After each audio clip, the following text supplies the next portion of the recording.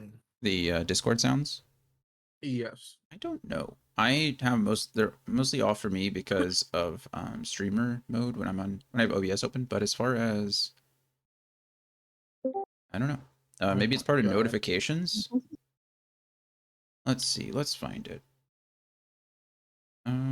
Oh yeah, it says so under. If you go to settings, third box thank God. down, Okay, it says yeah. notifications. Yeah, you can. I see it. I see it. There's a whole bunch of them. Jesus. Okay. All right. Looks like we're all here now. Welcome everybody. Welcome back. We are nearing the end of this chapter of Sarah of Yellowcrest Manor. Should be a good old time. I appreciate you guys last week. We all locked in. We made good progress. Last week was a great session. So I think if we have another great session today, we will definitely be able to finish this up today. And you guys are right there at the end, I promise. We got a couple of little events, little role play activities, little things that we got going on, but I think we're good. I think we're good for today. So quick recap. Last week, you all were in Greenfast. You had arrived the earlier that day and had investigated or asked around in the village.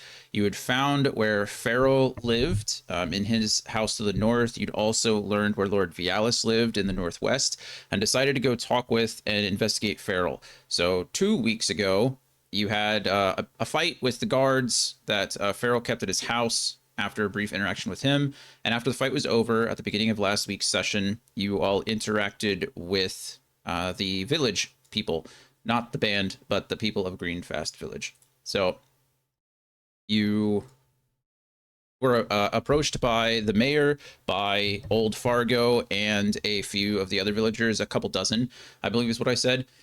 And they were concerned, right? The lady that lived next to Farrell, the older lady that Laura scared, thinking he was going to steal her pie. She had run off and told the mayor what was happening, and they gathered a quick thing. It all happened pretty quick, within the hour, because you had just taken a long rest. You were coming out of that, rest and tying some loose ends up before heading off to the tower that you presumably didn't really know about. But there, you had this brief interaction with them. They kind of challenged you to see what was happening and threatened to call the guards on you. However, you decided to be honest with them. You told them exactly what was going on, that you all are from Candlekeep, that Lord Vialis is suspected to be responsible for the deaths of his family, as well as the servants, and that you were sent here to investigate that and to verify and possibly bring Lord Vialis to justice.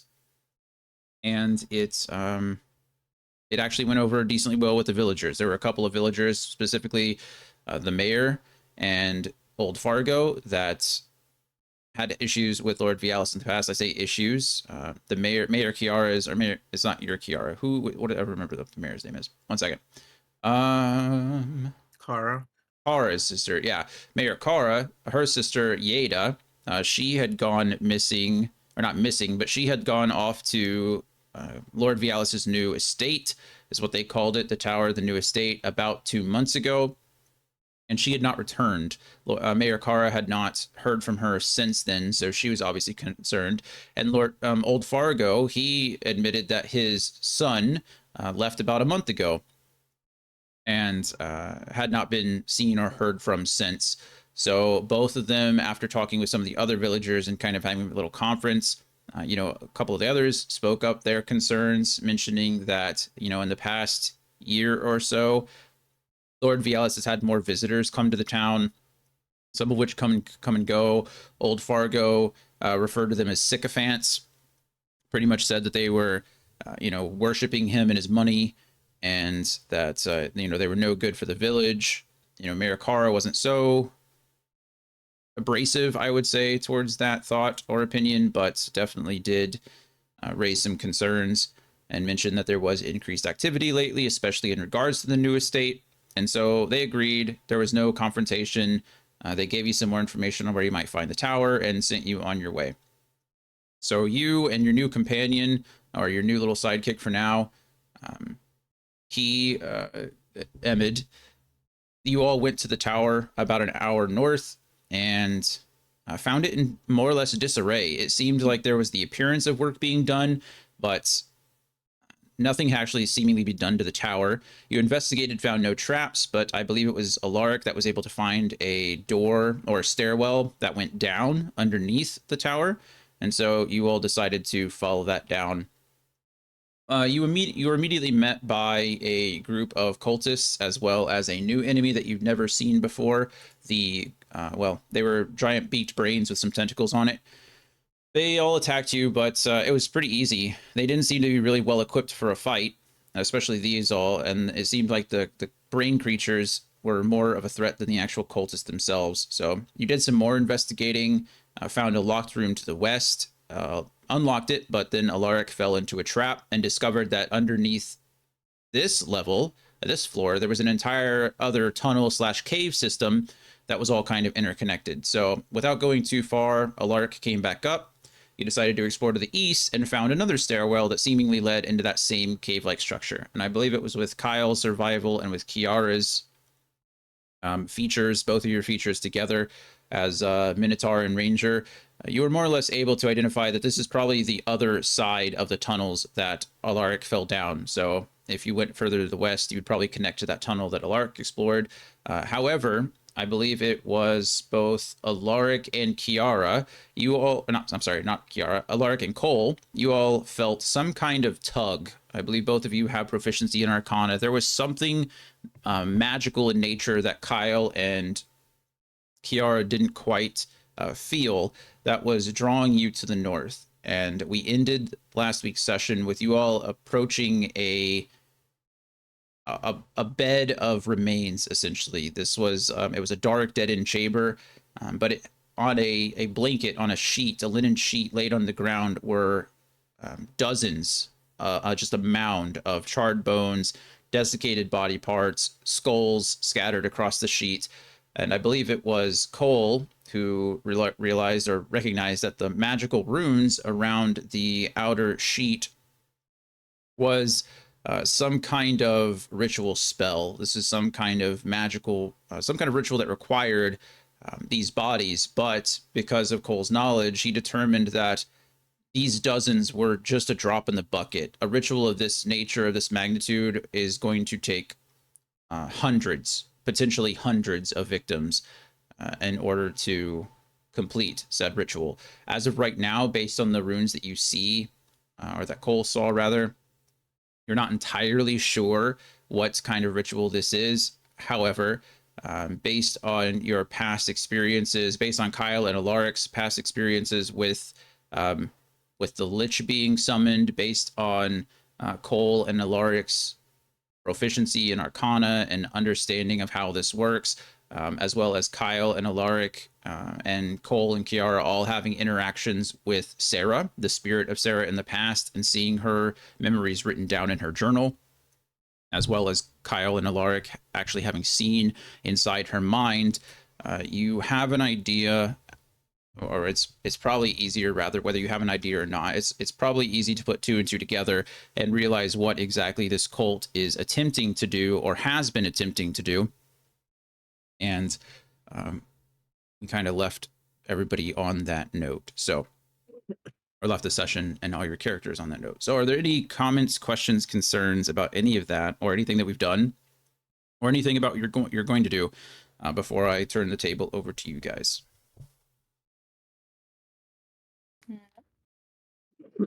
Nope. Nope. Alrighty. Alrighty. So then the floor is yours. Let's go ahead and have everybody roll their D20 for a talking order, so we can get that out of the way. Right now, from where you guys are at, it's going to be down and to the left. I kind of cleared out a space in the middle section so that everybody can kind of see that or have access to it. All right. So it looks like we got today will be Yara, Cole, Kyle, Alaric. All right. So that will be our go-to talking order for this afternoon. As always, play off of each other. Conversations can happen organically, but If the conversation is stalling, feel free to move on to the next person. Just say, Cole, what do you think? Kyle, what do you think? Alaric, what do you think? And that person will fill in the blank spaces. And as always, if you have a question for me, then I'm here. What if our response is, I'm thinking? Then you say, I don't know. I don't know. Well, Alaric, what do you think? And you move on to the next person. No, I'm just joking. Like you get a little loading sign above your head, and Yep. and then we move on. We play a little browser game. We use a little T-Rex and jump over the cactuses while the page is loading. That's what we do. But yeah, so if no one has any questions, Alaric and Cole have relayed this information to the group. Kiara and Kyle, you clearly see what's in front of you with the help or with the aid of Cole's dancing lights. He has been concentrating on this spell since you all got down here. So you have decent vision. This does give you light within a 40-foot radius, actually, which is a really large area. I think it's radius. Regardless, it gives you light. So yeah, it looks like Kiara, you are up.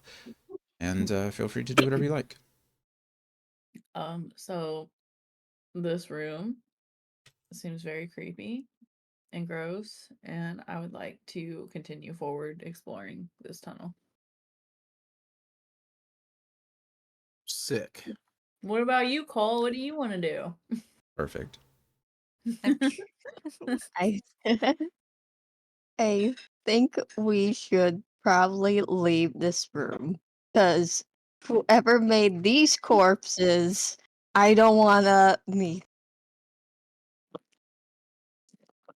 Right, Kyle? Um, Going swimmingly. I'm gonna suggest we just. You said there were like rooms around this thing, Mr. DM. The rooms, yeah, there were rooms. Yes. That whole linen sheet is essentially there's a series of runes written on like the outer edge. I will ask Cole because he's the proficient in Arcana. If we destroy the runes, would that help? And then we can come back later and, well, we'll tell the villagers to come back here later so they can bury the dead. But we need to destroy those ruins just in case. Would that work if this is part of a ritual? I'll ask Cole since he's the proficient one. Cool. Cool. I guess Cole will take a look at the runes. I guess it would depend what type of runes they are, I would assume. Yeah, perfect. So you can definitely roll another Arcana check if you'd like. Alaric, you can help him if you so choose, since you're also proficient with the Arcana. I could take a look, no problem. Sure.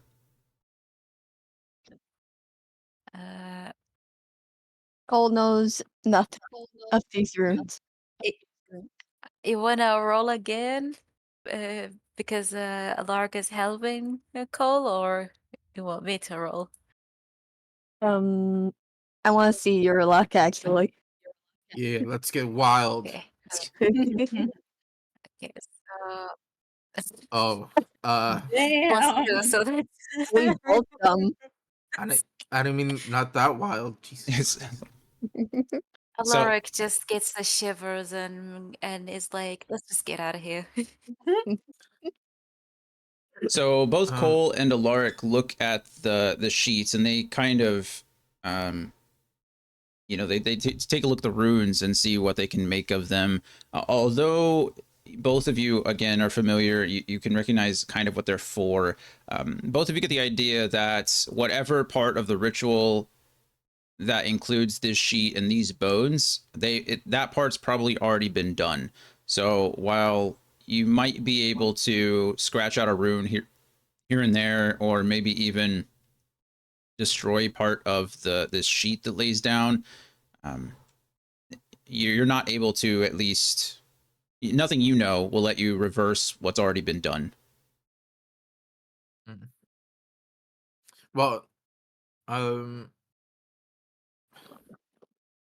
I just don't know if their souls are being kept here just because the runes are, you know.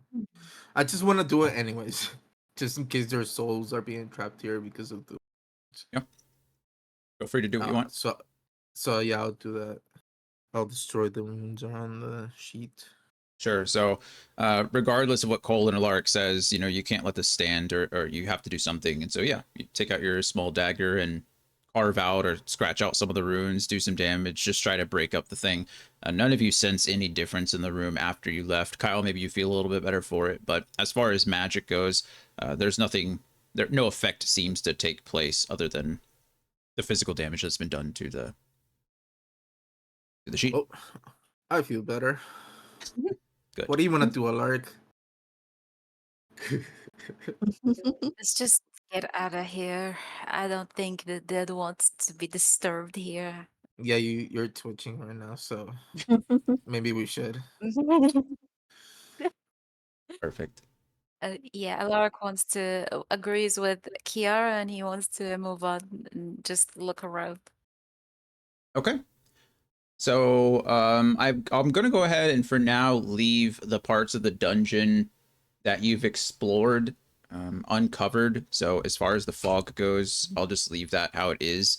Just know that as soon as you leave an area, um, I'll probably show you what it looks like, and then just know that you really can't see down there. But Okie dokie. that being said, But yeah. Oh, go ahead, Alaric. I wanted to ask, would Alaric know if these tunnels are the same ones he just fell in, or they're different levels or something? I mean, you can go ahead and roll a survival check, or even, I mean, what do you tell me? What do you think Alaric would be looking for, like in order to tell the difference, or in order to spot similarities? What are you? What is Maybe what is Alaric seeing? maybe like the shapes of the walls, the ground color, smell, maybe like humidity. Oh, okay, yeah, sure. Go ahead and roll me just a standard perception check then. Perception.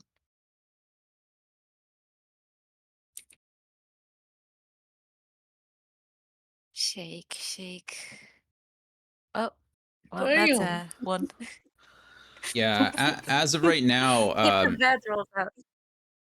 yeah, Alaric Need to Alaric change the feels dice. no.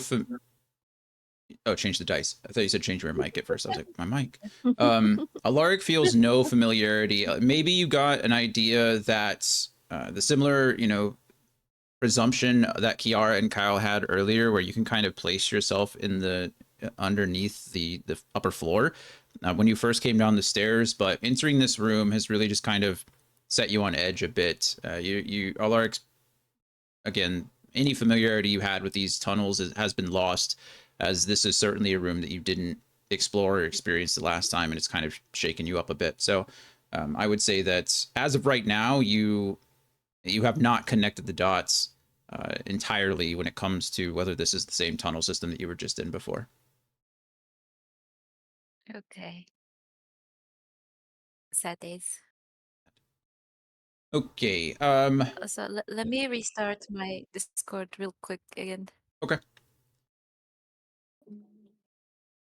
Okay, so it seems like the consensus is that being in this room is no longer beneficial to anyone. Kyle's done what he can to, interrupt or stop whatever further ritual can go place by destroying the sheet with the runes on it, or destroying parts of it at least. And it looks like Kiara is going to take the lead a bit. I will say, Cole, however, you have the only operational light source currently going into this tunnel. So your friends Kiara and Kyle cannot see in the dark, and therefore I'm going to make you the de facto kind of navigator in this place. So feel free to move your circle as far as you wish to, given the information that you have, and then you can choose a marching order and go up from there. So, or go on from there, I should say. Okay. So, are we still exploring the rest of the tunnel, or are we heading back? I assume we're continuing on. Okay. Paul's gonna move his light on here for us. Okay. We can just peek around the corner and see, like, because if there's something down here, maybe if they saw something like a light orb, they'd walk up to it, and then we can see it before they see us. All right. Mm. So you go ahead and move your dancing lights into the chamber that you were previously in, knowing that there's something off. That there are two tunnels leading off of that main path, and sure enough, you do see down to the south, and up into the northwest. There are two paths that lead in different directions, rather in addition to the northern path and the path to the east that goes back up the stairs. Paul's going to exclaim, I hate forks in the road. It's so annoying. I prefer spoons. Well, Spoons in the road. so would Kiara be able to kind of make an assumption of which direction would be underneath the trapdoor area? Yeah, I think it was determined last session at the end, towards the end, that Kiara and Kyle you kind of get an idea of where this is. This would be almost directly under the fountain, most likely, where this middle chamber is. And then if you were to So this head would up, be under the trapdoor area. yeah, exactly, somewhere off in that direction, northwest would probably lead you to where Alaric Then fell. I'm going to reassure Cole and just let him know, like, it's cool. Just go south, go left. Just trust me. Okay. Just trust me. Going his All right. light. As you move down, before you move the light, as you move the light, go ahead and, yeah, if this is your marching order, go ahead and put your characters in anything. Pretend you guys are moving down this hallway and just put your characters wherever you think. First, second, third. These are there's nothing that you need to squeeze through, but moving like one or two abreast is nearly impossible unless you're squeezing through. So there would be some kind of movement penalty, but it is certainly possible to walk somewhat comfortably down these paths, at least one down the lane. Kyle, Okay. do you want to be in front of or behind me? In front. Okay. Because I still wanna keep a lookout for traps. Sure. Would you like to do that now? Yeah, sure. Okay. Go ahead and roll me a perception check. And Cole, I'm going to need you to do the same. Kiara, you can roll me a perception check with disadvantage. Alaric, same perception check disadvantage. Kyle. The big 24. Okay, I Thank changed my dice. Let me see if it makes any difference. Fingers crossed. Me too. Let's see how it goes. 13. Could be worse. That was with disadvantage. I rolled a double digit, so I'm good. More. There was one more digit in my number than last 3 times. So, perfect. Okay, so let's see, Kyle. You're pretty confident that there's not any traps. There's some footsteps. There's some as you look towards the ground, and Cole's orb kind of moves forward. You're starting to see a few more signs of life down here.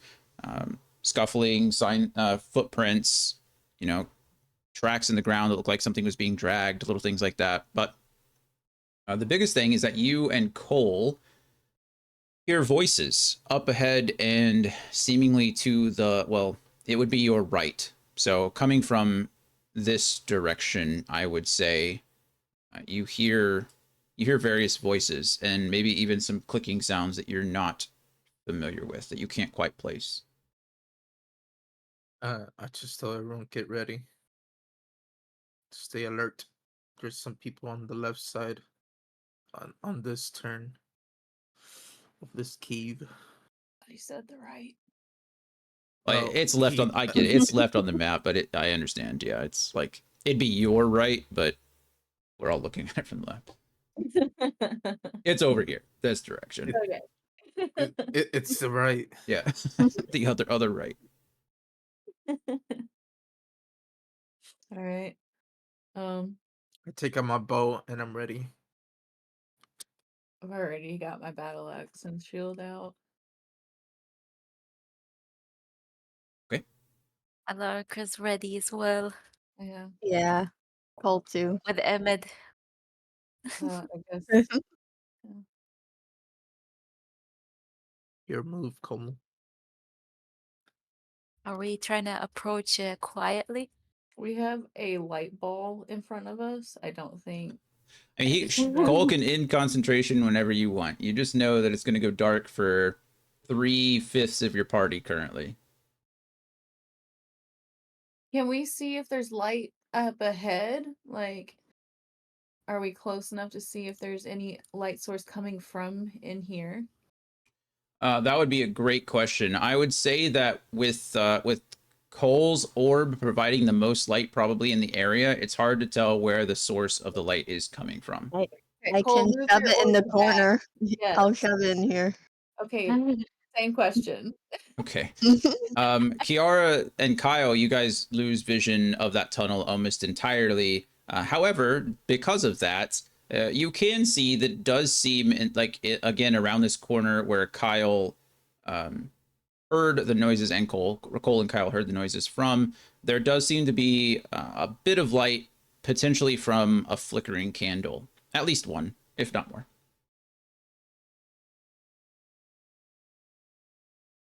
Well, you want to just kind of go in, balls to the walls, or what? I'm ready to get the show on the road. You want to take the lead, Kiara? Since you want to throw the balls on the walls. Sure. Okay, so Kiara is somewhat in the dark currently through this tunnel, but she has moved up ahead of Cole. Should I end a concentration then? I mean, For now. well, I was gonna say, I mean, if we're immediately going in there with the intentions of fighting, does it really matter if the light ball comes with us or not? Need everyone here to go ahead. Cole, Kiara, and Kyle all need to roll a stealth check for me. Oh shit.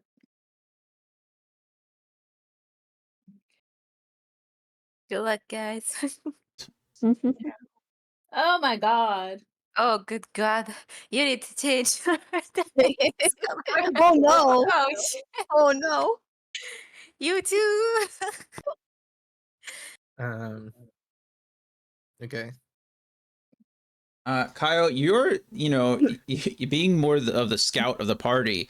You're over here, kind of whispering about plans and things like that. Whether you when you're relaying that there's something ahead, you're being quiet about it, knowing that you're in this cave, you're in this tunnel, and that you don't want your voice to be overheard.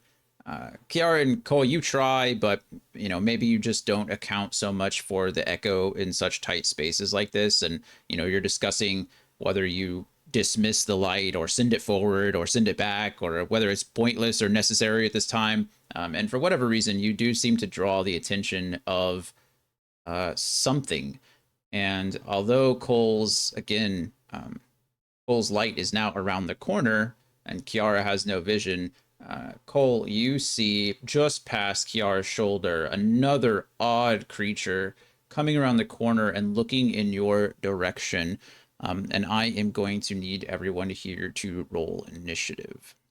By the way, this is what you're looking at. Let's see if I can.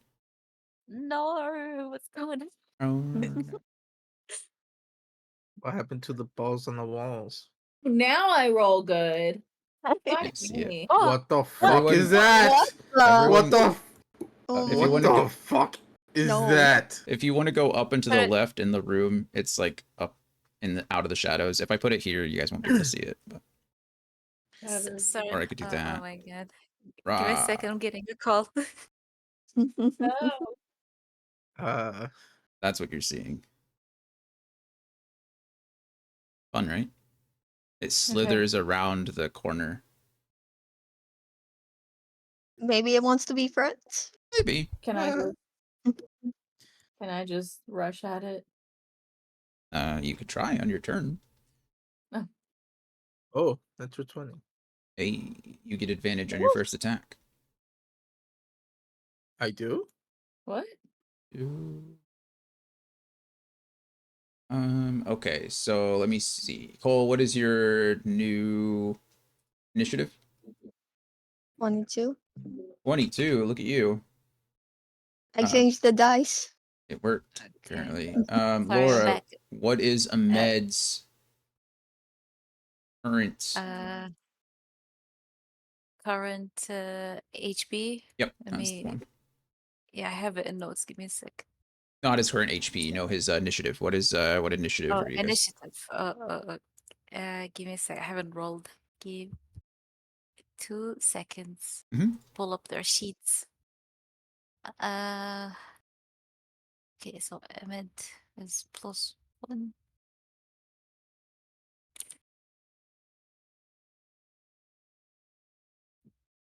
Ahmed is 20. God damn. Ooh. All right, you guys are And in business. let me Okay. roll for the what's the mentor? Yep. Give me a second. Kyle, what is Kyle's? You rolled Natural 20 for 24. 24. Wow. Alaric, yours first, or whatever you want to give me. If you want to give me the Dementors, that's fine. I got 19 for the mentor, and for me is 14. For you is a 14. Okay, and poor Kiara. I say poor because you had a 4 last time. What'd you get this time? 21. 21. Got a nat 20 on this roll. Okay, well then you will also have advantage on your first attack. Yuck. Okay, so I think that covers everybody. Got Kyle, Cole, Kiara, Ahmed, the Dementor, and Alaric. Yeah? Mm-hmm. Then, yeah, so this is the creature that you saw coming around the corner. Kiara, I would say that you don't have the best sight on him. You're kind of, you kind of see him in the back low, but you see this like slithering creature with what appears to be, some weird moving appendages around its head, or what you can only assume to be its head. But Kyle, you are up first. So, Kill it. Um, would it be a normal roll because I have disadvantage? that is correct. Yeah, In the dark. that is correct. You cannot technically see all that well, Poop. or at all, really. um.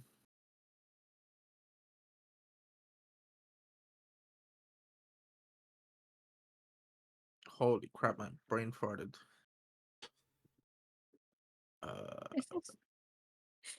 Yeah, sharpshooter penalty. Okay. Whoa! Oh, Okay. what is it with we were rolling so shit early. No, Natural 20 again. I think honestly, minimum damage kills this thing. Oh. What is your minimum damage? We decided 27, 29. Well, it's with sharpshooter. It's 19. Minimum damage is 19. Wait, no. I think it, With sharpshooter is 28. yeah. Okay. I think 28 and 28. then 29 with like Zephyr Strike or something like that. Okay, so 28 does minimum damage, just kills this thing. So you draw the attention of this this strange tentacled creature. Kiara and Cole are kind of arguing, but Kyle, you're back there on the lookout, drawing your bow. As soon as you heard these voices, you drew and were ready. And sure enough, you saw something slithering out of the corner and didn't even hesitate. Just shot straight over Cole and Kiara's arguing shoulders about where his light should go. And you catch this thing in what you can only imagine is the middle of its face. And sure enough, you kill it with one shot. Hell yeah. Boom. The arrow goes straight in the Grick.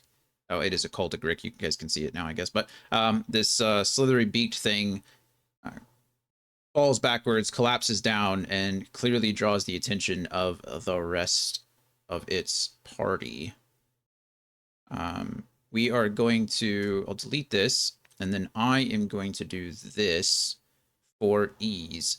So as the Grick falls, torches are lit rather than candles. It doesn't take long. The individuals who are inside that space light a couple of torches and start to push out as well. However, they don't get a turn yet because it is Cole's turn. Oh, I'm sorry, Kyle. You technically have your second attack and any movement you'd like to take. I am probably going to say that any action taken is going to occur probably after your turn as far as these guys go. So you really don't have vision on anybody, but if you want to fire another shot into the dark, I suppose you're more than welcome to. Yeah, with disadvantage, correct? Yes. Okay. Oh, okay. Can you see on Discord if those numbers are correct, real quick, while I do this?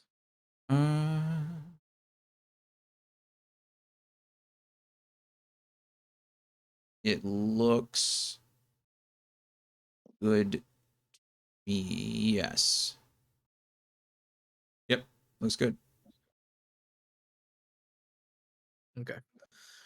I'm not doing sharpshooter with this one. Okay. So hopefully hit something, but not the increased damage. 19. 19 will hit something. Either one, yeah. Okay. And so I already used the swarm. So on the second attack, I don't use swarm. Correct. Okay.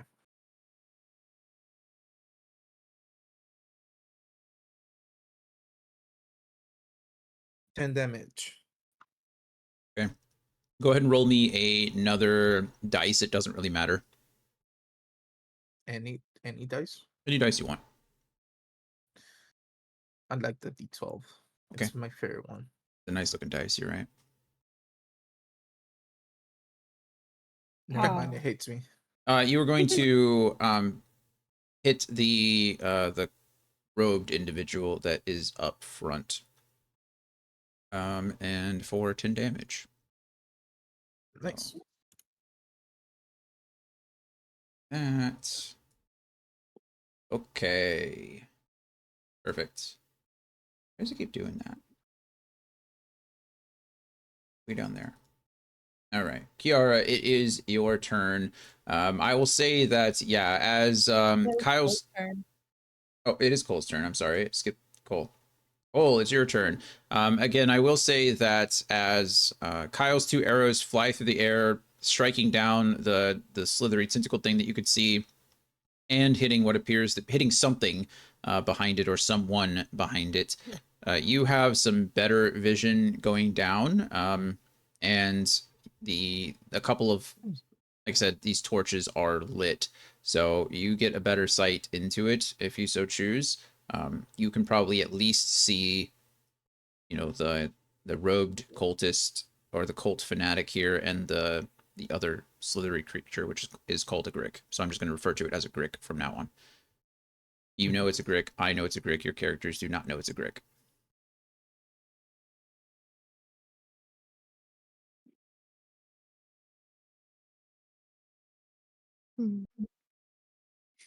If only I was a sorcerer, throw a fireball in that room. Just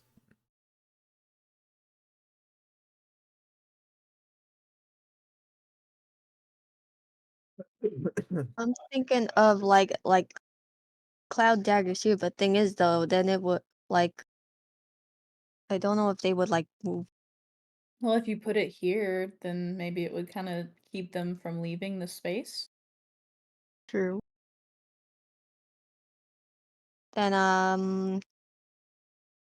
I'll cast a cloud of daggers here so they won't escape. Okie dokie. That is what, your last level 2 spell Yeah. slot? Okay.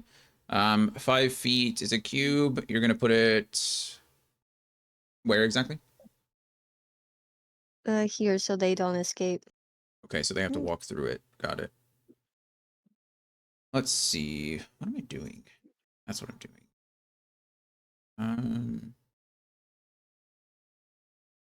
Oh goodness, that is a line of ice.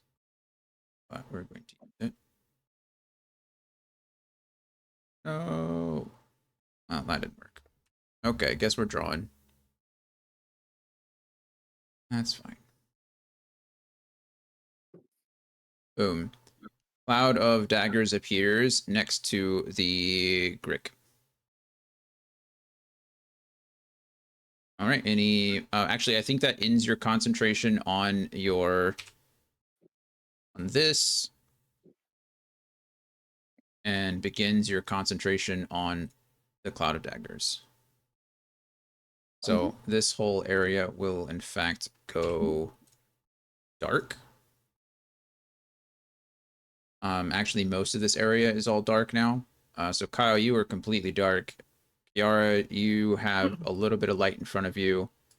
Ahmed certainly does not have night vision or dark vision. The Dementor, Alaric, and Cold do, however. So know that your attacks are going to be, or your actions that you take are based off of the fact that most of you are completely blind at the moment. That being said, Cole, would you like to take any movement? Or take any bonus action if you want to do that, if you have a bonus action. I think I'm gonna move out of the way for Kyle to take place so he could at least see better. Okay. Yeah, you have plenty of range, so not a problem there. Okay, so Cole decides to trap these individuals as best as possible into the area that, or at least to the best of your ability, not knowing exactly what is below you, but at least trying to keep them contained and take a step back so his allies can move in. That leads us to Kiara. It is your turn. All right.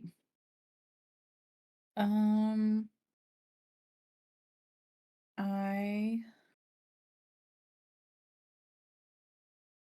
think, sorry, You're fine.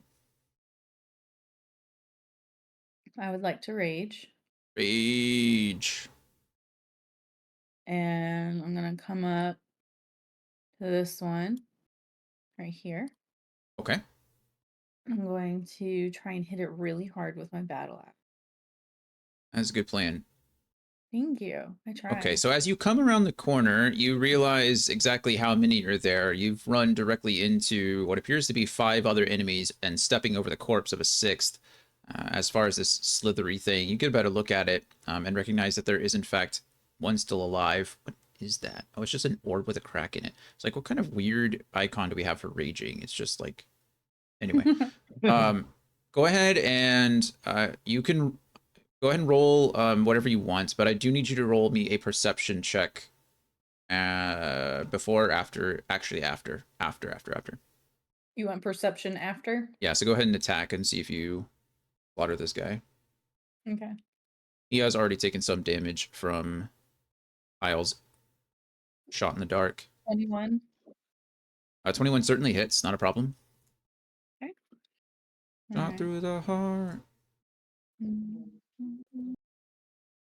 Okay, so we got that plus that. Bad And name. then 1, 2, 3, 4.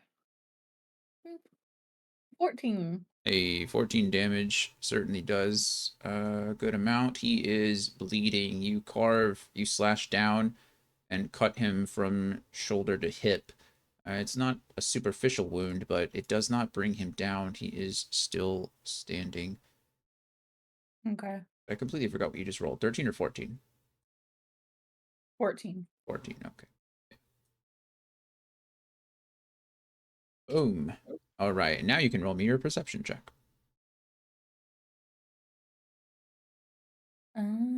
Perception. You are raging. You don't get any disadvantage on perception checks when you're raging, do you? Let me double check. While raging, I have advantage on strength, blah blah blah. Okay. Resistance. Nope, doesn't look like it, that I can see. No. You're not frenzy raging either, which actually doesn't matter No. either. It's kind of cool, I guess. I mean, it makes sense. So the only thing that gives me like disadvantage, I think, is the reckless. Mm-hmm. Yeah, that makes sense. But yeah, no, I'm good. You roll a 15. Okay. I will say that you're you come through, you swing your axe down, you take a look around and try to, reassess your surroundings as best you can. We're gonna say that the one here, this cultist in this back upper left corner, looks familiar to you. You're not sure where to place it. There's something about him that makes you a bit uncomfortable. That's all I'm gonna say with that.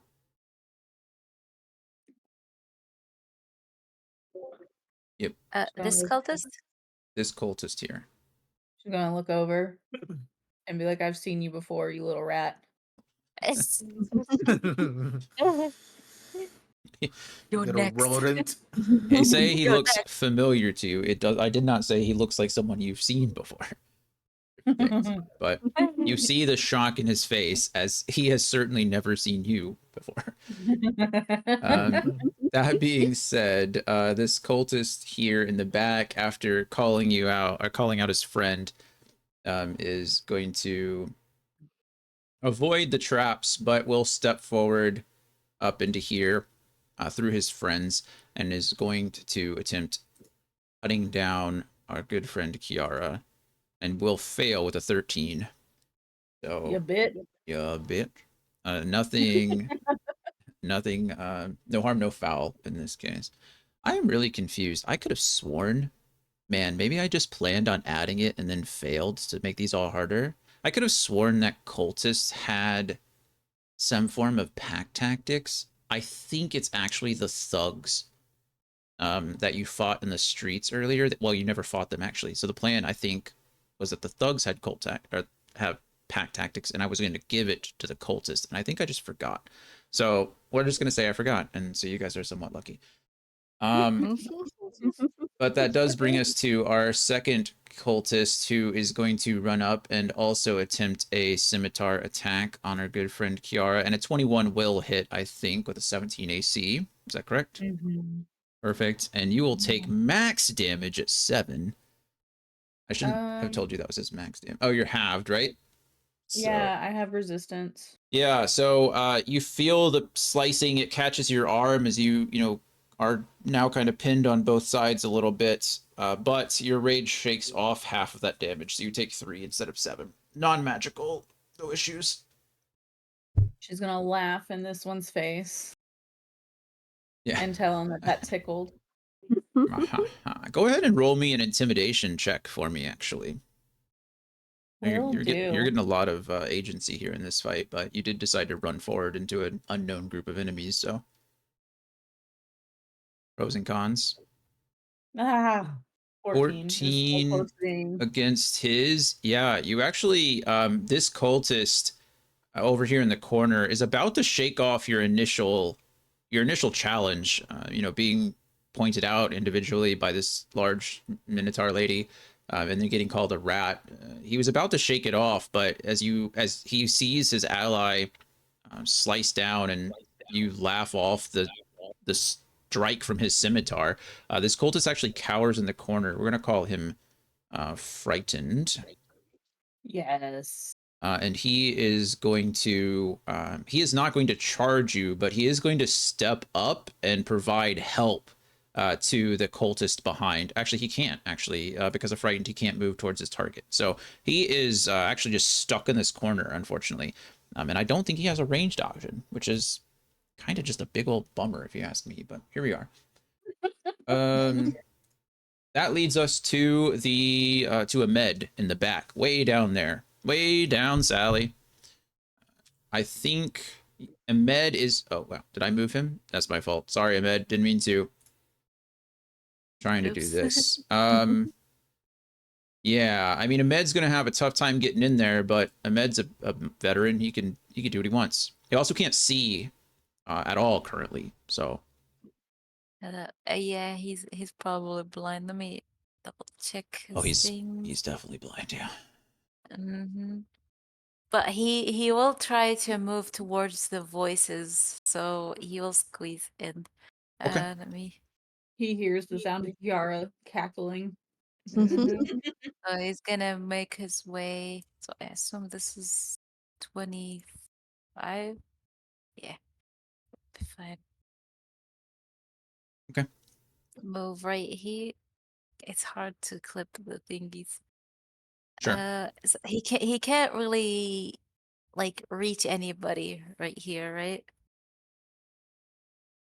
Melee wise, no. There's unfortunately nothing that he can do. With the light now, although, you know, this tunnel is dark, as he gets closer, the light from the torches do start to shine. I honestly think a torch gives off like 40 feet of light or something stupid like that. So, let me see.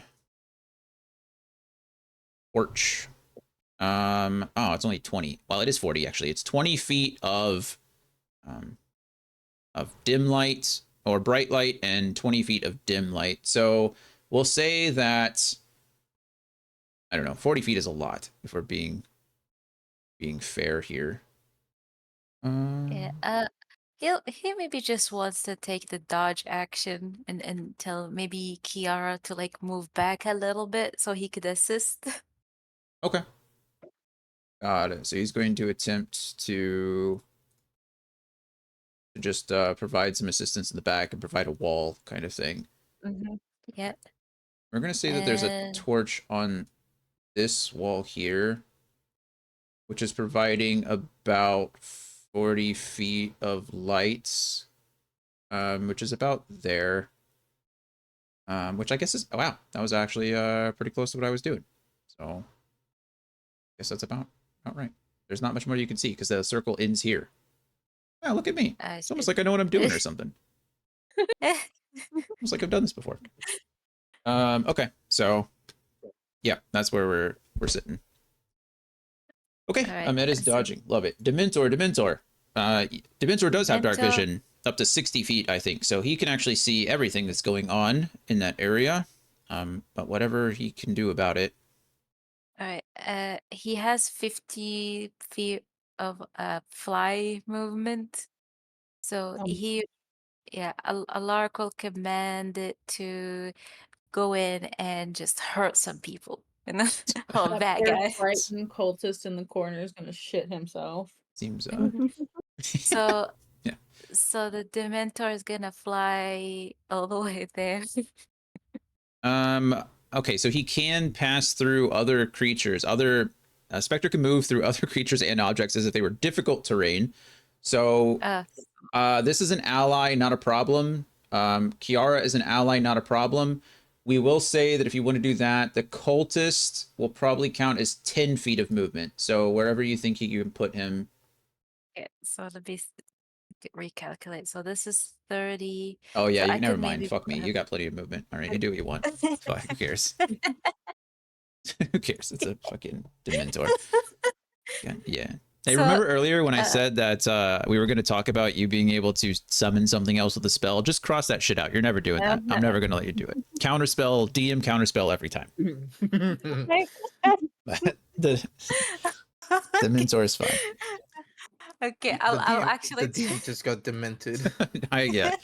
My soul is about to be sucked. Not in the good way. Alright, the Dementor will take an attack on this one. Perfect. Love it. Go ahead and roll your dice. Let me see. So,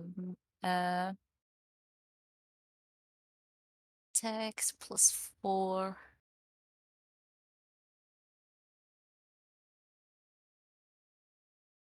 Shake, shake. Wait, it doesn't count as a flank or not really? From there, unfortunately not. If you were down here, I would consider it a flank. If you have the movement, I'll let you go ahead and do it if you want. Let me double check. So that's yeah, I do. Yeah. All right, cool. All right, then yeah, I'll give you advantage. You rolled a 12. Yeah, So just roll let me roll again. Yeah, again. it's fine. Well, Oh. it does not matter. Yeah, What does 12 hit? 12 unfortunately does not hit the cult fanatic. With even with advantage, the Dementor hovers through, passes through your allies and enemies alike. Unfortunately, you order him to place himself directly in front of the light of that torch, and for whatever reason, seemingly the well, I mean, I say for whatever reason, but the light seems to almost make the Dementor partially incorporeal, and that he's moving my circle. I'm just kidding. It's fine. Let me lock that so it can't be moved. But as the Dementor reaches forward to touch the back of that cult fanatic's robes, the light flickers and it seems to phase out the Dementor's hand, and he cannot get a hold on it. So his turn is over. Actually, yeah. He doesn't have multi attack. Please tell me he doesn't have multi attack. No, I don't think he Thank does. goodness. Let me double check. Yeah, no. Okay. Just one action. This is somewhat lore relevant or somewhat mechanically supported because the Spectre actually, while in sunlight, the Spectre has disadvantage on attack rolls as well as on wisdom perception checks that rely on sight. So, But does this count as sunlight? Absolutely not. But I'm just saying he missed the attack because the light interacted. Like, yeah. Yeah. I see what you mean. Just trying to get some mechanical basis for my narrative decisions. Well, I mean, he failed to check, so just whatever. Alaric, though, it is up to you. You also see wherever you want to go. It's up to you. I can definitely. Alaric will move. Actually, Alaric, what was the second feat you ended up taking? You kept alert. What did you? Yeah, let me double check. So the second feat I took was Warcaster. Of course it was. That's the one that lets you maintain concentration. Is that right? Let me see. I'll look it up. Yeah, You're fine. You can go ahead and if you already have it, then you can read it out if you want. Yeah, let me read it out actually. So it says you have practiced casting spells in the midst of combat, learning techniques that grant you the following benefits. You have advantage on constitution saving throw that you make to maintain your concentration on spells when you take damage. Perfect. You can perform the somatic components of spells even when you have weapons or a shield in both of your hands. Yep. When a hostile creature's movement provoke an opportunity attack from you, you can use a reaction to cast a spell at the creature rather than making an opportunity attack. Perfect. Okay. Yeah. All right. And Love it. the spell must have a casting time of 1 action and must target only that creature. Got it. Cool. Okay. Great. Okay. I assume that there's so much cover like here, so I have to move up. There's going to be cover regardless. I mean, you're fighting through at least 2 people. Most likely, when it comes to the cultists, Ahmed and Kiara have built a pretty decent barrier in between the party and the rest of the fight. So yeah. Oh my god, I want to. I was gonna say, I want to do another summon. No, I'm doing too much right now. He'll move a little bit. So how much do you if I'm gonna hit this one, uh, how much cover does this guy have? He'll be shooting through 3/4 cover, so it'll be a +5 to their AC. Oh, good God. Okay. Yeah. Well, we'll take our chances. Okay, can we take a quick timeout real quick? Alaric, is your character sheet updated on Roll20? Yeah. You created a new character sheet Yeah, I'm for this one, didn't using you? one. Yeah, I'm using one outside. I haven't really like imported it somewhere. Yeah. After your turn, could you please do me a favor and import that into the game? Oh, yeah, sure. I'll Okay, do that. so after your turn. Sorry, I was trying to look at your character sheet and it was everything about the old Alaric. I was like, that's wrong. What is Uh, this? So, all right, go ahead. okay. Yeah, he will try to shoot Eldritch Blast at this guy. All right, perfect. Go ahead and roll for that. Eldritch Blast, Eldritch Blast.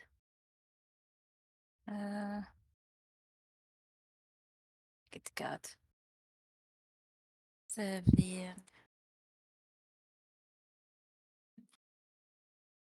22. Hey, that still hits even with the +5. Nice. Hell yeah. Eldritch Blast is 1d10 plus 4. Old Shake, Eldritch shake. Blast. 7. 7, almost enough to kill. Not quite, but you do still have your second blast. Hell yeah. We're gonna do another one.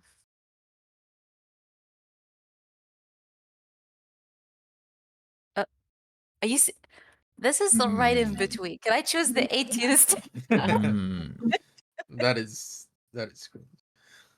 So stupid. I will give it to you. I'll give Oh, it to you. I appreciate that. That's bullshit. He's so low anyway. He can be breathed on and pretty much die. So, yeah. So Kiara slashes down at the cultist, and then as she gets struck, she turns and laughs at the cultist above her. And in that moment of turning, Alaric takes his shot, moves forward, and fires 2 Eldritch Blasts straight at the cult fanatic, and he fells him. He falls to the ground in 2 bursts of light, and is down. 2 enemies down. Hell yeah. Alaric, that was your action and part of your movement. Do you have any more that you would? Anything else you'd like to do? No. He'll stay where he is. Okay. Then we are moving all the way up to the Grick's turn. And luckily, the Grick is able to move now into the spot that the Cult Fanatic just fell in. He is going to attempt a multi-attack as well. And will attack with his tentacles and will crit. So we are going to roll a... Oh my goodness, I'm so sorry. I just maxed out that roll too. Holy shit. You're going to take 26 points of slashing damage on that crit, halved to 13. And then you are going to take another beak attack. That one will fail at an 11 now. Okay. That one will fail at 11. But, yeah, the Grick has stepped over its ally's body and wraps its tentacles as closely to you as it can. I have a quick question. Quick answer, I hope. If I put fairy fire on top of those cloud of daggers, will daggers glow too? If you put fairy fire on top of the daggers, will they glow? The cloud of daggers. No, I think they have to be a creature, right? It's a creature and objects. Oh. Huh.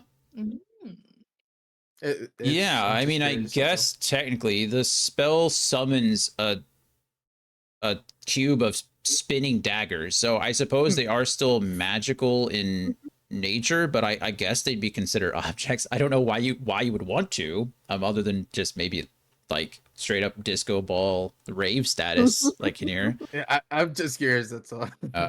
But I suppose, sure. But it'd be, I guess, I don't know. I don't see why not. I don't see any mechanical benefit to it other than it looking cool. But yeah, sure. But I think we go all. I didn't skip anybody's turn. Everybody's good. It is back to Kyle. Kyle, you can see into this light. Anything that is in the light, you can see. Kiara is currently raging and is fighting off 3 cultists at once. But your arrows, no cover. Cool. Sharpshooter penalty on this guy. Perfect, love it. If you hit, I think minimum damage just kills. So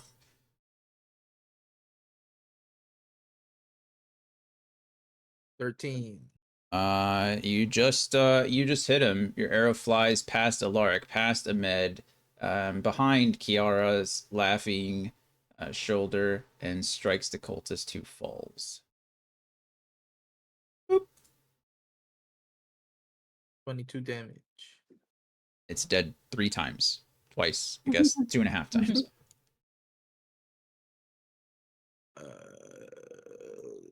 Oh, I don't know if I can see him on the side here.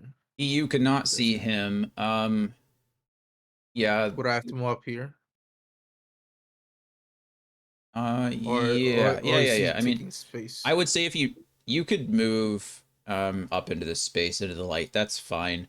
And because you have sharpshooter, I'll say you could take a shot at him at the corner.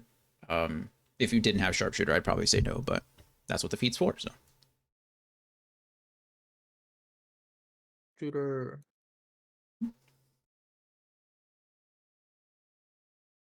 $21. another dead cultist falls. All right, that's action, second attack, movement, any bonus action. 18 damage. Yep.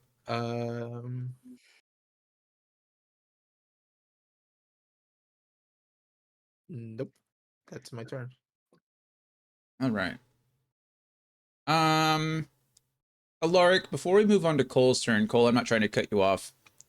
Yes. Could you please roll a perception check for Ahmed for me? I didn't have him do it the first time, and I'm trying to think. I think I should have. Let me do that real quick. Perception +2. Oh shit. 2. Shake.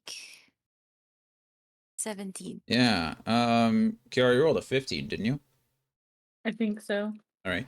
We're going to say that for the same reason, Ahmed recognizes this frightened cultist as well. He seems to be just standing in the corner, like wide-eyed, just staring at everything that is happening around him.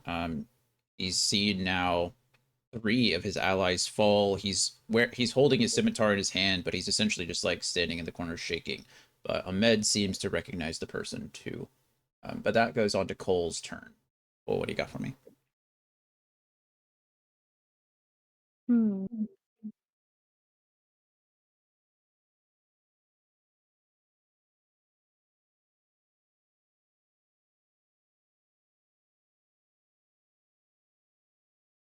I can go through them, right? You can go through all of your allies, correct? Yep, you have full movement speed through your allies.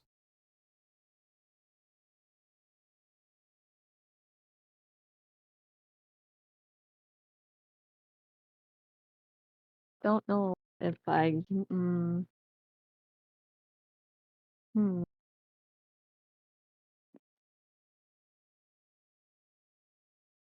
Okay.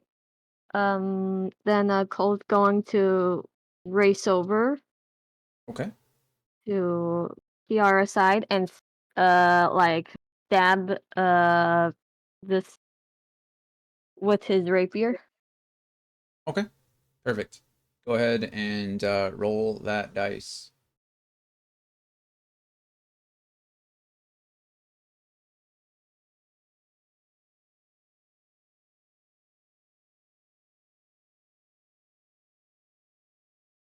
Twelve.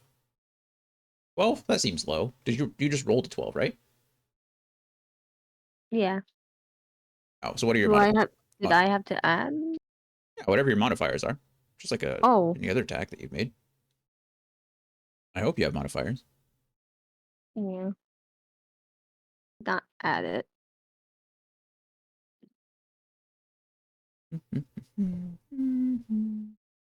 18. All right. 18. That's with what? 3 proficiency and 3 dexterity? Yeah. Okay, perfect. Then, yeah, 16 will certainly hit. Go ahead and roll for your damage.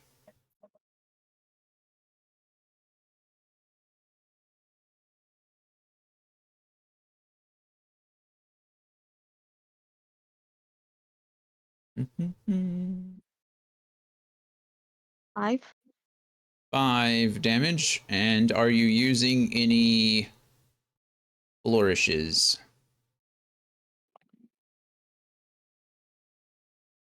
Oh, I forgot to add the dual. Don't have to. They're just an option for you. They use in Bardic Inspiration dice. Yeah, I'll use a flourish. Okay, which one would you like?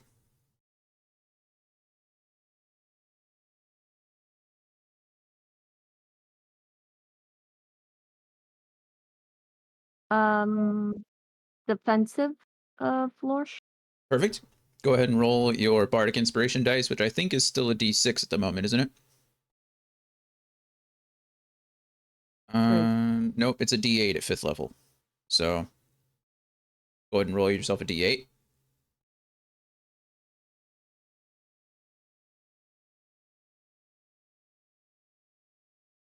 5. Okay. Then you get your. I'm sorry, you did defensive, right?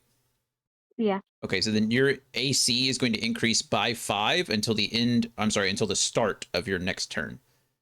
So whatever your Okay. AC is now increases by 5. And then because you took the attack action, you get an extra attack. So.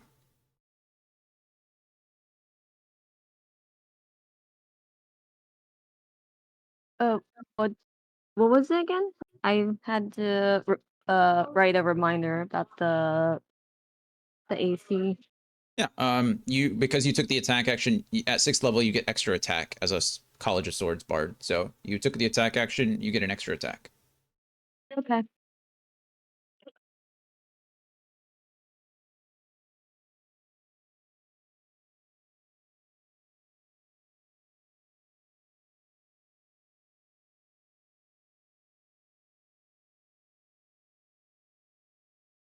Well, 12 against the Grick does not hit. So your first attack, you manage to strike the target with Kiara's attention on it.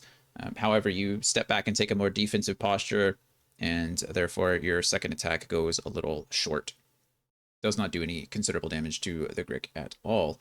That was your movement, attack, and extra attack. Do you have any bonus action or additional movement you would like to take?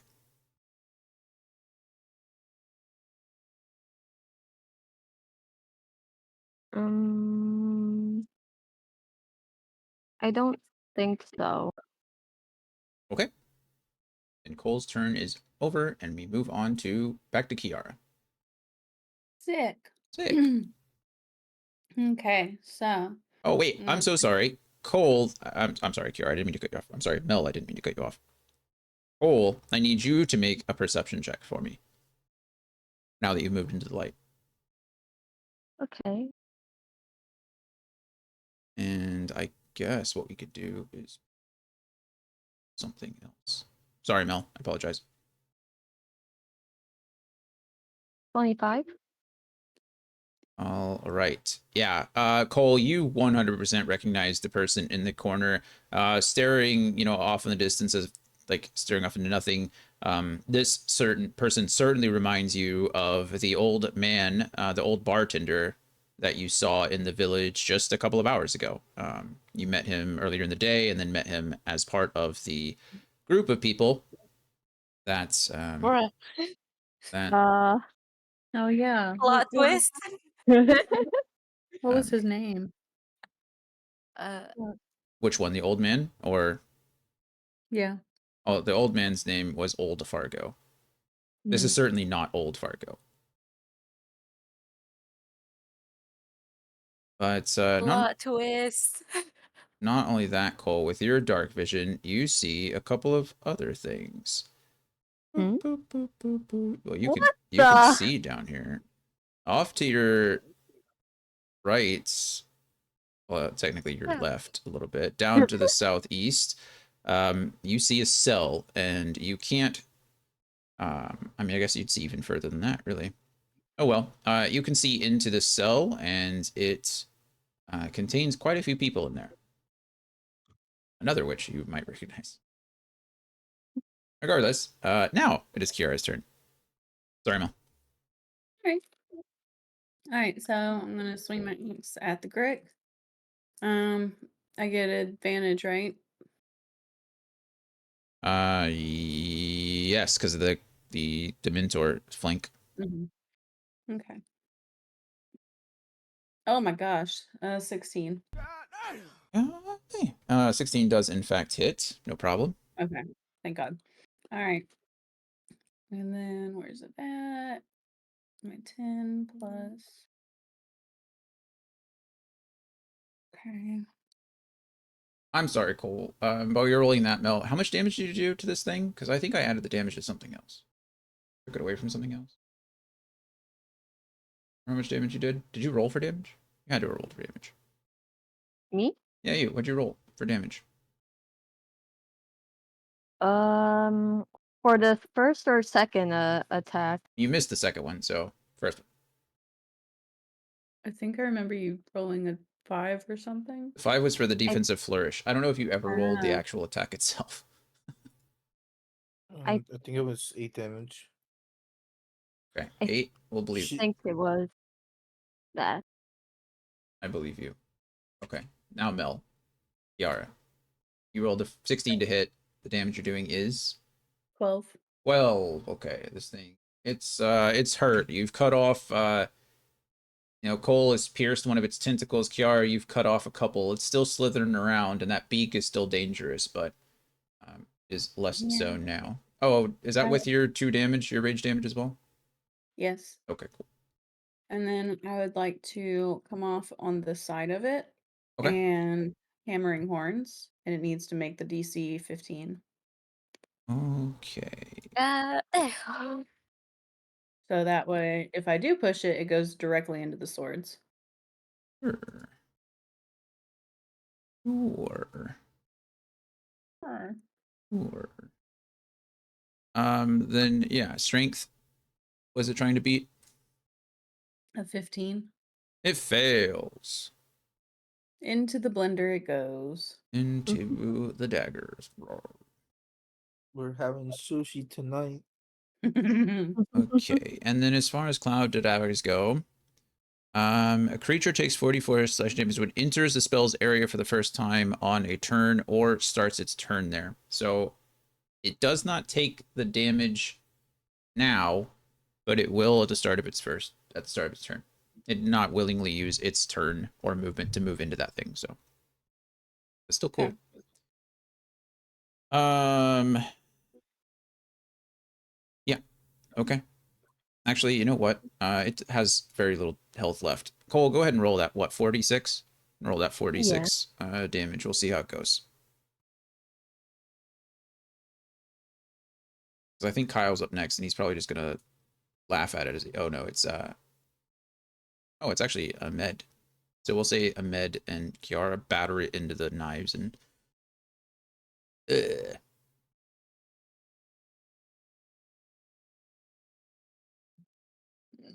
13. Yeah, dead. All right, good job, everybody. Kiara, nice plan. Thank you. Kiara and Ahmed slashes it, knocks it into the thing. Ahmed steps up and goes ahead and does similar things, trying to batter off the it's slithering. I don't know what it is. It's a snake's tail. But anyway, batters it into the daggers, and sure enough, zzz, you got some Rick sushi or pate more than sushi, I suppose. Gone. All right. You still have one cultist left. We'll say that it is still technically Ahmed's turn. You said that the cultists looked familiar to Ahmed, so would he Yeah, recognize if he took the mask off? You can imagine that he doesn't really have a mask. That's just a token. But in this Oh. case, he's just another robed like acolyte. From what you're getting the sense of, it seems like some of these guys are kind of initiates or low-level cultists. They don't really have much in the way of strength or power. It seems like the actual like robed individuals, the fanatics, they're the ones that have a little bit more strength. They're a little bit more durable. These guys just kind of collapse when you punch them, and he seems to be one of those guys. So Ahmed definitely, well, Kiara and Ahmed know his face from somewhere, but hasn't been really able to place it quite yet. Cole, on the other hand, is convinced that he looks like, you know, old Fargo if he was quite a bit younger. So Uh, go ahead. oh no, Cole was going to tell everyone about it. Old Fargo. It's young Fargo. Young. Yes, young Fargo. Oh, Uh, also, there's people in this cage here. Kiara's just gonna look at the cultist dude and just be like, release them. can what's the rules of like an unarmed strike? Because I just wanna. Emmett was just gonna punch him, just knock him out. Yeah, I mean, you can declare non-lethal damage whenever you make a melee strike. So if you're trying to knock him unconscious rather than kill him, you can certainly try that. But Yeah, what if he he'll has do that. what if he has the keys to open where the prisoners are being held? I mean, we will just take it from him. No. Yeah, I was gonna say we could just search him and see if he has a key or or one of the bodies. Okay. Okay, Emmett is gonna make a non-lethal attack. Okay, go ahead. Okay, for me. Um, Let's see. plus Mhm. okay, 5. You rolled a 5? No, no, no. I'm just reading that Oh, it's +5 plus for 5. Oh, attack. I was like, Oh, well, fail. yeah, Ahmed. Sec Go ahead. second one question mark. Sure. Okay, one more.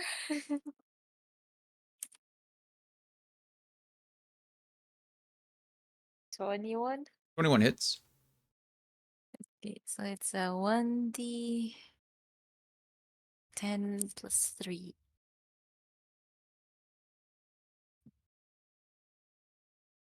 9. 9 is just enough. That is right on the money. Ahmed, with his first blow, kind of like knocks the scimitar out of his hand. You know, the cultist, this kid's hand in front of you, and you know, not really attempting to hit him or do any damage. But the sword goes falling to the ground, and Ahmed, you know, with his first one, you know, says your father would be embarrassed if he knew what you were doing, and then with the second blow, he kind of says, "You're lucky I found you before he did," and he takes the the butt of his sword and knocks young Fargo on the head with it, um, and young Fargo just kind of collapses, is no longer frightened, but is in fact unconscious. Damn. Boop.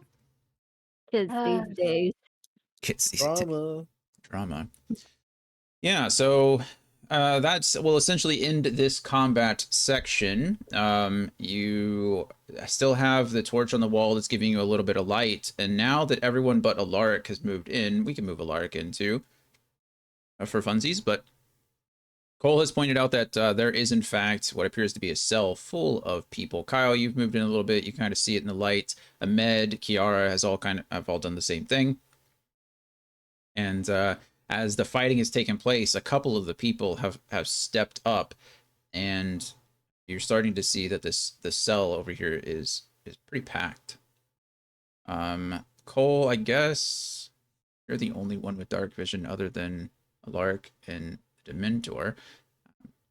But we'll go up in talking order again, with Kiara being the first to act.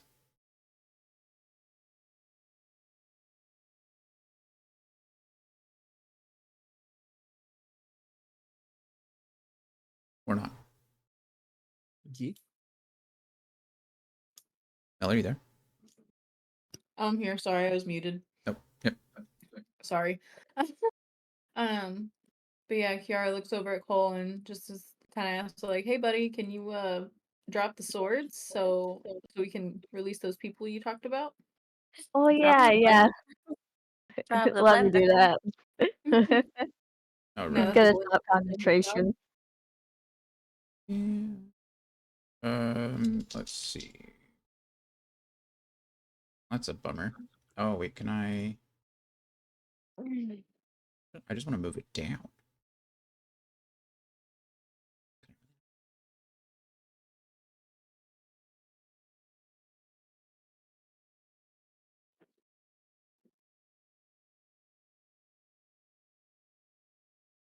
We're going to delete this. Going to move this over here. I shouldn't have deleted it. I should have just moved or drawn it.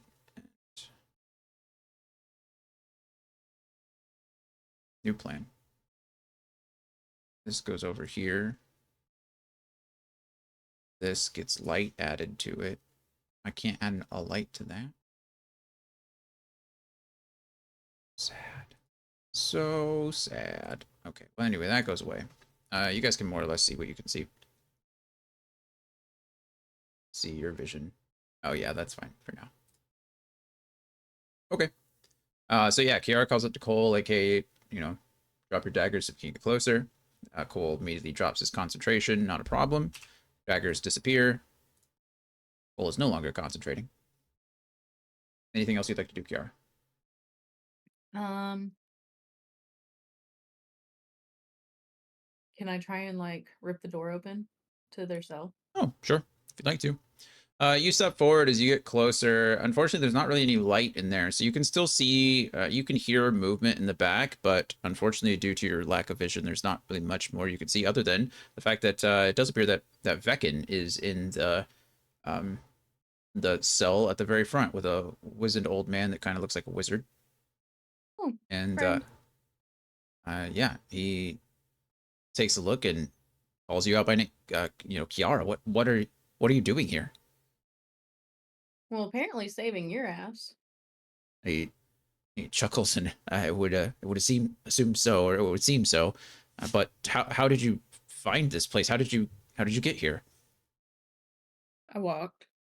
Oh well, as did I about halfway, but I was captured, and it seems you were not. Oh, no. It just pays to be this big. Well, let's see what this strength can do for us if it can get us out of here. Go ahead and roll me a strength check, Kiara, All right. or athletics, I guess in this case.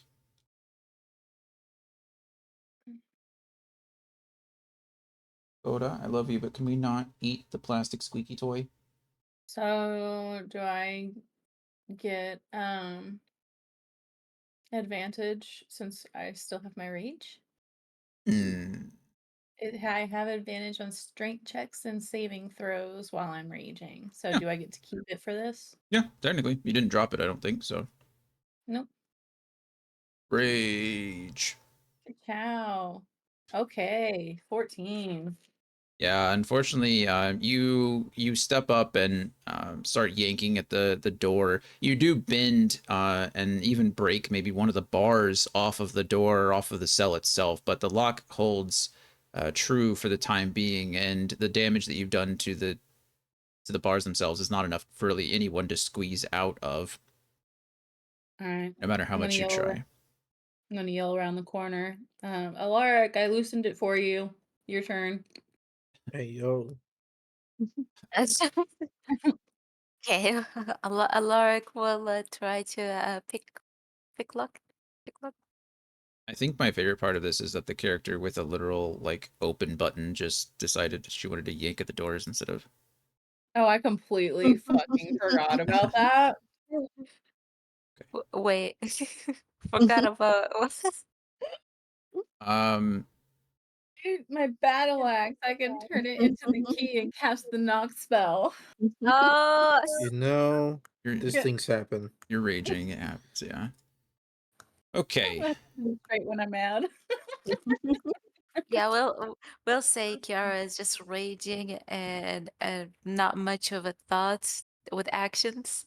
True. Okay. Okay, so I could do a pick lock. Pick lock. You certainly can. Go ahead and roll that dexterity check. These thieves tools. Hope I don't stab my hand. Me too. 21. Hey, yeah. So sure enough, you get in, and it's not very hard. In fact, Kiara has loosened up. Shaking it and breaking like that has broken some of the pins in the lock. So actually, it made it a bit easier for you, and you're able to break it up pretty nice. The door swings wide, um, and none of them really know what to do at this time. They don't come flooding out. Alaric, you with your dark vision do see that there are quite a few more people back here, and I need you to roll me a perception check. You also recognize Veckin, by the way. He's a pretty noticeable face, and you Perception. don't see that name. Well, you do see the name, but you don't see the name. You know? Yeah, I don't worry about it. Don't worry, that little guy. Don't worry about that little guy. Oh, crit. Yeah, you see another young woman. Surprisingly enough, a little older than the cultist over there in the corner, but she seems to be look very similar to the mayor that you met just a few hours ago, Mayor It's Kara. her twin. Yep. It is in fact the same token. I was like, how am I going to find two sister tokens? And I was like, you know what? I'm not going to. I'm going to just name one differently. So there you are. But you do Uh, recognize her in the darkness. She is kind of huddled in a corner, off or hugged up against one of the walls. She hasn't seemed to reacted much to what's going on, but Beckon is happy to can see you Alaric as well. like speak or it's Cole's turn? No, you can Because say whatever you he will remind like, aren't you the mayor? What are you doing here? What happened to you? want. She, at the sound of the word mayor, I guess she looks up and, did my sister send you to help me? Oh, Alaric looks around because she definitely didn't. But he will say no. Uh, it's just I thought you were her. The mayor definitely did send you. You could say yes. Oh She yeah. did Oh, send us. did she send us? I Yeah. thought it Yes, was Alaric. Yeah. Stop forgetting yes. things. I mean, your Oops, original sorry. mission was to obviously investigate Lord Vialis, but after interacting with the villagers and interacting with Old Fargo and Mayor Kara after the incident with the guards, they did both ask you to keep a lookout for for Kara's sister Yeda and for Old Fargo's son, young Fargo. And it seems as I right now. definitely did not make any notes of that, so it's probably during the time where I was having troubles with computer because I did not know. Well, there you go. But that's fine. Noted. Now I know. Now we know. Yes, she sent me to help. Yeah, you. Perfect. Alrighty. So Alaric came over. We'll go ahead. We kind of skipped over Cole and Kyle's turn so that Alaric could open the lock, but let's circle back around. So, um, Kiara had a brief conversation or brief exchange with Veckin, less of a conversation. Alaric can see, as can Cole. If you come closer, you can see who all is in there. And as Alaric points it out, and everyone points it out, you can certainly recognize the similarities between Yeda and her sister, and you all are free to talk and do with what you want. But you do have now one unconscious cultist in the top left corner, six individuals, commoners who, well, I will say 5 commoners and a Veckin, um, who are not looking all that great. But that is the situation you're in. So Cole, feel free to react however you like to that. How did you guys get captured? Are you asking all of them individually? Yeah, he just blurts it out like, how did you all get captured? Okay. Go ahead and roll me a persuasion check for the 4.5 other commoners. Veckin goes ahead and explains that after hearing of after hearing that Lord Vialis might have been behind Sarah's death, I couldn't just stand by. I went home and I grabbed my gear and I went back to the manor to look for you afterwards, but I couldn't find you. And Arnulf said that you had left left to go search for Vialis, so I made straight for Greenfast to maybe catch up with you, or at least catch up with, or at least meet um, with Lord Vialis myself. But unfortunately, I asked the wrong people the wrong questions on the road, and it quickly became apparent that I was going to cause trouble, and they they ambushed me in the night. They stripped me of my weapons and tied me up, and I was shoved in the back of a caravan, or in the back of a wagon, and taken here to be who knows what. Oh, I got a 29. Oh, that's right. You're flipping Cole. Okay, great. Let's ask the bard to roll a persuasion check. Okay. So the others, after speaking, after hearing Veckin talk to you all like he knows of you, and after hearing, I mean, he does clearly, he's met you before. The others seem to perk up as well. The general consensus is that most of them, a couple of them were travelers on the road. One of them has probably heard of Lord Vialis as well. There was an advertisement for work, essentially to rebuild his estate, and so they answered the call for that. Yeda confesses that she was enamored with Lord Vialis. She thought that he's a charismatic individual, and she thought he loved her. So she came here willingly, but after finding out what was going on, and discovering that people were being essentially sacrificed, she tried to leave but was caught, and so she was dragged here. And so that's pretty much everyone's kind of story. There were other prisoners in other cells, but they're not sure what happened to them, and they all kind of beg you to help them get out of here. Um, Alright. See. well,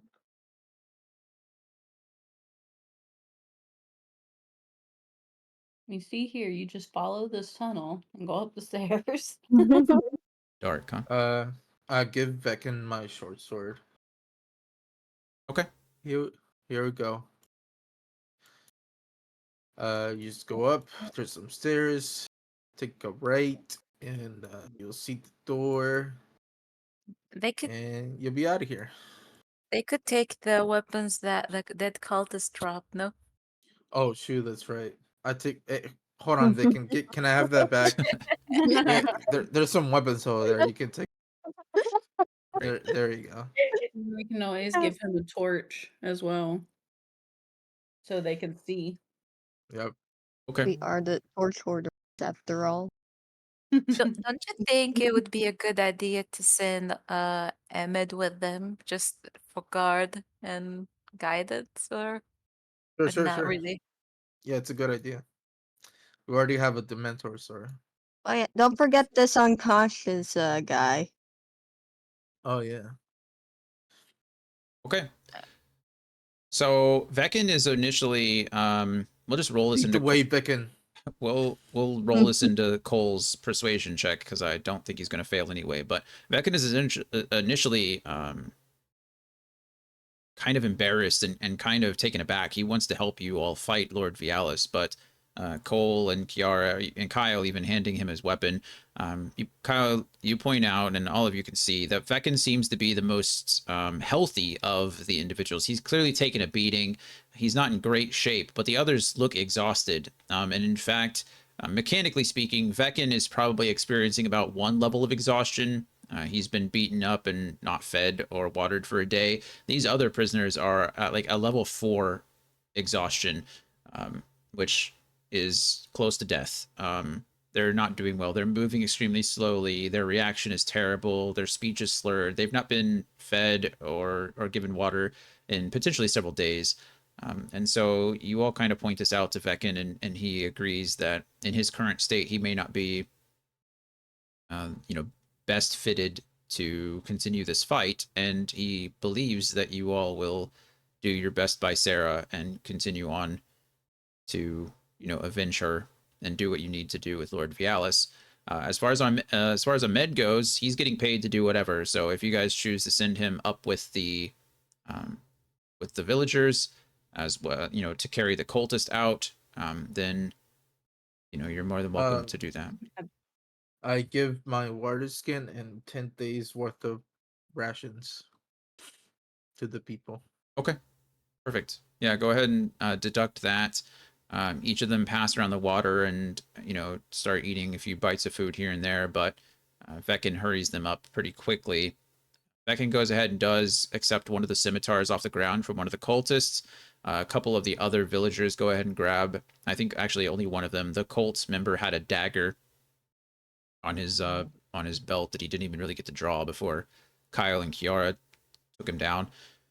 But sure enough, it's you know, they do their best to arm themselves, and although they are going to be slow, Ahmed and Veckin are comfortable leading them out. Veckin will take up the rear, and Ahmed will take up the front, and they will push back up. Ahmed knowing the way to the stairwell.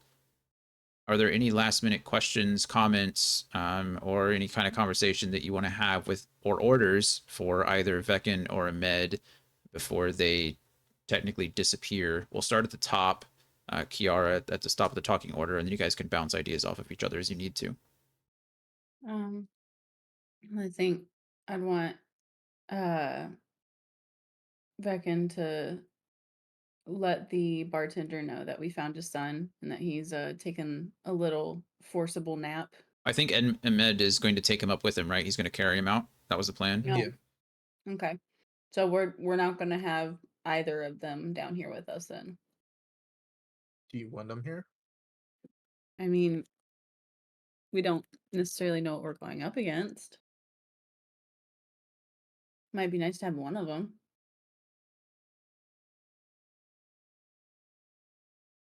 All right. Kiara's opinion is that you know, I don't know. I guess Veckin is potentially strong enough maybe to carry the cultist out. However, he expresses that in his state it's going to be hard. If anything happens, if they are heading up there and they run into any trouble, it's going to be hard to carry an unconscious body and defend the rest of the villagers at the same time. So it's up to you. I'm not persuading one way or the other, but it seems like Kiara's vote is to potentially keep Ahmed because, again, you're not sure what you're walking into. So Cole, what do you think? Hmm. And we can just leave the little shithead asleep in the corner. Yeah, but what if we defeat the bad guy and everything like crumbles, like in those Yeah. Why do we stories, you wanna? know? Why you wanna keep him here? You guys discuss. I'm gonna let Coda outside and get some water. And then when I get back, you guys can just let me know what you decide. So come on, little one, Okay. let's go. Um, Ripped my well, controller off the desk. if Veckin is supposed to be There we go. protecting the people, like Jonathan said, if we did keep Ahmed here, Veckin would have a hard time carrying an unconscious body and defending. And I mean, that so it's like we'll just leave him here for now, or like take him up to that first floor. and then let him sit. Let his dad come pick him up. No, he's saying Beckon wouldn't be able to defend the people if he Yeah. was carrying it. So Ahmed would go with them so Beckon can protect them. Yes, I was suggesting leave the unconscious one Uh, so that way we could keep either Vecin or Ahmed to fight with us against Vialis and Farrell. Beckon is not fully recovered. He has one level of exhaustion. That's why I originally said Ahmed stays and fights with us because we don't know what we're going up against with Farrell and Vialis. Mm, we could ask like them when Jonathan returned, like if they know if Vialis has many, so like guards, if they are like scattered. Uh, I doubt they know. They probably were just brought straight down here into the cell. Yeah, I don't think they know. So, like I said, I would like to have Ahmed come with us to fight, and Vecin just take the people, and the unconscious kid can either stay right here unconscious, or if they want to take him upstairs and leave him upstairs and unconscious. Like I I would mean, like to keep Ahmed so we have another body to fight. I was gonna say maybe the people could gather and just carry him instead of picking. Well, Fold. they're on their last legs too. Oh, fuck, shit. Worst case scenario, him getting left behind, they would just have to come back for him, or we have to carry him out whenever we leave. Do we just forget him after we leave?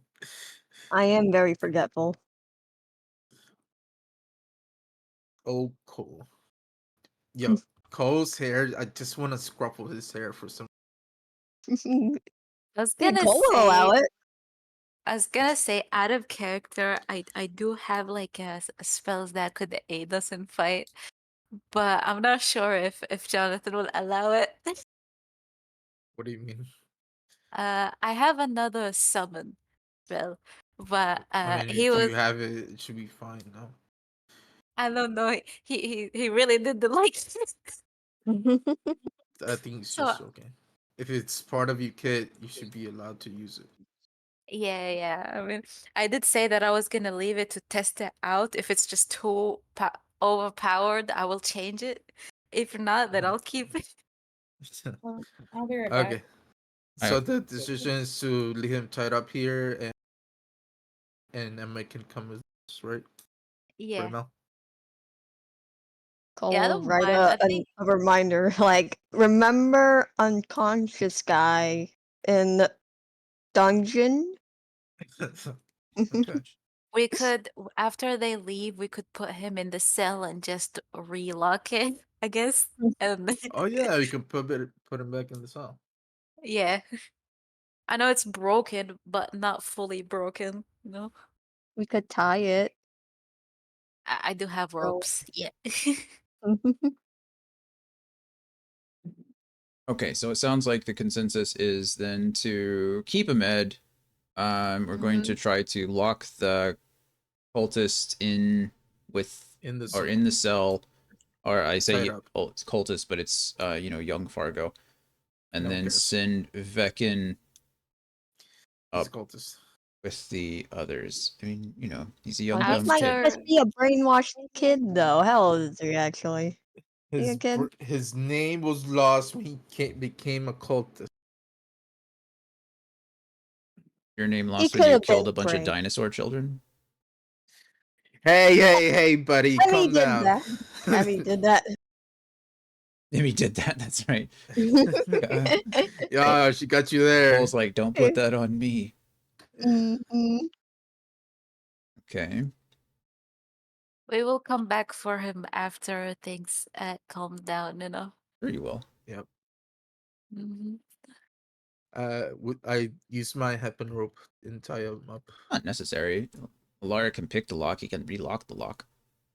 But Really? I thought I'll do that. Kiara broke the cell. It's not really fully broken. Yes, she did a little bit of damage, or a lot of I'm damage. s- I don't know. I'm But still gonna tie him up. Okay. Are you tying him okay. up or the cell up? him Okay, so you're just binding his hands and his feet together. Okay, that's fine. head to toe. Okay. Cole's gonna write a reminder like, don't forget cultists in the dungeon. Perfect. Little sticky note. Little sticky Little note. Give me a magical. second. I need to use the bathroom real quick. Okay. And Sorry. Cole will be right back and sticks it on the cultist's head. Perfect.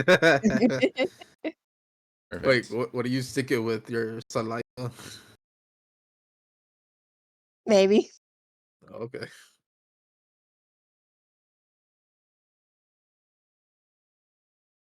Oh, that was a surprise. I didn't think people would be down here. Prisoners. Surprise. Surprise. Keep things Wonder, interesting. wonder what else could be here. Why Ooh, did already dragon thought pop into my head? Oh, let's not get there. Okay. Well, it's Jonathan. Don't you worry. Um, add a folder.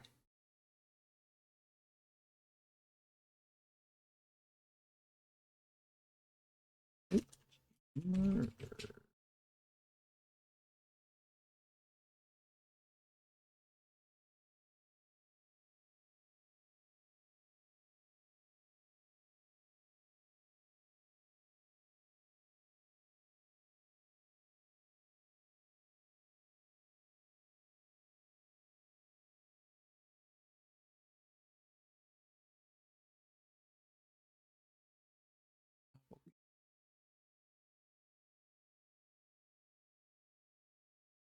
Doppelganger.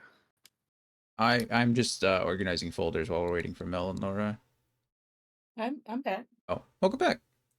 He's back. I'm organizing folders while we're waiting for Laura.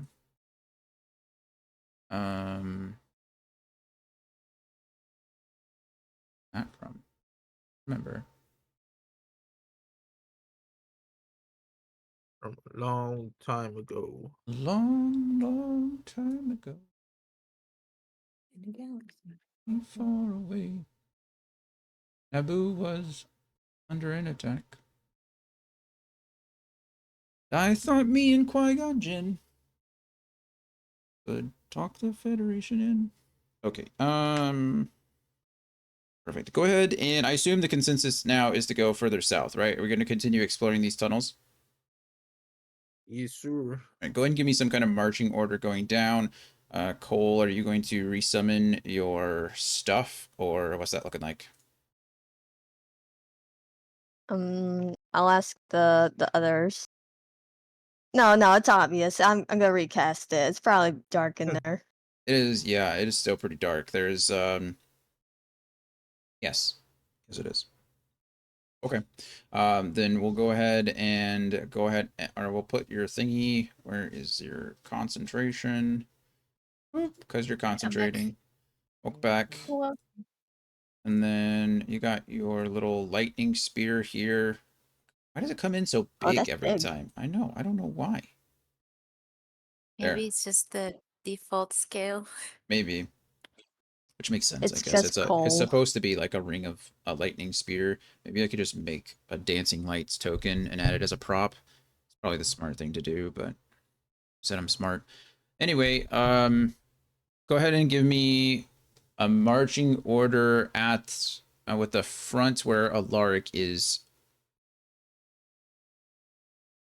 Cut we to want Lark. so do we want to do it kind of what we did earlier? No, I'm sorry. The front needs to be. I like how Cole and Alaric and Kyle immediately moved past Alaric. This is the start of the line, so you guys are. If you want to, you're gonna make the rest of the line go back. What was that, Mel? I didn't say anything. Assume you're not. You can't be raging anymore. It's probably been a minute at least. Yeah. Okay.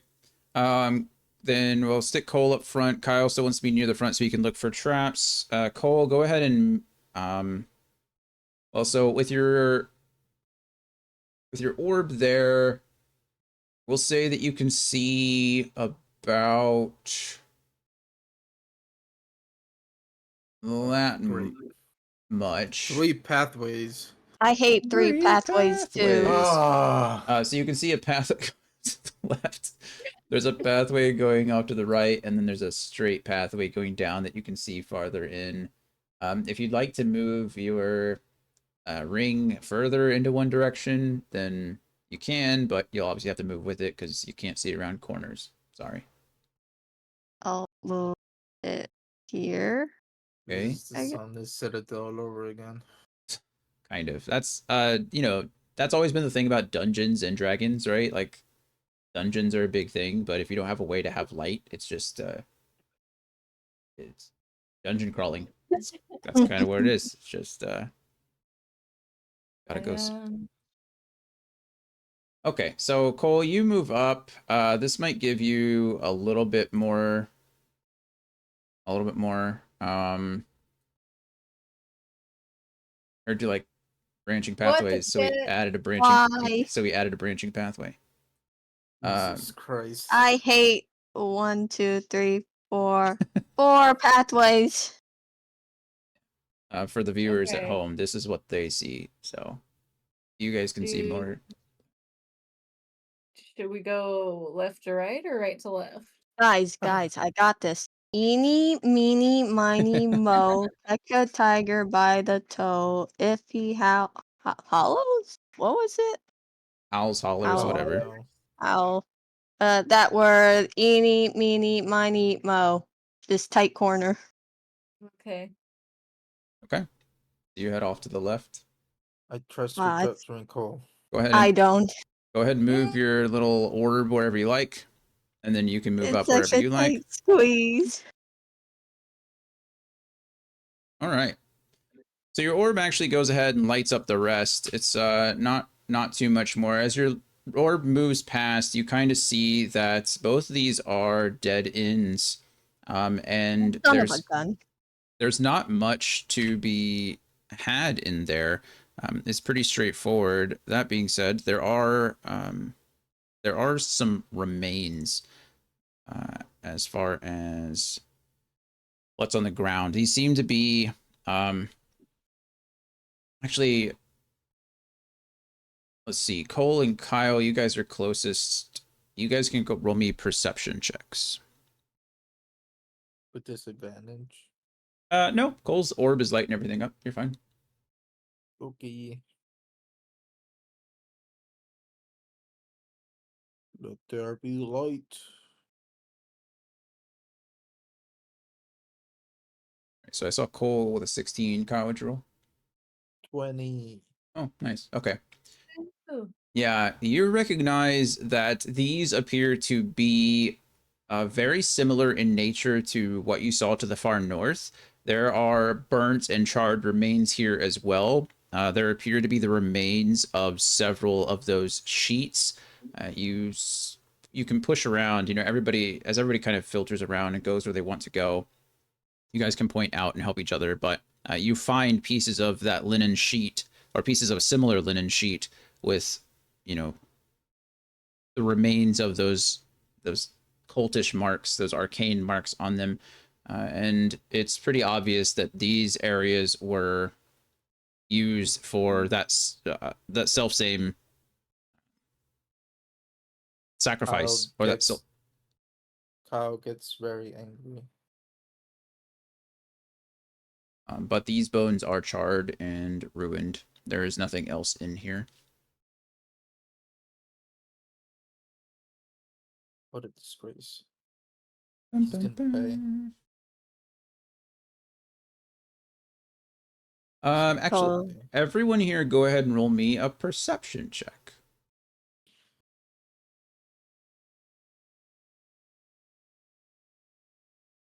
Ooh. Kiara, go. Go, Kiki. Perceive. Thank you.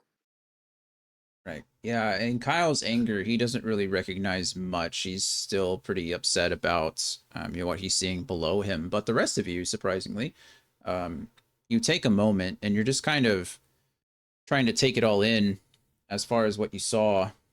And everyone but Kyle, you hear, you see, well, first I'll say you hear the sound of voices coming from above you. And as each of you look up, you can see what appear to be like crevices, cracks of light, almost as if you're in a dark room and you can see like the light just barely making its way through like a set of blinds or something as early morning comes through. But this seems to be artificial light, and you can just barely see the seams of that light coming through what appears to be parts of the ceiling.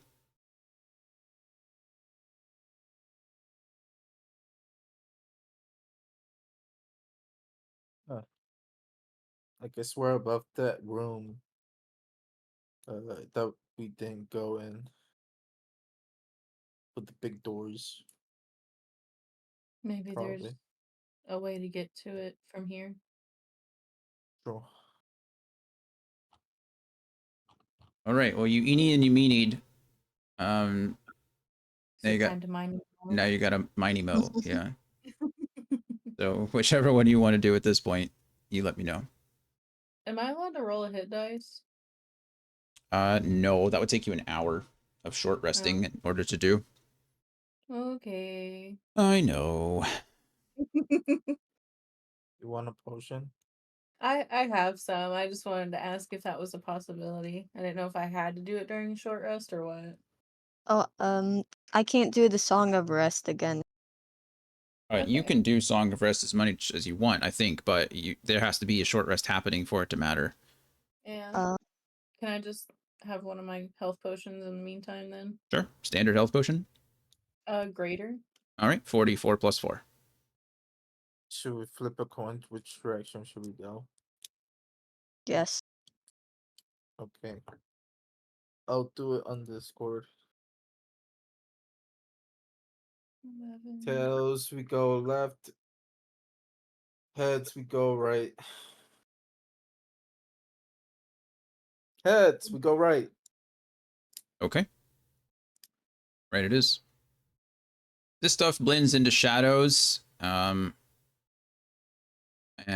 for the sake of not having to move tokens, we'll just go ahead and reveal the rest of this as Cole moves his dancing lights into the area.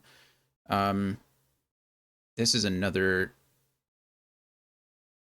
sacrificial spot. It leads to another dead end. This may be one of the bigger ones, but there seems to be two piles of remains down here, split into the same cavern, whereas there were two piles in these split into two separate ones.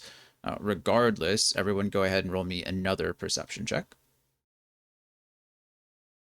Perceive. Oh Perceive my it. gosh. Damn, Kiki. Now you're seeing everything.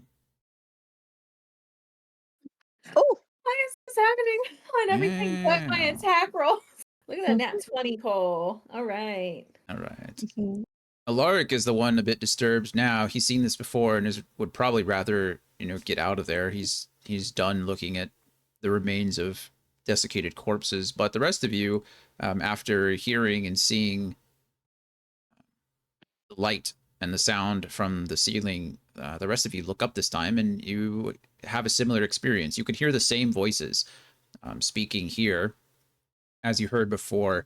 And for some of you, it almost sounds like a rote chanting. It's not just words being spoken, but this is some kind of chant or some kind of prayer or some kind of just monotonous kind of droning um, voice or sound that's coming from above you. And you can still see light, bits and pieces of light, crevices of that from above in the ceiling.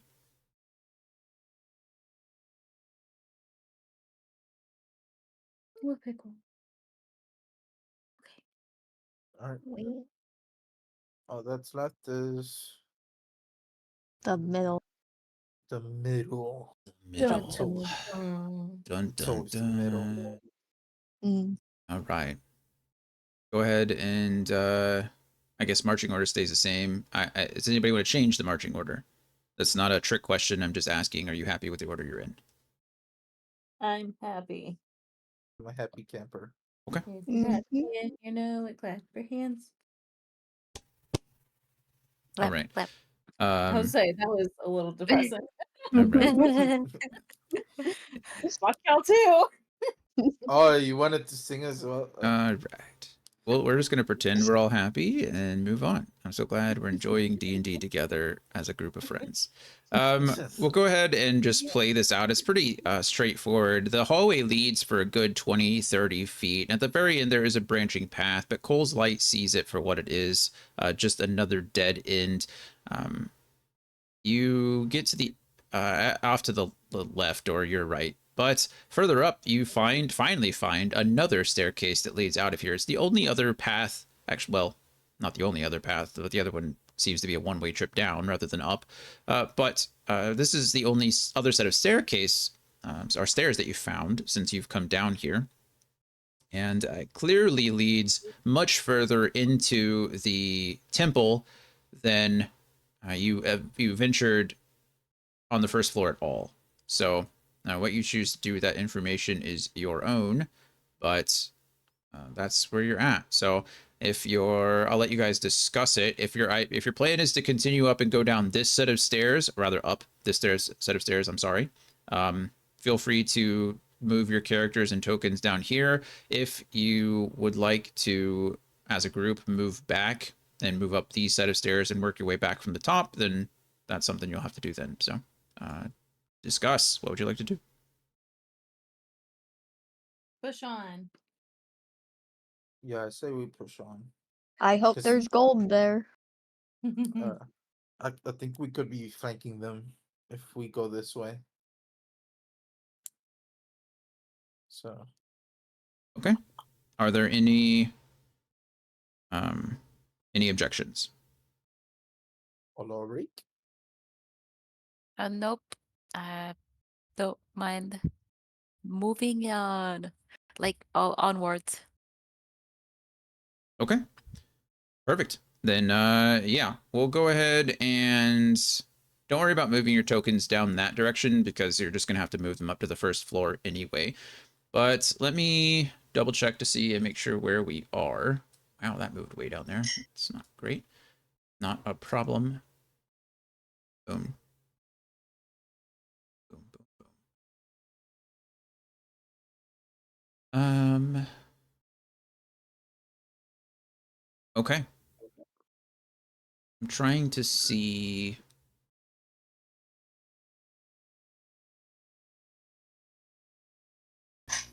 All right, not a problem.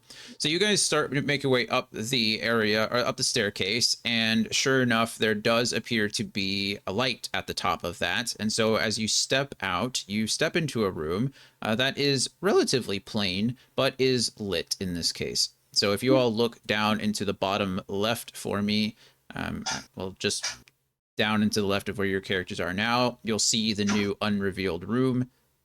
If you see that, go ahead and move your characters into, this space.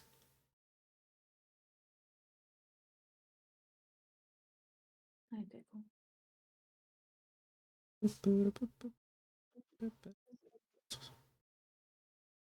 Love it. Perfect. Great. I'm first now. Pickle, I can't see through you. Well, in the yes, you light, you can. don't need these. You're more than welcome to keep the light going if you want, but this room is decently lit. I'll Pickle's like, stop. see through me, mother. No, his father was a door maker, not a window maker. Oh, Okay, so you step into this room, and the immediate thing that you see, other than the plain walls, is that there are two chests. There are two wooden chests directly in front of you, and they seem to be the only objects in this dimly lit room. Kiara, as you move forward, you see that this hallway does lead off into the north, or at least up here, but without going any further, it's hard to see what exactly that leads to. But you are up first, so you choose. Well, I was gonna ask if Kyle could kind of perceive ahead of me. Yes, ma'am. Sure. Yeah. And Long empty maybe hallway. we could, yeah, and maybe we could quietly make our way over here. Yeah. Kyle, how far up would you like to explore to?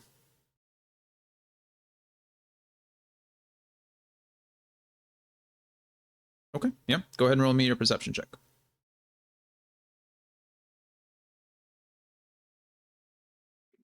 Oop, oop. 19. 19. Okay. Yeah. So with a 19, you certainly do not perceive any traps at all. You walk down the hallway, stealthily, quietly, slowly, methodically, trying to check for anything pressure pads, trip wires, magical seals written into the wall. And it appears that this is a pretty solid, blank, just boring kind of room. However, you get to the end of the hallway and you realize that there is another dead end. There is a wall to the north, there is a wall to the west. There does not appear to be a way out of this room down this hallway. The only way in is the way that you came at first glance. So that's where we're at. So that was Kiara's kind of turn directing Kyle. Kiara, is there anything you'd like to do with your action? Can I try and see if there's like a hidden door? Sure. Go ahead and roll me a perception check as well. Can I help? Oh, wait. Oh god damn. Yeah, Kyle, you better. Yeah, you can roll if you want, Kira. Oh. Oh. Mm. Oh, jeez. Oh, God. Yeah, both of you guys get the sense that there's more to this room than at first appears, but unfortunately, there's nothing is really drawing your attention to it. And to the best of your ability, it's just a wall, just a corridor that leads nowhere. I'm gonna come over to Cole and tell him there's something fucky about that wall over there, but I can't figure it out. Well, girl, I gotcha. All right. So it looks like Cole is going to heed Kiara's concern and will push down the hallway as well. Go ahead and roll for your perception check.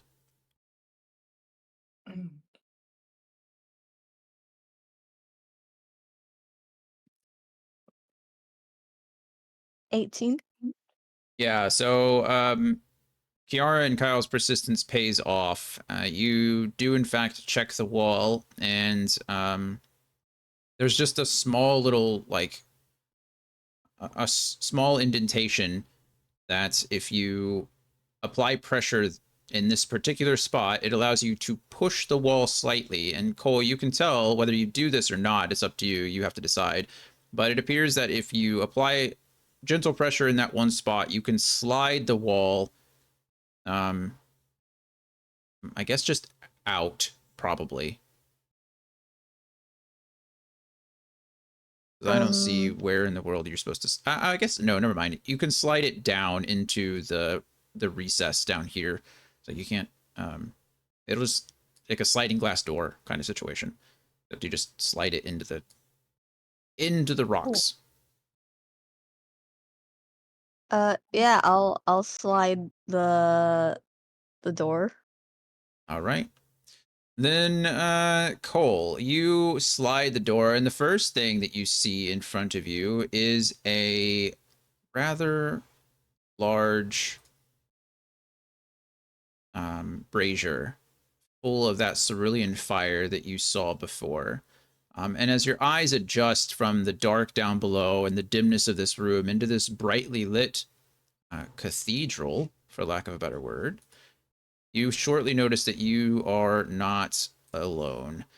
Your eyes quickly fall to a drow fellow that you recognize from earlier sitting on the pulpit. And as you scan the rest of the room, you see in turn a couple of individuals that you've already encountered cult fanatics and cultists. You see a couple of those odd beaked brain creatures standing next to a rather large statue that you may not personally recognize, but is familiar to you as what was on or what was drawn in the back of Sarah's journal. Another cultist stands on the other side of the pulpit, and directly in the middle is a middle-aged white male, bald, and he seems to be the one that is chanting that. He's obviously a serial killer. Obviously, he is the one that Oh. has been chanting that monotone, monotonous chant that you all heard below in the sacrificial pits, and is now continuing to chant now. However, you appearing out of nowhere has drawn the attention of at least. Sorry. Oh, sure. Can you? Can Cole just slowly close the door? No. You can, I Okay. suppose, but you're about to get surrounded. Yeah, I need you to roll initiative. If on your turn you decide to try to close that door, you close that door. Cole, No, it was just a question. I just want to see if I could. Yeah. On your turn, sure, you absolutely can. Cole lets out a little beep, and then we all roll initiative. Dang it, Alright. no surprise attack. No surprise attack. Oops. Came up all the Alright. way around the back of them, just for Cole to open the sliding glass window. Honestly, he wasn't thinking. He was like, trap door. This is a first for me. No. No. Look is boy. gone on those perception checks. Kyle. Firstly, before I ask for that, is your HP still at 44? It should be, yeah. I haven't gotten hit. Okay. Then what is your new initiative? 13. 13. Not as good as a 24. Cole, is your health still at 59? Yeah. And your current initiative?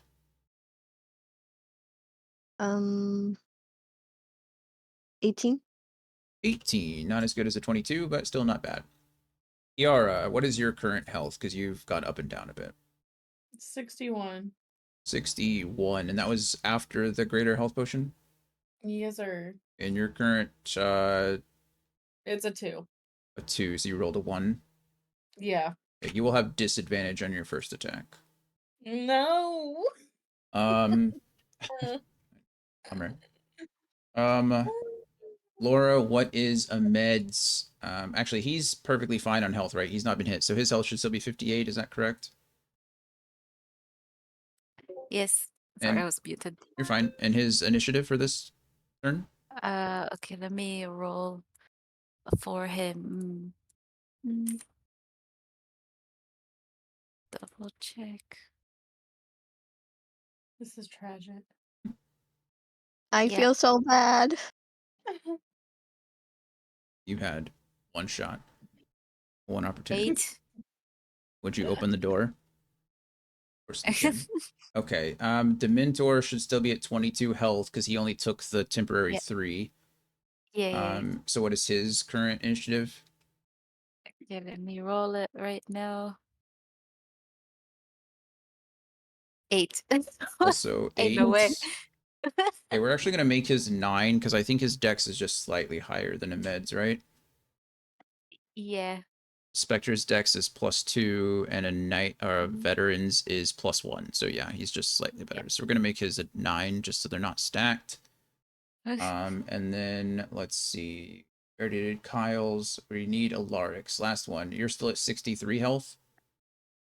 I'm at 56. 56 health. Okay. And I rolled a 10. all right. Oh my god. Sweet. Gonna go Why great. is it always in the final battle? I'm sorry I opened the door. Cole It's couldn't help not it. that. It's our initiative. It's not that. It's always in the. It happened on the lich fight, and now it happened here again. Initiatives are a bummer. That is true. Let me see. Oh, that's good news for you guys. We can remove him from. Okay, we're fine. Okay, so as the door slides open and Cole gets a few vision, Cole, you draw your rapier, which alerts the rest of your party. There's no surprise on either side. Maybe a little shock on the end of Farrell, who is at one point looking ahead at Lord. Well, looking at this mage, this priest standing in front of the statue, but as he glimpses Cole out of the corner of his eye, he calls out, and you just hear, "They're here! They made it through the back!" And initiative is rolled. Not like that. And this Cole, Jesus, children. This, Flashbacks of glory holders. what'd you say? Said flashbacks from the glory holders. Yeah, exactly. Oh my We're gonna move Cole up a bit. We're going to move Cultist 1 up around the brazier and up around the brazier. Each one will attack Cole. Cole, you will get a +2 on your armor class to be hit due to you standing on the opposite side of the wall, or around the corner, and that brazier kind of in the way. So each cultist will swing. That is a critical failure. That is a 7, which will also fail. So both scimitar hits fail. Cole is able to dodge or riposte. Or I guess it's not a riposte, it'd be a parry. I know, what would it be a riposte? I don't know. You block it with your sword, Cole. You block it with the rapier. And it does Okay. become your turn. I alert my team by saying, "Oops, I made a mistake." Perfect. Yeah, got it. Okay. We s-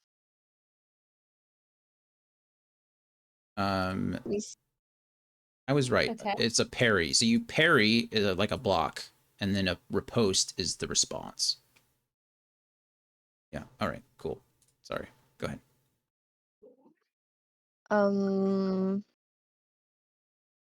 I'm thinking of Thunderwave to push them away from me.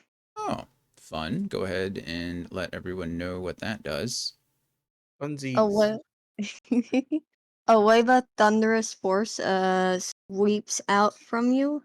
Each Mhm. character in a 15-foot cube originating from you must make a Constitution saving throw. On a failed save, a creature takes 2d8 thunder damage and is pushed 10 feet away from you. Hell yeah. Okay. Bonkers. Fuck 'em up, Bessie. Alrighty. So you can go ahead and cast that. It is a 15-foot cube, which is pretty darn big. We'll go ahead and use a lightning cube here. It's 15 feet just in general, so it is that. Not from the center. Say that again. I said it's not 15 feet from the center. It is. It just says out from you, so technically it is, yeah, from the center, which looks like that. So I need. Well, both cultists will make the saving throw, and Kyle, I will need you to make the saving throw as well. It's a Constitution saving throw. What? It hits Kyle too? Well, that's a 15-foot cube. Kyle is 5 feet Is away it from on? you.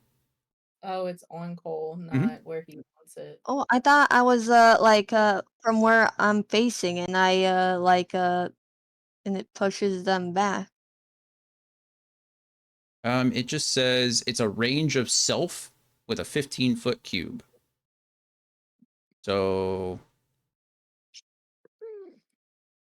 Can he I, put I it could in be front wrong. of himself? I don't think so. Let me see. If it's from Uh, self, can he put it in front of himself? Well, Or take a step forward 1 block.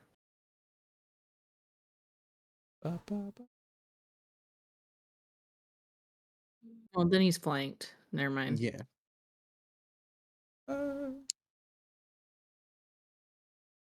Yeah, I thought it would be cast like from where I'm standing, and it would like be like in front of me.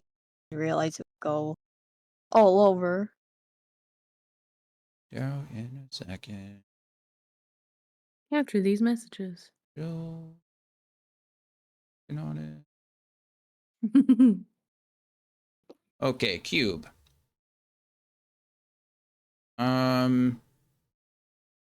Generally speaking, you select a cube's point of origin, which lies anywhere on a face of the cubic area. This cube size is expressed as length of each side. A cube's point of origin is not included in the cube's area of effect unless you decide otherwise. Maybe then.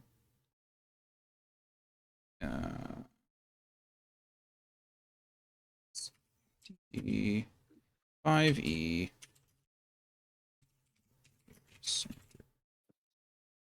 Master.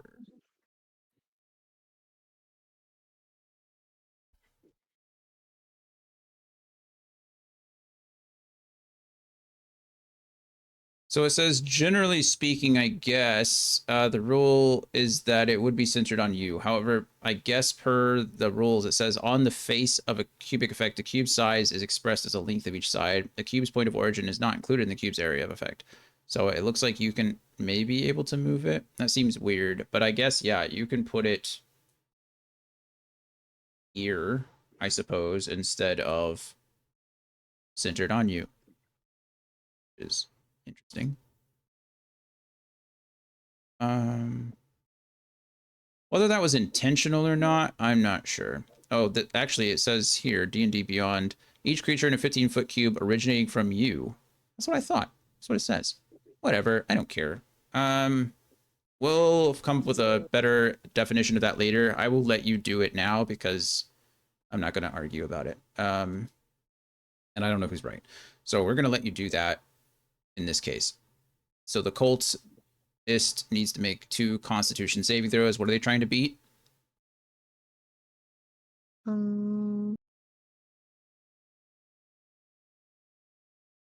15. All right, they both fail, which means they will take the 2d8 thunder damage and be pushed 10 feet away from you.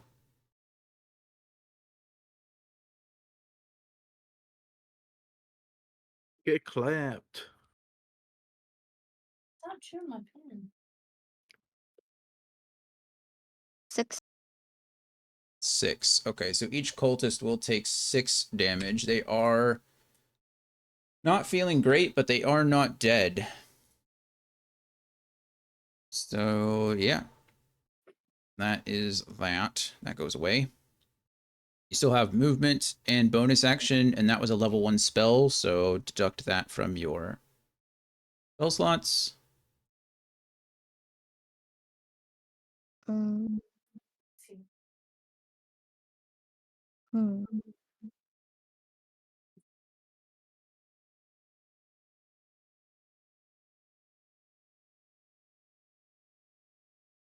Um,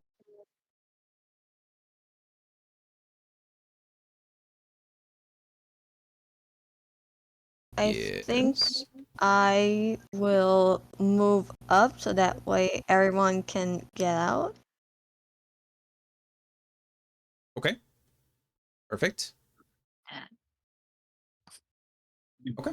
So Cole gets trapped, pushes out. Go ahead, Cole. Anything else?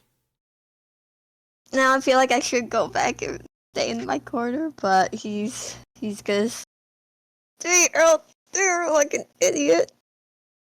Okay. What? Go ahead and roll me a perception check, Cole. You're doing great, Cole. You'll be fine. Doing so good. Like I'm Trust your, just a pretty face. trust your instincts. 19. Cole, you feel and hear a draft of wind coming from the statue just behind you. All right. It is Lord It is. What is the man's turn? The bald man's turn. Mr. Clean. That's Vialis Yellowcrest. It is him. However, he spends his turn continuously chanting. You can tell that he has almost paid no attention to anything that is happening. He is seemingly drawn or attached or whatever. He is trying to complete whatever kind of ritual he's doing at the moment. And it appears to have his undivided attention for now. So he will not do anything on his turn other than continue his chant and progress the ritual going forward. Kyle, that makes it your turn. You currently have you currently do not have much of an idea of what's going on from around the corner. Cole slid the door open. You heard running footsteps. Cole spoke a word, and a loud, thundering boom expelled from his hands. He looked back and said, "Sorry, guys," and then rushed off around the corner. And that's essentially where you guys are at now.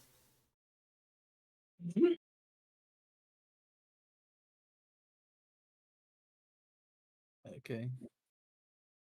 Sorry, I'm trying to see something here. No, you're fine. You're Okay. fine. How does flying speed work? Is flying speed with my regular movement speed, or is that something else? Separate. It depends on the situation. There are items that give you a flying speed, and if it's an item that gives you a flying speed, it usually has it attached to the item. If it's a spell, It's a then feature. then It's Withering Tide. It gives me 10 flying speed. let's see. Ranger, Swarm Keeper, level 7, I assume. Yeah, you can condense part of your swarm into a focused mass that lifts you up. As a bonus action, you gain a flying speed of 10 feet. That's it, 10 feet, and you can cover. This effect lasts for 1 minute or until you are incapacitated. So you can use your movement normally, and then you gain 10 feet of flying speed. So you kind of take off and go that way. But you don't get your full like 30 feet of movement plus 10. It's just you can fly 10 feet. I don't know. Let's see. I don't encounter it much. I'm trying to see if you can combine two different types of movement. I'm guessing not kind of. I don't know.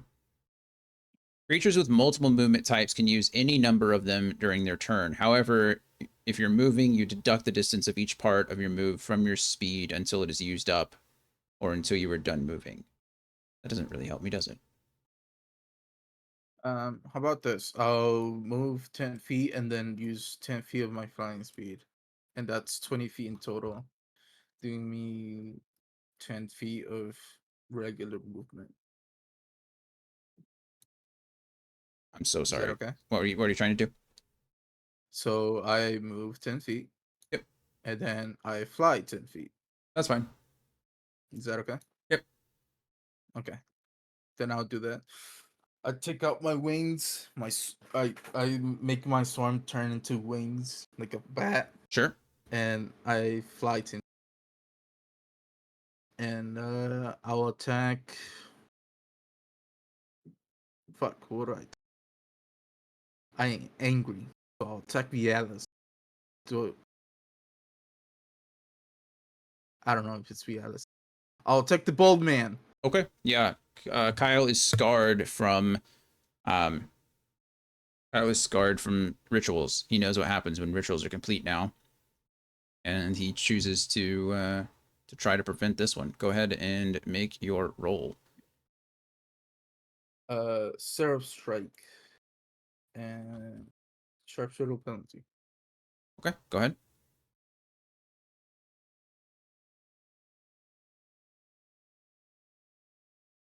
$21. Okay. A 21 should hit. And it does, but it doesn't hit him. because as the arrow comes flying through the one grell moves to intercept the arrow. Blah. So go ahead and roll your damage. Okay.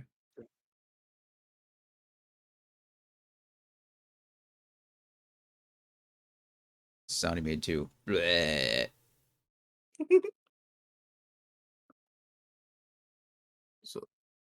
So that's 24 plus 10, 34 damage. All right. Yeah, definitely feels it.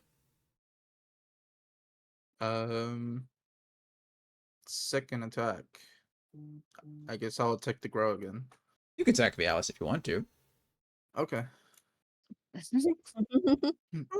I just I don't know if it's gonna get in the way again. So might as well get rid of it. You can do whatever you want. Just I'll know that attack it I again. can also do whatever I want. True. You're gonna attack the Grell again, or Yeah. Okay. Just to get rid of it. Got it. Yeah. 24. Hey, nice. Yep, definitely hits. No problem. 1d6.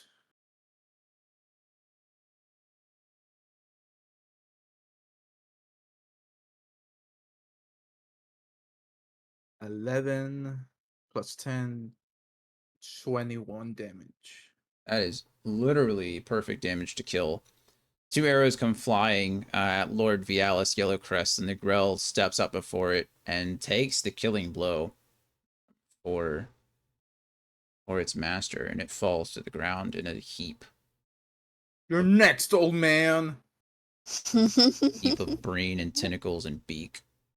Any addition? Well, you've used all your movement, unfortunately. Oh, that's all you got. Yeah. But Farrell is now staring at a flying squirrel, so can't really do much to that. So he is going to rush up to Cole. Where is my... Sworn that I made one. Okay. Probably get rid of all of these. I don't think I need them anymore. Let's see. Rapier attack. Shasha. Does a 15 hit you, Cole? No, Damn. I parry it. You do. Good use of the I word guess. parry. Yeah, so he runs up and attempts to attack you, but you do, in fact, parry it away. And he gives you a look. It's drow on drow action. Who is the better drow? I'm half drow, bitch. All right.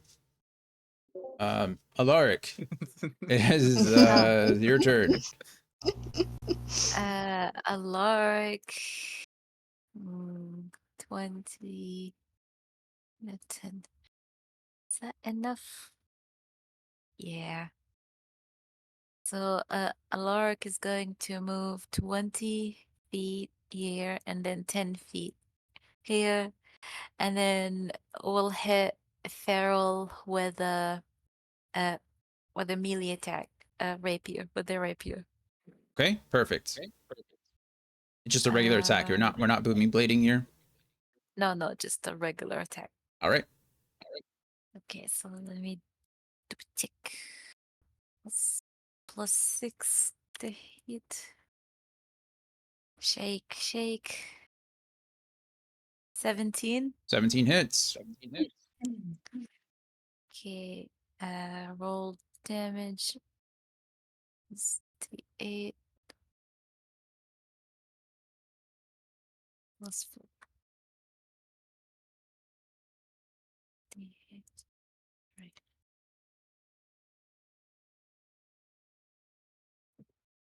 9.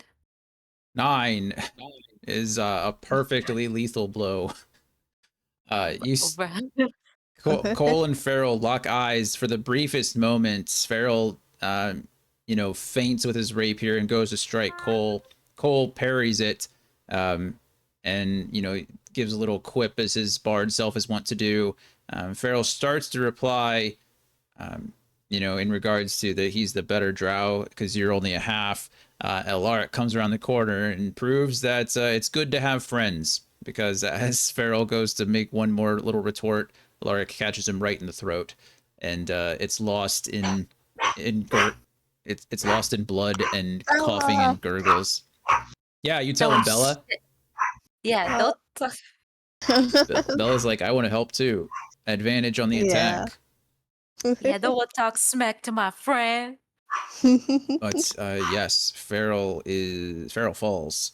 Goodbye, Farrell. Lark will like wave the, you know how the move when you try to shake the blood off of the blade, like no, Yes. Yeah. swish Cole, and clean. Cole, Cole is like, that's so hot. Two rapiers are better than one rapier, apparently. Rapier on rapier action. I have a quick question Mhm. before and my turn. So with the grasp of Hadar Mhm. thingy, can I can only use it once per Eldritch Blast, or Nope. both? Like I could do it for both? Yep. Oh my god. Okay, good to know. Yeah, it works per when you hit a creature with your Eldritch Blast. So because your Eldritch Blast right now has 2 bolts, then technically you can hit and pull twice, as long as you hit on both. Okay. Uh yeah, that's it for my turn. Okay. I cannot even move anymore. You have used all your movement. Got it. Hmm. Okay. Well, as the fighting continues, it is clear that you're not alone. A group of cult fanatics come streaming out from the sides here. Clearly they were waiting for you. Oh, that didn't Oh work. shit. Where is my measure button? Yep. Ah shit. Okay, so this guy is going to move all the way up to Cole. Oh, you guys can't see these, sorry. They're hidden. Hidden no more. Hither. They're indeed. It's 10 and then 20. This guy moves up to here. This guy will have to go here and then Stop coming towards me, please. up to here. And then this guy will move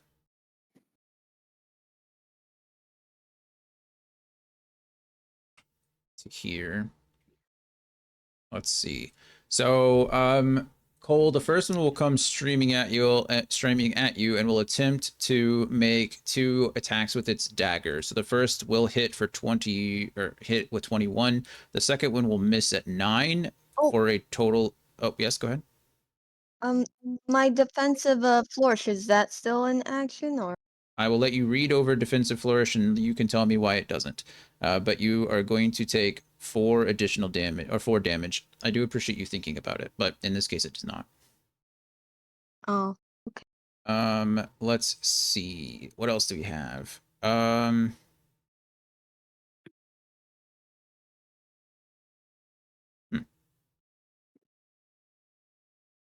This is another thing that I want to see.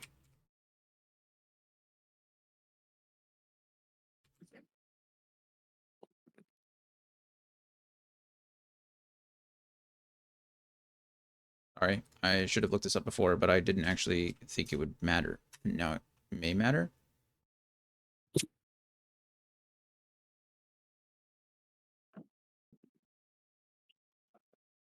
Okay, that doesn't quite work, but it still does, in a way.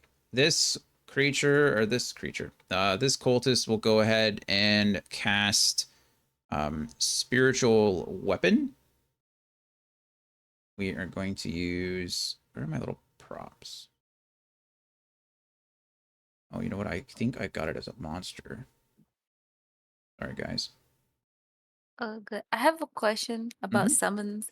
Yep. How many summons can someone like hold? Is it concentration spell? It really just depends on the spell. Some of them are concentration. Most of them are not, but the ones that aren't concentration usually are are less controlling. So like I think there's a like summon greater demon or something like that. It's not concentration, but that's because each time the demon has a roll or has an action, it has to roll to make sure that you even maintain control on it to begin with. So Oh. it's kind of like yeah, it's like it's complicated. Mm-hmm. So yeah, it really just has to. It really just depends on what the spell says. We're gonna go ahead and do a bunch of like these animated crossbow things here. They're not actually going to be animated crossbows. They're going to be spiritual weapons for now. But I only have so much. So we're gonna get 2 of these guys going, and one will attack Alaric, and one will attack Kyle up here in the air with him, and then this guy is going to come up and cast Shield of Faith on Lord Vialis. So let me go see if Oh, I have. counter spell. You're gonna counterspell it? No, I'm kidding. Oh, okay. I was like, maybe you can. I don't know. I'm a squirrel. No, of course not. I'm a squirrel. Okay, squirrels can do magic too. You can talk, so. I don't have a shielded thing, so we're just gonna attach blessed to it. It doesn't quite match, but it'll give the idea that this guy's gonna have increased AC. So it's gonna be harder to hit Lord Vialis Yellowcrest. This guy is going to be, I think they're all concentrating now. Shield of Faith is concentration. Spiritual Weapon is not actually concentration. So let's go ahead and add a concentration to this guy here. We are. Man, it would have Go ahead. been so good if someone has a fireball right now. If only. If only.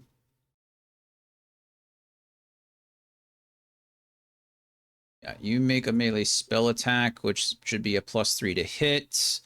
5 is going to miss Alaric, and a 19 will hit Kyle. It is going to be 5 plus 3 damage, so 8 damage to you, Kyle.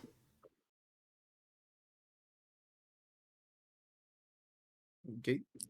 Bringing you what to 30? Oh, 36. Yes, sir. Okay. And that is going to be. Oh, there's still this cultist down here.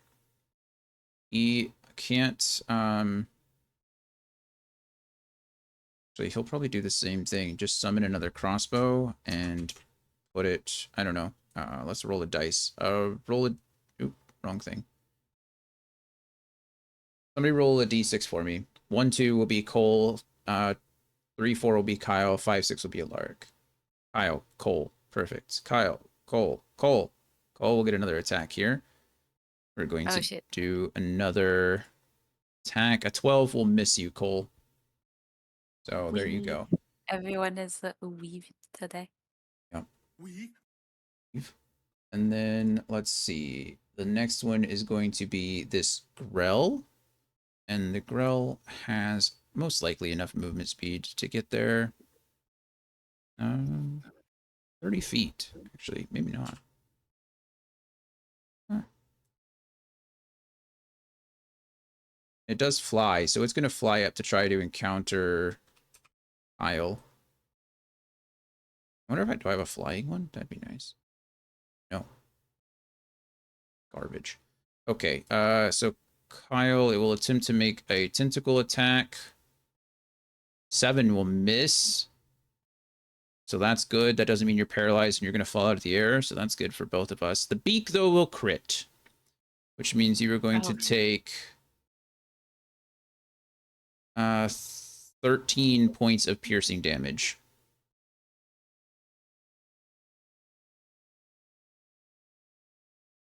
And Okay. we'll end all of their turns for now. Dementor. A Dementor 20. Okay. The grow is flying as well. Correct. Okay. The Dementor will fly. And then I think The here it's Dementor go gonna through walls. Mm-hmm. As if they're difficult terrain.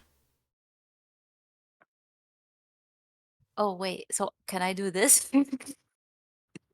Like from here to there? Like this?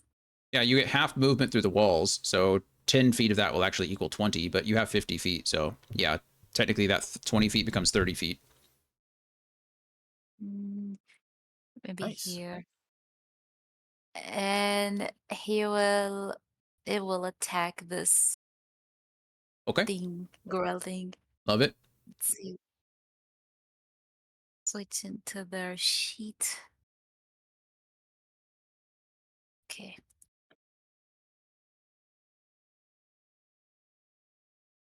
Shake, shake. Well, it's a flank, right?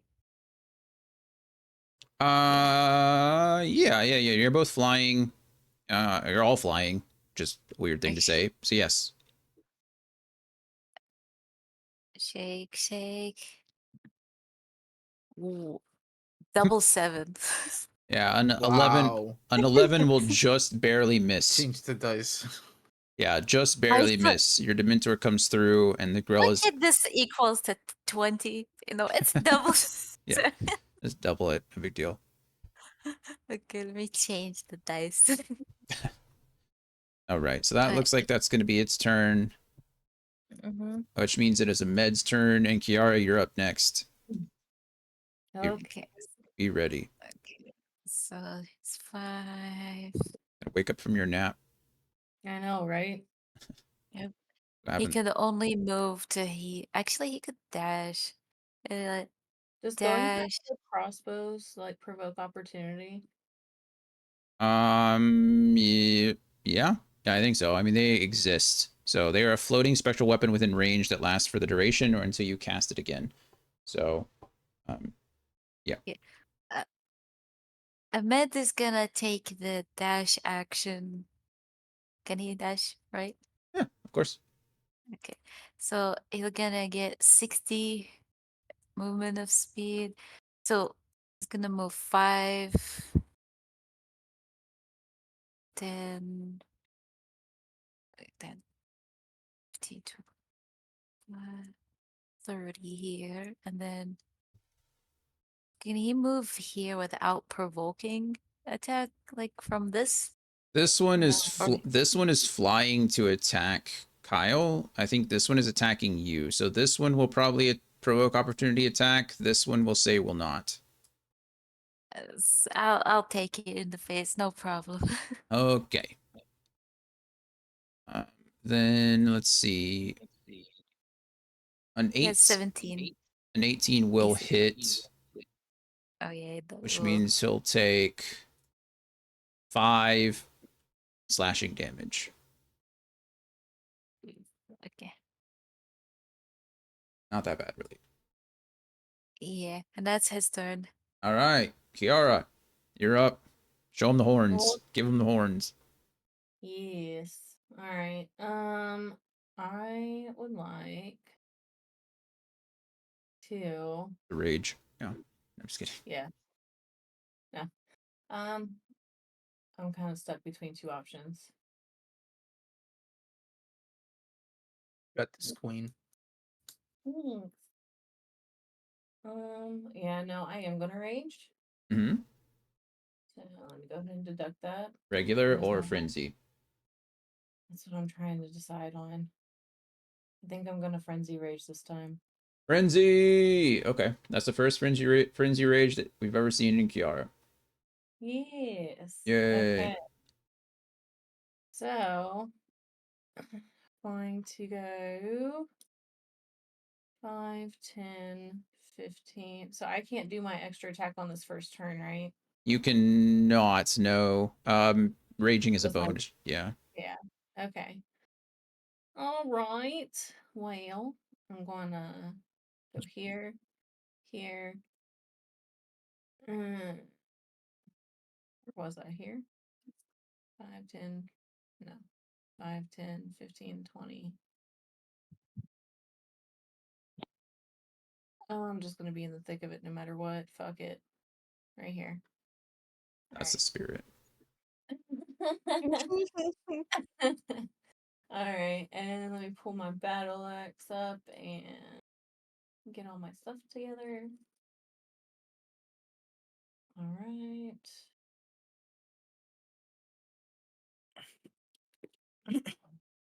I'm gonna get some water real quick. Be right back. Okie dokie. And Unless this is my turn next. No. There are 4 people ahead of you.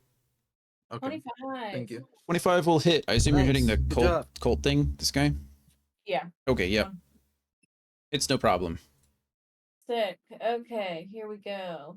D10 plus that. Okay.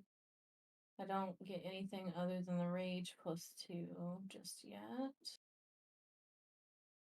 Cool. It's gonna be 12 damage. 12 damage. Nice. Okay. Thanks. So that And was that's- bonus action, movement, attack. yeah, that's all I can do right now. Perfect. And then from now on, you can attack with your bonus action as well. Fuck yeah. Okay, perfect. So the 2 cultists are shaken up. They got their bell rung by Cole's spell, but they're conscious now. So this guy's gonna clamber over the pew, and is going to attempt to strike Ahmed, and will miss with a critical failure. That's actually his 2nd critical failure in a row. Wow, what a garbage person. And Immediately. yeah, no kidding. This guy is really scared of the Dementor. Welcome back. And is just going to try to swing at the Dementor with an AC of 12. Is actually going to hit. Will deal 6 damage, halved because of Spectre being broken. So 3 damage to the Spectre. The Dementor in this case. All right. That means Cole, it is up to you. Lots of things happening right now, Cole. How you feel about it? You regret opening the door. And Yeah. go out, Cole. So I'm thinking of casting Hypnotic Ray Mm-hmm. Whoa. Okay. in this direction. Sorry. It's just the way he said that. Hypnotic ray? Oh, Hypnotic Pattern. I'm like thinking of Pokemon for Oh. some reason. I was like, Okay. hypnotic ray, what is that? Yeah, that's was why I thinking said, of- oh, whoa. I don't know. My brain was like Pokemon, and I'm like, no, that can't be right. Hypnotic Pattern. Pattern is fine. It is, let's see, a 30-foot cube. Is this your last 3rd level spell as well? It's my second to last. Okay, so you have 1 more after this. Got it. And you're trying to put it, I mean, it's a very large cube. Oh, that is a circle. Mm-hmm. Wrong shape.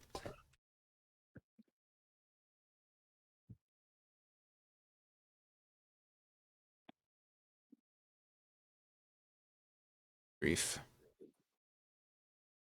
That's all I meant to do. Okay.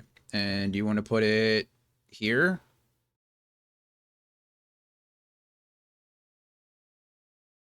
That looks good. Yeah. Okay. Let's see. So, cult fanatics do have advantage on saving throws against being charmed. The spiritual weapons don't count. The cultists do not, I don't think. Oh, nope, they all have advantage against being charmed. Okay. So, everyone here will roll a crap ton of saves at advantage. And it is a what? Charisma saving throw or wisdom? What is it? Wisdom. Wisdom. Wisdom is chasing them, but they are faster. Okay, 1. This guy will fail the charm, so the standard cultist up front will fail, and then we'll just go up to the back. So 11 will fail. What? I'm sorry. What are they trying to beat? A 14? I already asked that. Yeah. Oh wait for my spell DC. Correct. It's a 15. 15, not 14. Okay, that guy fails. That guy passes. That guy passes. That guy fails. So, charmed, semi-charmed kind of life. Baby, I want something else. Concentration fails on this guy since he is... Actually, I don't even know. Can you maintain concentration while you're charmed? That's fun. Why are you guys making me think so much today? Can you just, like... I guess you're incapacitated. So actually, if you're incapacitated, that by the rules, you cannot concentrate while being incapacitated. So this will end the concentration, which means this guy is no longer blessed. Huh. Who would have thought it? Hell Because yeah. this guy is currently charmed as well. Okay, so with one hypnotic pattern, Cole has neutralized another 3 enemies, but Cole is concentrating on that now. Are there any, is there any movement or bonus action you would like to take, Cole? Hmm.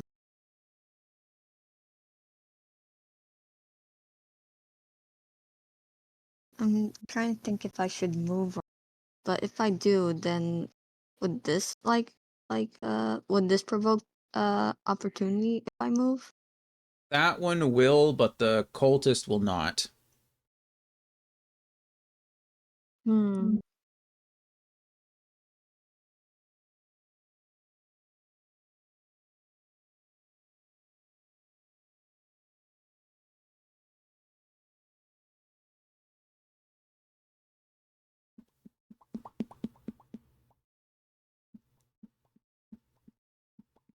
I think I haven't moved for.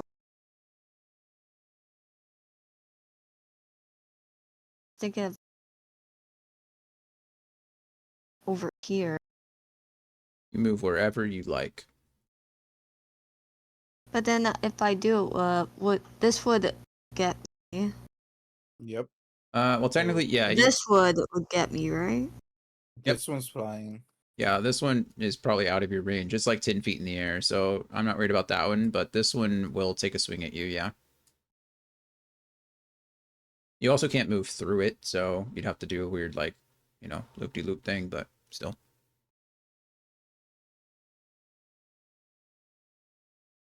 Hmm. No, I think I'll just stay. I'll think on it more, I guess. Okay.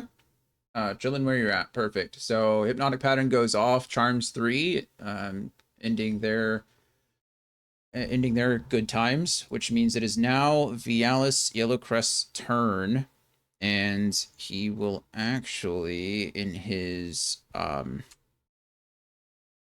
summoning, be able to summon another Grell, which appears at the foot of the pedestal. But that will end his turn. He's going to continue the ritual unaffected by everything else going around him. I think.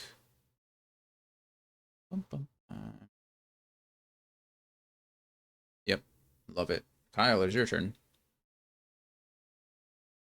Uh, what is What is Vialis doing? He's like muttering stuff. Chanting, Cast you know, chanting. creepy ritual things. Okay. Things Uh, be stopped. I'm gonna cast silence on him Oh, Ooh. I like it. Ooh. Okay, go ahead and tell me what silence does. for the duration. No sound can be created within or pass through a 20-foot radius sphere centered on a point you choose, which is on top of Vialis. Any creature or object entirely inside the sphere is immune to thunder damage, and creatures are deafened while entirely inside it. Casting a spell that includes a verbal possible. You're cutting out. It cut out. Yeah. Are you centering that on to Vialis, or where are you putting it? More away from us, to be Here, honest. I will put it here. You move it where you want it to be.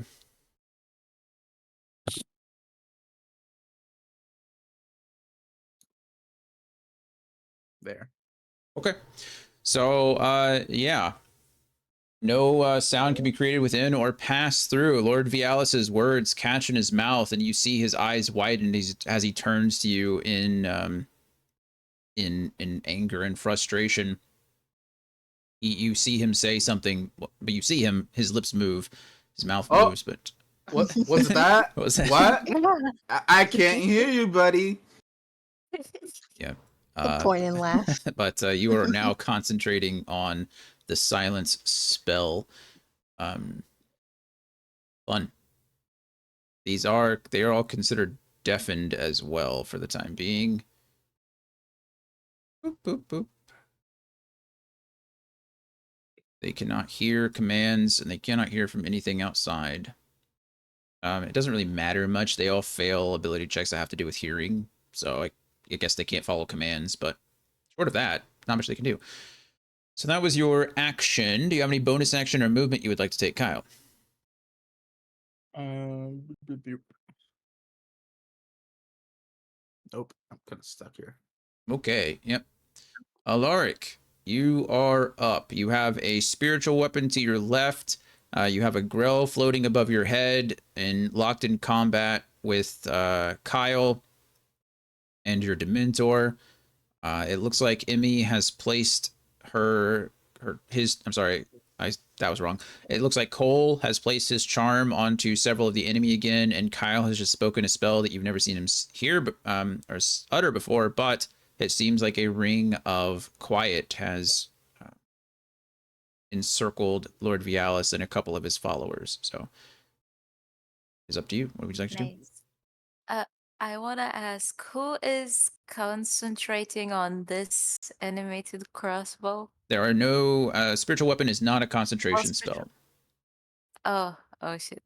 Yep, they Uh, cannot be they cannot be broken. They cannot be doing anything. The only thing you can do is kill the person that has it.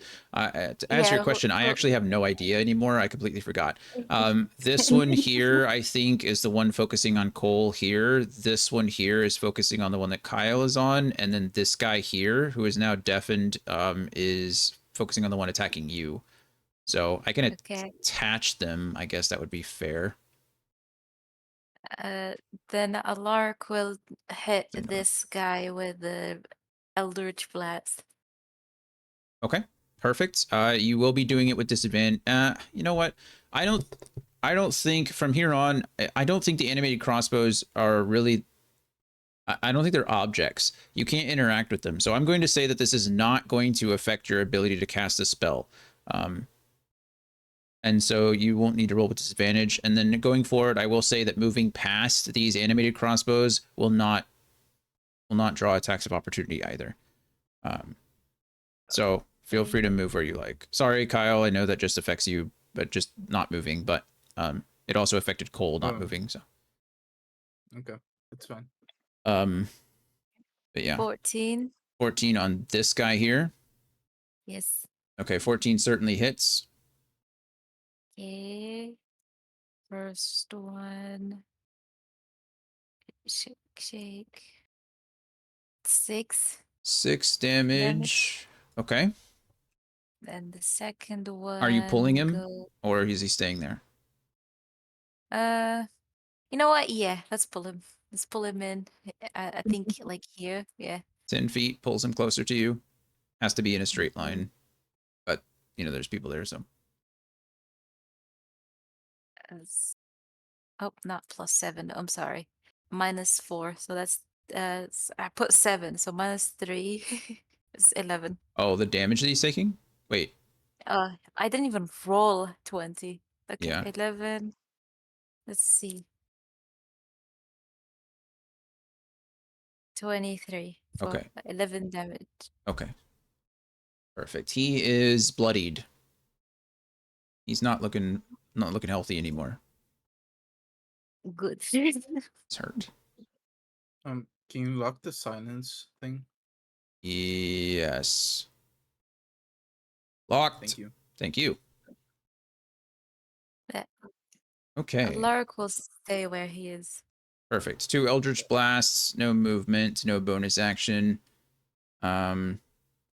Which means where 2 are Cult Fanatics. Our Cult Fanatic just got pulled in to the area. Kyle, unfortunately, has made himself a target. Let's see. He is going to attempt to command you. Actually, he's going to attempt hold person. We're going to try hold person here instead of command. It is a concentration spell. If he hits it, I need you to make a wisdom saving throw. You are trying to beat an 11. Okay.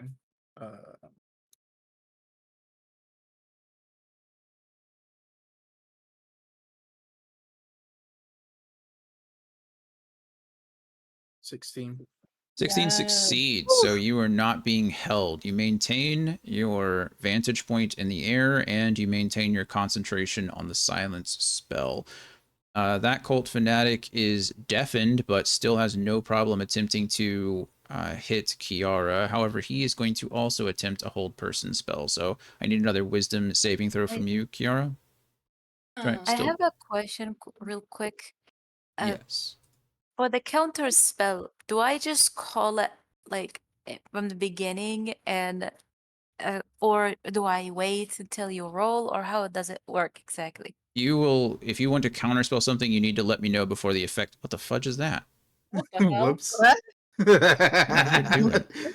Sorry. Is that a flying token thing? Yeah. But that being Just so said, I don't forget. don't use the counterspell because hold person won't even work because he's currently in the silence circle. So let me see if there's anything he can cast. That silence apparently completely eliminates everything that he can possibly do. So he's going to try to get out of it. That's really his only course of action. He is going to move up 10 feet. What? What's he going to do? So he is moving out of the circle. Oh, that provoked opportunity for me. So would you like to take it? Well, of course. All right, swing away. But you still wanted me to do the wisdom, right? No, because he can't. Well, in a second. It depends if you hit him. If you end up killing him somehow, then he won't have a chance to do it at all. But Okay.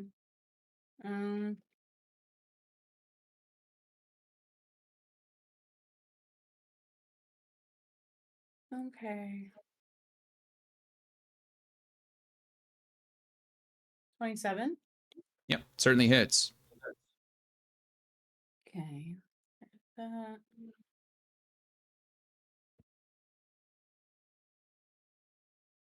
Oh.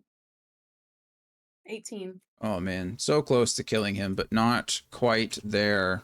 You do bring him below the 10% health though, so if you roll a d20 and hit a 20, I'll let you kill him. Okay. 20. 28.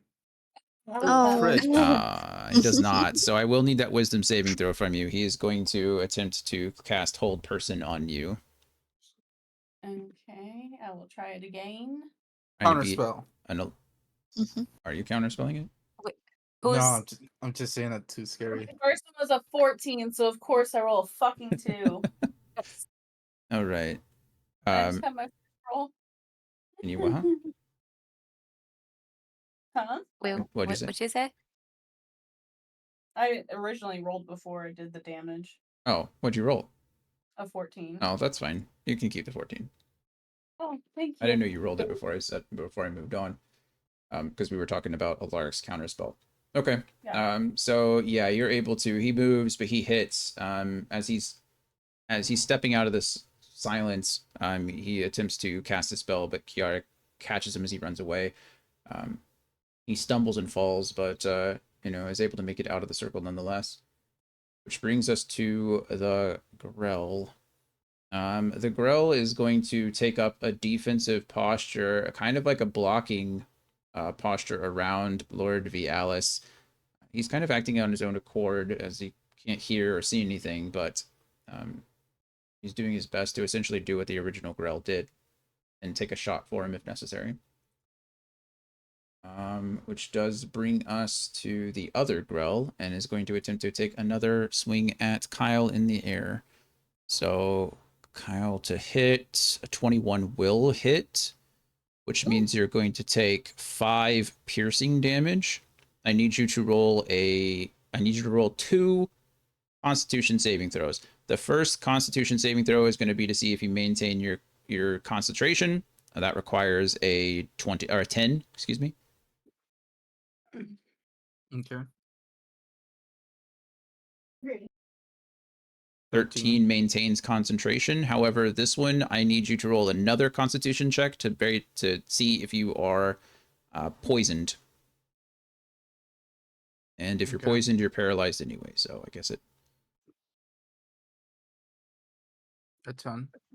the 10 will fail, unfortunately. So you will become paralyzed and fall to the ground. Concentration will end. No. No. No. Violence will end. Rick. I need you to take. It's per 10 feet. I think it's 1d6 fall damage per 10 feet. So I'll go ahead and roll that. D4.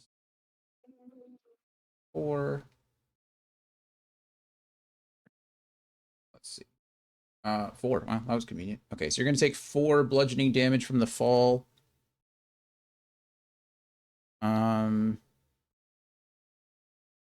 And you are going to be all kinds of things, unfortunately. I'm paralyzed. You are paralyzed. Poop. And you're also grappled, but that doesn't really matter much because you're paralyzed. While grappling the target, the Grell has advantage on attack rolls against it and can't use its attack against other targets, which doesn't make any sense because if you're paralyzed, you automatically attack rolls against the creature have advantage anyway. So I don't know why it's listed twice, but regardless, 20 will hit. Being paralyzed makes every hit a crit, which means you're, wow, I rolled actually 2 ones. So you're going to take 12 additional piercing damage. So you take 5 damage from the tentacle attack. You take 4 damage from the fall, bludgeoning. You're going to take an additional 12 damage piercing from the beak attack. And do I get to attack it because of my sentinel? Yeah, I will say yes. Okay.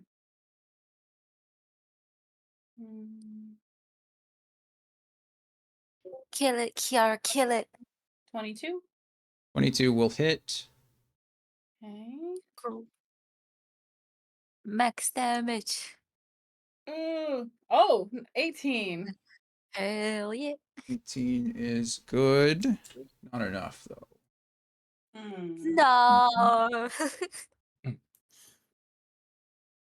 Okay. So that will be It's okay. No worries. Kyle, what health are you sitting at? Like 8? I'm at 2 health. 2. All right. 2. Okay. Shit. That was that Grell's fine, which means it is the Cult Fanatic's turn. Where are you, Cult Fanatic? That girl did so well. He did. Grells are not friendly creatures. That one is charmed and can't do anything like ever again, I guess.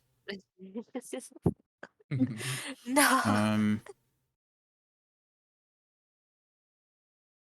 Technically, all it does is stop it from attacking Cole. So it can move over. Yeah, it just can't attack Cole. So it's going to move over. Oh, it's not attached. Why aren't you attached? Go. It's going to move over and attempt to attack Ahmed.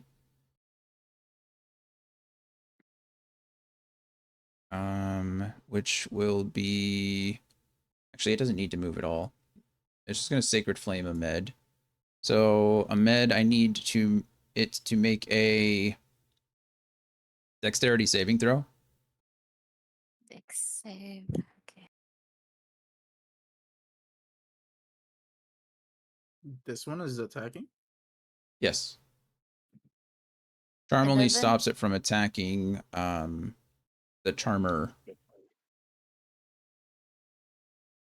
I But if rolled 11. anyone hits it, the charm is done, right? Correct. Mm. Thought they were under a hypnotic pattern. Yep, they are. You create a twisting pattern of colors that weaves through the air inside a 30-foot cube. The pattern appears for a moment and vanishes. Each creature in the area who sees the pattern must make a wisdom saving throw. That one failed. On a failed save, the creature becomes charmed for the duration. While charmed by the spell, the creature is... Oh, never mind. This one is incapacitated. You're right. I was wrong. It doesn't matter. Okay. I was just reading the charmed condition. Hypnotic pattern has more. The last sentence is important. I wish they would put it first, but they don't. So... no actions or reactions can be taken by the charmed person, so that fanatic doesn't matter. That person back there doesn't matter, and this person does matter. So it rolled an 11, or he rolled an 11, Mhm. Alaric. Yes, he rolled the 11s. Okay, that is enough to succeed, so he will not take any damage from the Sacred Flame. However, as a bonus action, he is going to attempt to have his animated crossbow attack. I believe that one was on Cole. I say animated crossbow, but spiritual weapon. So bonus action attack. Let's see. 16 misses Cole, correct? Yes. Okay. Then you are safe, and that is that turn. Dementor's turn. The mentor's gonna finish the grill. Let's go. Luck. Okay. Eat the chicken brain. Yes. It's gonna suck its soul. Let's go. Never Oh, mind. Okay. Jesus Christ, bro. Oh my Wait, no. god. There's Nines. no way. Nines will miss, unfortunately. Any movement from the Dementor. That's like the sixth, ninth today. No, the mentor is gonna chill. All It's right. gonna sulk with all the whole missing Yeah, I understand. attacks. Um, let's see then. It is a med's turn. Who is a med attacking? Uh, hmm. Hmm. I'm trying to like I'm should you know what? Amit is gonna take the dodge yeah, the dodge action. He's just gonna keep dodging them attacks. Okay. Wait, why? Why? 'Cause Wow. there's 2 on him and There- we can finish 3. He. So you want to do no damage? He, uh, I mean, sure. I'll That's guess fine. I'll hit. No, I No mean, problem. he's dodging. It's your turn. I just was wondering why. Because there's 3 things attacking him, and I wanted him to be like dodging. That's and alive. So in case something happens at the end, I don't know. Okay. Yep. The 3 though are the cultists and the crossbow. This guy's charmed, so he's currently incapacitated. Um, Oh, regardless, Garrett, is your turn. Med is dodging. Okay. Um. Well, I'm gonna try and attack the grill. Okay, the flying grill. This guy Mhm. is like, I think I let you do it for the sentinel, so I suppose I have no choice but to let you do it now. So yeah, that's fine.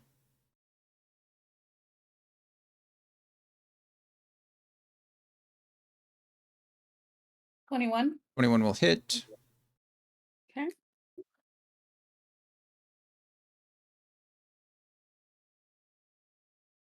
Uh, 13.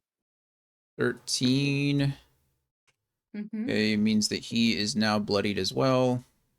Okay. And now for my second one. is it me or did these things get a bit tankier? 25. Whoa. 25 hits. No, they were tanky in the beginning. I Fair enough. There's two different types of creatures. There's the Grell and then there's the Grick. The Grick was 12. kind of weak, but the Grell was always Okay. strong. 12 So more it's a- damage. All Yeah, so right. 25 total. Alrighty. It is pretty low, but still hanging on. Any bonus action or movement? Actually, bonus action was your attack. Any movement? Yeah.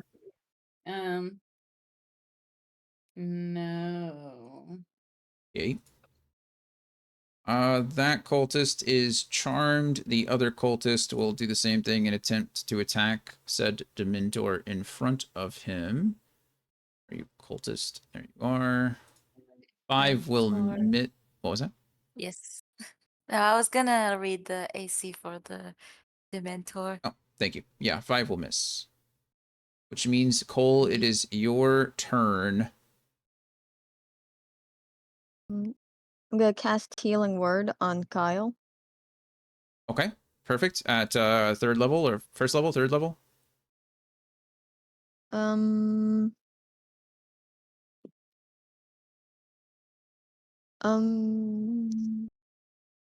Yeah. That you got to answer a number. Oh, what spell it's like? at third. Well, be my last spell slot. Oh, Then use first level. first level. Okay. I believe it is what 2d4 plus your healing mod. I don't remember. Tell me. Might just be 1d4 plus your healing. It is 1d4 plus your spellcast modifier, which for you is charisma, which is what, a +4? Yeah. Okay, so roll the 1d4 plus 4.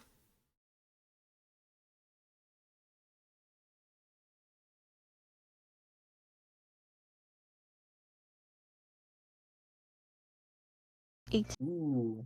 Okay. It's the full thing. So, yeah, Kyle, you are up to 10 health points now. Still paralyzed, though. Thank you. All right. Cole, that was your bonus action. So you still have your action and movement.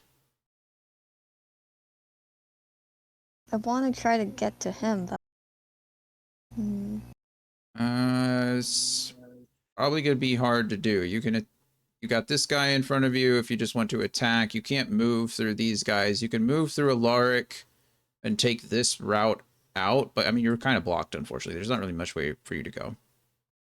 Yeah. Moving will provoke opportunity from this guy. True. I'll attack.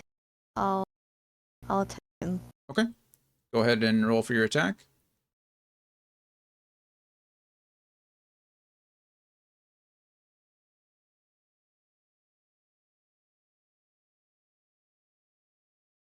Ten will unfortunately miss. Go ahead and roll your. Oh wait, wait. I forgot to add the 6.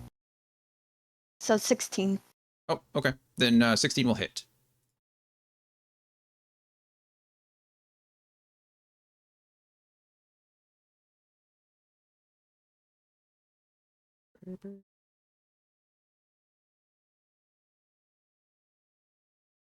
$11. 11. Nice hit. He is very, very close to death. Go ahead and roll your second attack.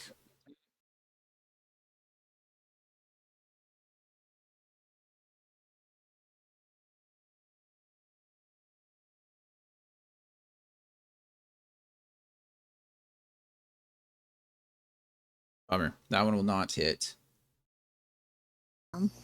Close though.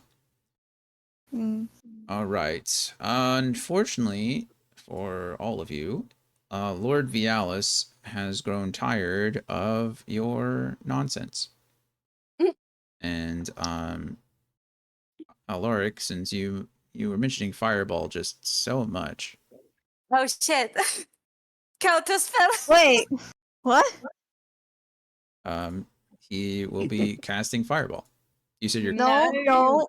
Counter spell. No. okay, Alaric, you are going to counterspell it. Yes. Okay. So counterspell has some conditions. You go ahead and Yeah, I'm aware. tell me what needs to be done for a counterspell. Uh, you attempt to interrupt the creature in the process of casting a spell. If the creature is casting a spell of a 3rd level or lower, what? Mhm. Wait, Keep reading. yeah. It is a spell fails and no effect. If it's casting a spell of 4th level or higher, make an ability check using your spellcasting ability. The DC equals 10 plus the spell's level. On on a success, the creature's spell fails and has no effect. Okay. Well, so counterspell is 3rd level, fireball is 3rd level. So Vialis's But fireball fails. yeah, I'm casting it automatically on 4th though. Okay, that's fine. Yeah, you have to cast it at 4th. You don't have a choice. But in that case, it'd be Yeah. a 4th level spell, so he's fine. It works the same way. I suppose I could Alaric have is upcast it, sweating but we'll say in and it this tells case. apologies for interrupting, but he's sweating and I want to let everybody that's the last spell slot I have. One more turn. Oh shit. All Spread out. right. Lord Vialis becomes very, very angry, and you hear him cry, "Kill He's them crying. now!" And he, in Oh, fact, will step further back in order to ready another spell. Hopefully, that will work this time. Pussy, why you run away? why are you We're crying in the first trapped. place? Kyle, you being paralyzed unfortunately means that you forfeit your turn, but you do get to roll another Constitution saving throw to see if you become unparalyzed. And 6. that's not the way to do it, unfortunately. I have I have a 0 on my constitution. I Yeah, can't add you're anything. essentially it's a 40% chance to succeed for you. Indeed. So, all right. Let's see. Alaric, it is your turn. Um shit. Okay. I will attack Vialis with Eldritch Blast. Okay, go ahead. Um, okay. You dread blast. Please stop giving me single numbers. 17. 17 will hit. Okay. And for the 6. And I'm pulling him 10 feet towards me. Alrighty. 6 damage. 3, 4, 10 feet. And another one.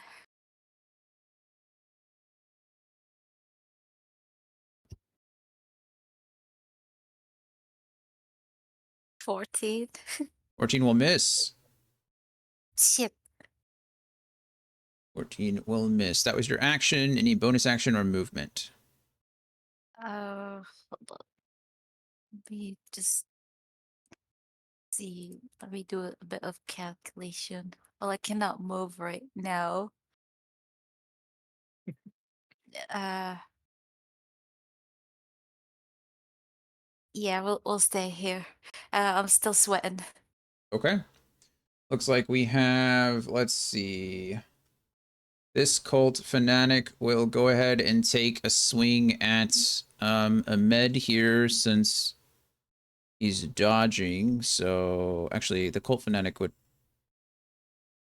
It's not really necessary for him to use that. He's going to cast Inflict Wounds. It's a melee spell attack against a creature you can reach.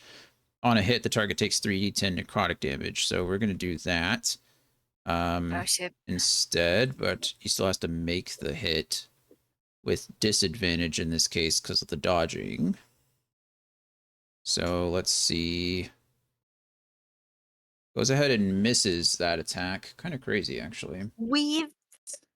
If I This wasn't dodging, he would have taken it in the face. this one, actually you would have. Yeah, he rolled a 19 and a 5, so with the disadvantage, it worked out. Hell yeah.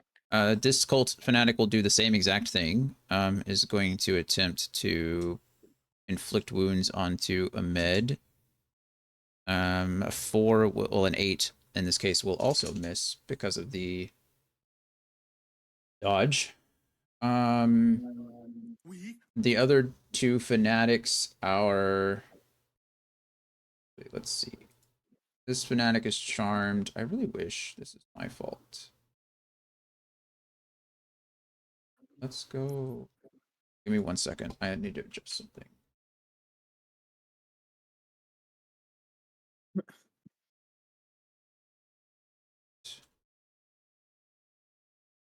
Anything but changes enough. That guy up there is still charmed, so can't do anything. That guy there, spiritual weapon will bonus action attempt to hit Cole. 13 will miss. It can't get any closer, unfortunately, because of its allies. So it's going to actually Shield of Faith again. Concentration onto Vialis. So this guy will go back into concentrating. This will become blessed. And he's actually going to move out and try to join up with, let's see what we got, 5, 10, 15, 20, 25 will stand in front of Lord Vialis. The grill will now attempt to attack Kiara, so let's see what we got there.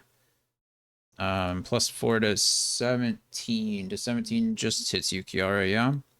Mm-hmm. So you're going to take 5 piercing damage halved to 2. I'm also going to need you to make a Constitution saving throw. Okay. Da-da.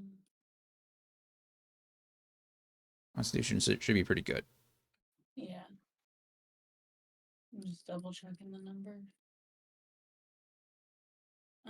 17. 17, you are not paralyzed, so that will Yay. be that one. It is going to attempt to attack you again with its beak with advantage because of the flank. An 11 will miss. The second Grell is honestly probably just going to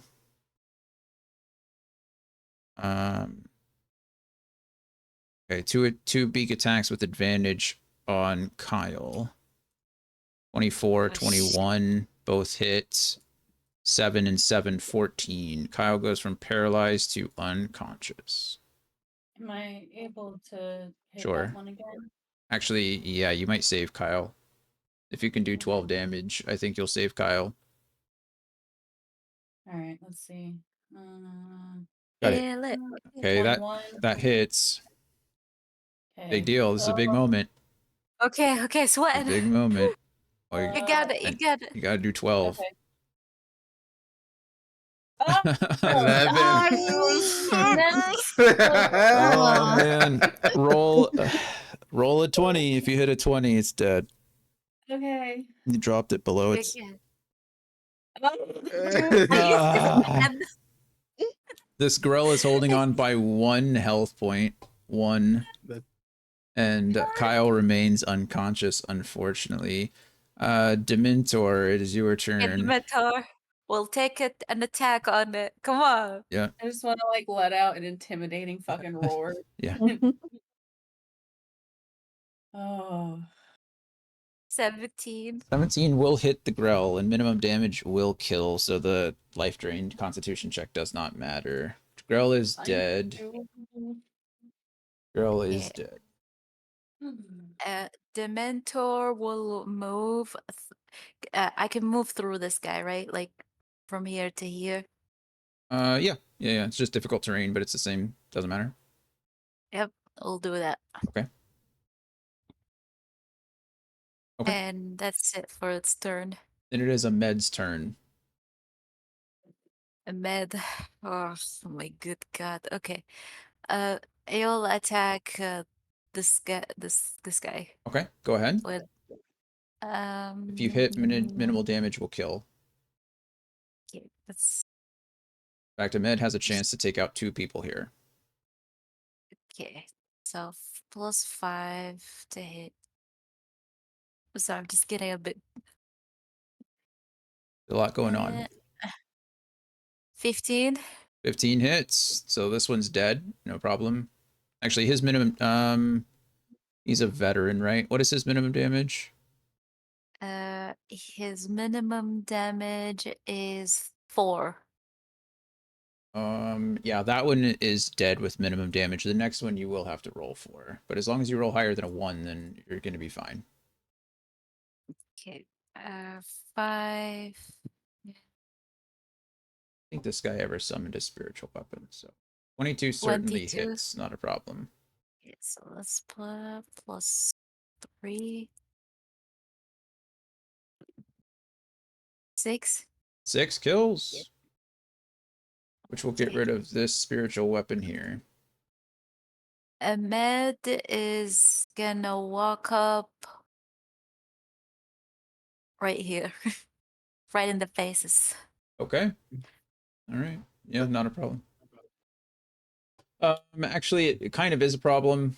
If he moves Yes. from here to here, he can't move diagonally. He has to go in Oh, this pattern, so he will uh, provoke opportunity from Grell. If you want to do that, that's up to you. But I'll let you take that back just in case. nah, I need this as him left, so he'll just sit here, Okay, so right face to face with the other cultist. perfect. Okay, forceful cultist is still charmed. Quick cultist is gonna still be swinging at that Dementor. 22 will hit 4 slashing damage halved to 2. Dementor will take an additional 2 damage. Yep. That ends that So turn. 2. Okay. Which means Cole. Cole, it's your turn again. Can I give Kyle a potion? Yep. Bonus action potion. He's standing right next to you, so it's up to you. Yeah, I'll give him a. We need you, Kyle. We need you. Hi, you guys are doing fine. No. You need to kill. You need to do the kill. It's Also, only right. Cole, move Mhm. out, spread out, leave the Oh yeah. mission. Wait, what? I'll just quickly give Kyle the potion. Like he just like drops it on his face and hurries off. All right. Is it a So standard healing potion? It is. I'm gonna use greater. Okay. 44 plus 4.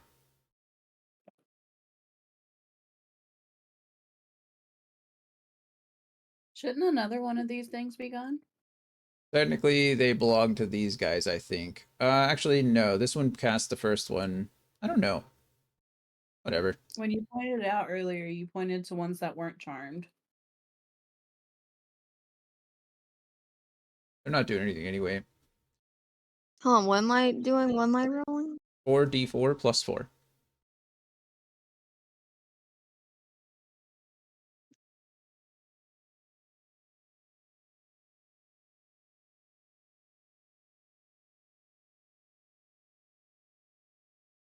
Seven.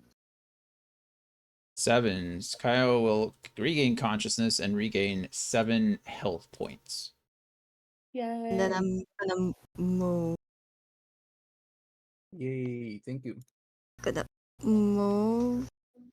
Ooh. Gonna be. I guess here. I mean, they're not gonna hurt me. They I are would not. hope. I mean, you still have your attack action. So that was your bonus action. You'll have your full action left. Oh, then I'm gonna go here and attack the cult. These are all you're moving. Wait. Okay, sure. You're you are moving there. here. Okay, cool. Attack the cult fanatic. Love it. Go ahead and roll your first attack.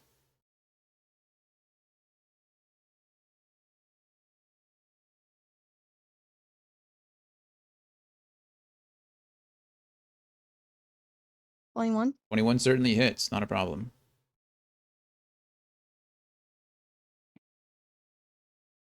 Break the concentration.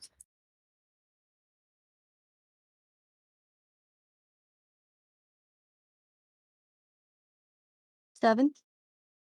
7 damage to the cult fanatic. Makes that. He needs to make a Constitution saving throw and beat a 10. He succeeds. Concentration is intact. Second attack.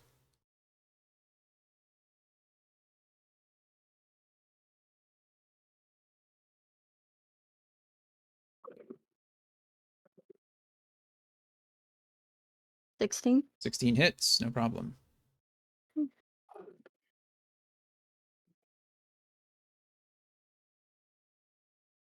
It's about to get real chilly in here. Yeah, 6. Is that a foreshadow? 6 brings that to that. He's not quite bloodied yet. Another Constitution saving throw for the save, and he makes it. He is still concentrating. Yellowcrest is still blessed, still increased with a shield of faith. All right, any more? You moved what? 5, 10, 15, 25, 30. So you're at max distance. Okay. Well, been nice knowing all of you. Oh shit. I wonder if any of you, Fireball is nice and all, right? But Fireball is just like a level 3 spell. Have you ever encountered Cone of Cold? Because that's a level 5 spell. And it's a we haven't the Sun Citadel. Yeah. Or the little dragon. It is. But we don't know how much damage he'll do. Oh my Why is god. it that big? Big ass coat.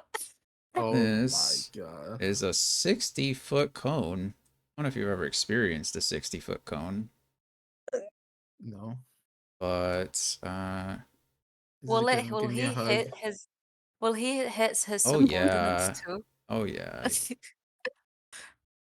Yeah. please. He doesn't care. Boom. Okay. Oh, So fuck. let's see. A blast of cold erupts from your hands. Each creature in a 60-foot cone, as you can see, is most of you, needs to make a Constitution saving throw. A creature takes 8d8 cold damage on a failed save, or half as much on a successful one. A creature killed by this spell becomes a frozen statue until it thaws. So everyone here, go ahead and roll me a Constitution saving throw. I need you to beat a 14. Oh. Okay, Kyle succeeds. No. Yara, Okay, from that sound, says she doesn't. wait, how much do we need to save again? Because I was looking for anything to save me in my sheet. Stop 14. panicking. The med needs one too. And then the So cultist will make one as well. Cultist here, on save, 5 will fail. 15 and a med for a med as well. Medic will fail miserably. And then Grell will.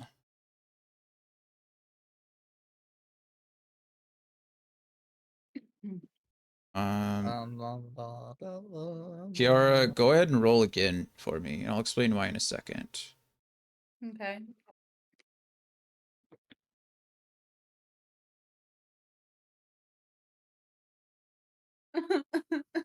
Didn't matter. Okay. So let's see. The med. Did med fail or succeed? I think he failed 14. 14 succeeds. Oh wait, I didn't even. I thought it was 15. 14. No, it's 14. Okay. You need to Okay. beat it. So a med will take 16 cold damage. Okay. Okay, 16. Cultist will die and turn into a giant icicle. He's frozen in place. He becomes an ice statue. This guy over here will take the full 32 points of damage, and because he's only 1 health off, we're going to turn him into a fun statue. Guess we'll do the petrified. Guess it's kind of the same thing. Yeah, Petrified. kind of.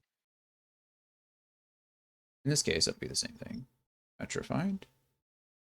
The Grow will take the full 32 damage because it failed 2, but surprisingly, it does not die. Which brings it down to that. Okay, Kyle, did you succeed or fail? I succeeded with the 15. Okay, so you only take 16 damage.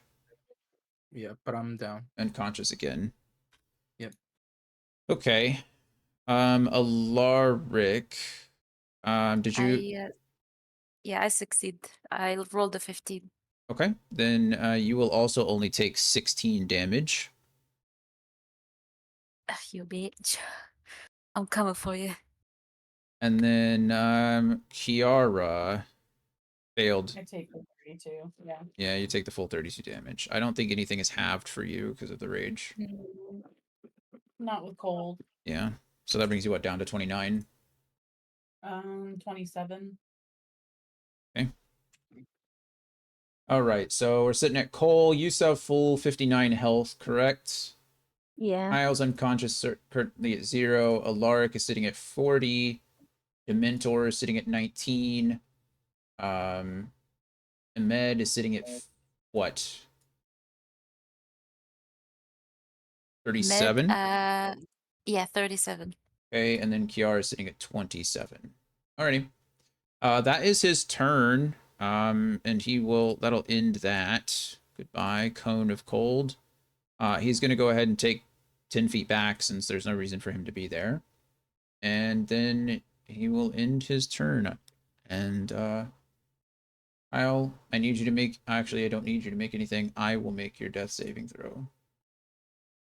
Sir, yes, sir. Well, I mean, you'll know in about 3 turns. Okay. We saw it on the thing. Well, congratulations, Kyle. You get a glimpse of your future. It's not as bleak as you thought it'd be. All right. Alaric, though, it is your turn. Yeah, okay. Alaric will let me think a little bit. He will move. Actually, Time to go all out, Alaric.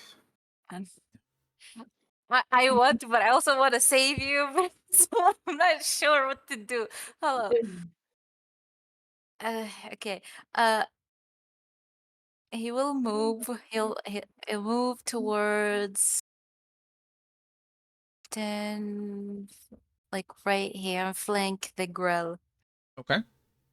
Uh,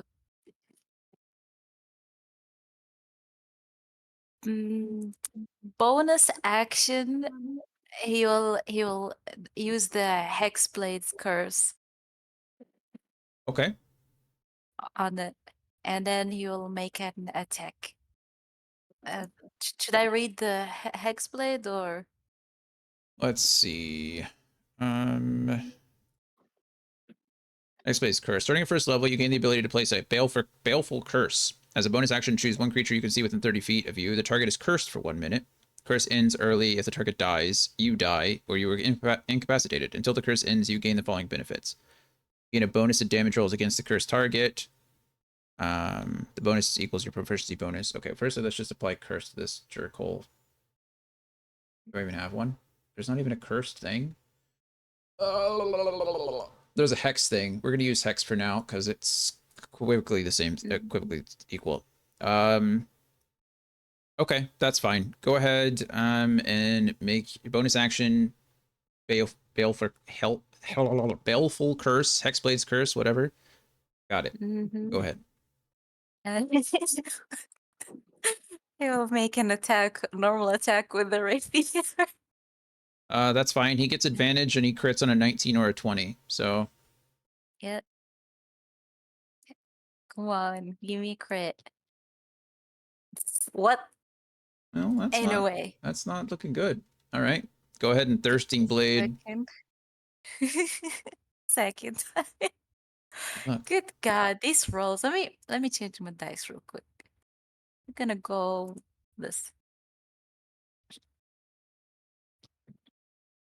Are you fucking serious No right now? way, bro. The 13 hits the grill, so you guys are fine there. It was a 13, right? Yeah. Okay, yeah, 13 hits. Okay, so it's plus 3.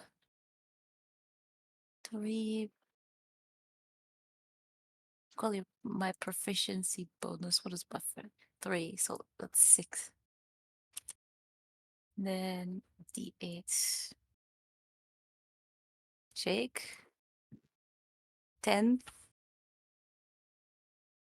10. All right, not enough to kill it, but it is close.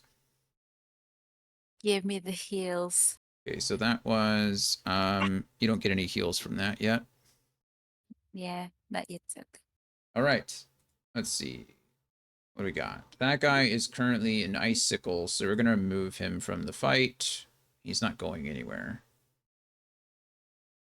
That guy is still charmed thanks to... Actually, how long does that last? Hypnotic pattern lasts for up to 1 minute. Okay, it's not been 10 turns yet, so you're still fine. The other one over here is still concentrating. He's going to...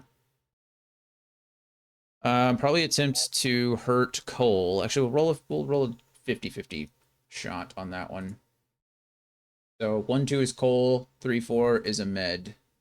1-2, Cole it is. So the fanatic is going to attempt a inflict wounds onto Cole. He needs to roll a 17. He rolls an 18.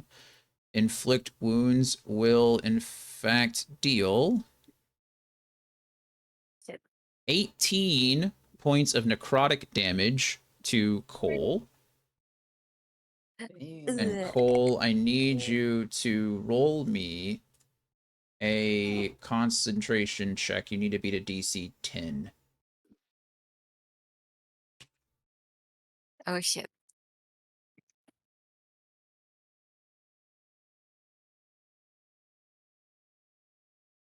What do I have to be? I was doing my I was taking away the.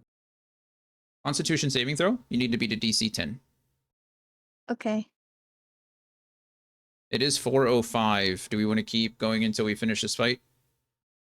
I don't mind. I don't mind either. I don't mind either. 9. Concentration fails for Cole, which means this individual up here is no longer charmed. Alrighty. Let's see. This Grell is sandwiched between Alaric and Kiara. We're going to roll another D4. 1 to Alaric, 3, 4 Kiara. 2 goes to Alaric. The Grell will attempt to tentacle Alaric.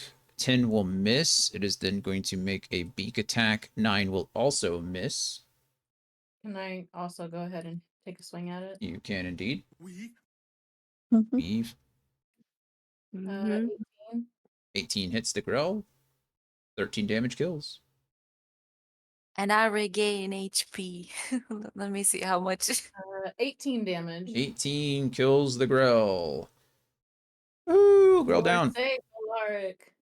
Yay, I heal my warlock level plus my charisma modifier. So Let me 10. see. Oh, Yeah. yeah. Wait. Is your charisma 3 or Uh, 4? No, it's 4, so it's 11. 11.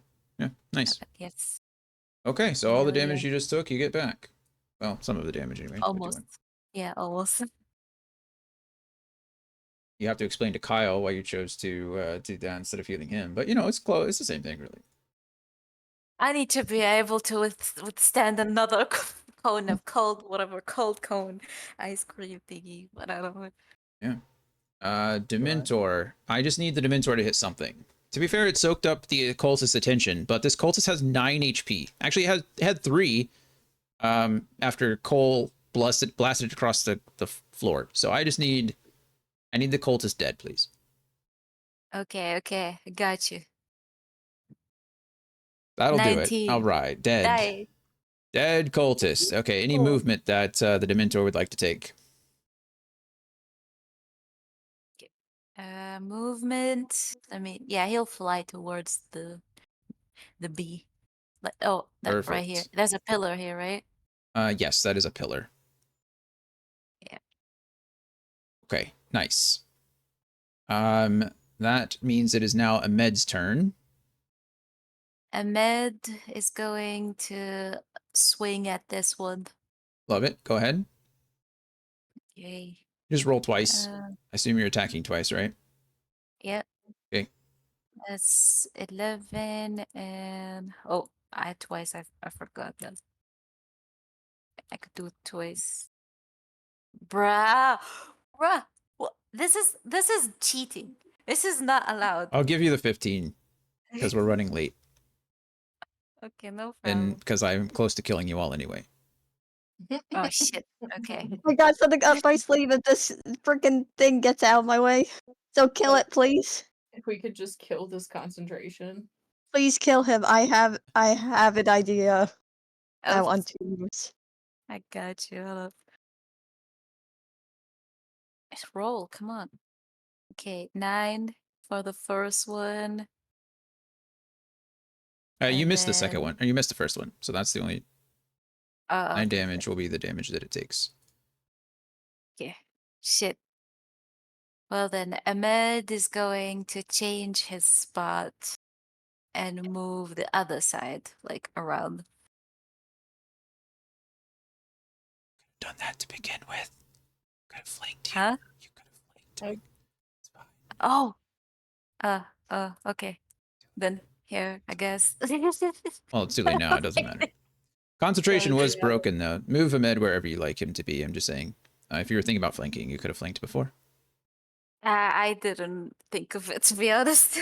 I was just. The challenge is of juggling 3 characters at once. Yeah, I'm sorry. Don't apologize to me. All right, Kiara. Anyways, All right. go, Okay. Charge. Yeah, one Oh. straight up. Oh, what happened? I don't know. Move the token instead of yourself. Okay, Weird. try this Heal again. him. Critical. I'm going to do my best. Attach to. Oh, that was so wait. close to a freaking That net was 20. It was close. Look at it. I'll give it to you. Go ahead. I gave What? Alaric, or I gave Ahmed the 15. I gave Cole the crooked number 2. I'm just being generous. I don't want to This is TPK a party 2 chapters in a row. What were you saying, Kyle? Way generous, to be honest. All right, so You guys just rolled Okay. these characters. I'd rather not, regular dice plus the 10 plus my modifier. Okay, plus the dueling plus my rage. 25 damage. Wow. Damn. Wait, yeah, that nearly that does it. Okay. Yay! And then for my second one, Mm-hmm. as soon as I'm done writing, there we go. Okay. 20. 20 will hit. Siek. Is that considered a crit or no? Or does it have to be the natural, like the flat roll? Certainly has to be the flat roll. Okay, just double checking. Thank you. Yeah. So I'll do that. Every time you roll the Or, 20, you just get a crit every time. That'd be broken. know, We could It's do it. generous, but not that generous. all right. 11. 11 actually kills Lord Vialis. Hell yeah! Just barely. What? Just barely. Woo! Just barely. Just barely. He has Come a on, Paul. yeah. Come on, it's you. Oh Yeah. wait, shit, he's dead. Yeah, no, he died. Yeah. Hey, But dead. like, there's the other cultists, the other 2 Uh. that need to die. I'll let it's at the top of the turn, so this cultist is still an icicle, so we can remove him from the fight at all. Kyle will make your second death save. Since I did the first one in the open, you get to see the second one anyway. So 2 will. Oh. Wow, that could have been interesting. That's 1 success, 1 failure for you, Kyle. Alaric, it is your turn. Alaric will run back to Kyle and give him a greater healing potion. Okay. No, let fate decide. No, I'm helping you. Shut up. I'm only friend right now. 4d4 plus 4. Go ahead and roll. Yeah, 4d4 plus 4. Got you. 13. 13 hit Kyle. points, Kyle. Did I skip Cole's turn? We skipped Cole's turn. I think when I deleted that guy off the roster, it screwed it down. Oh, So oh, we'll go back to Cole after this. Lark, that was your bonus action and some movement. You still have your full action. What do you got? What do you want? okay. So I was here. I moved.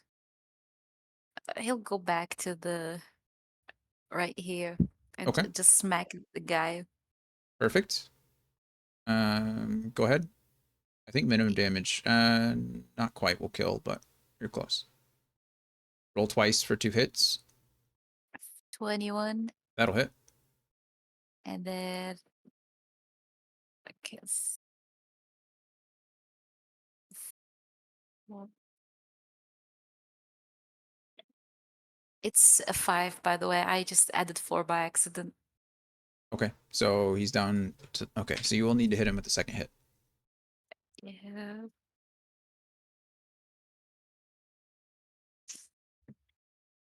Uh, 9. I choked.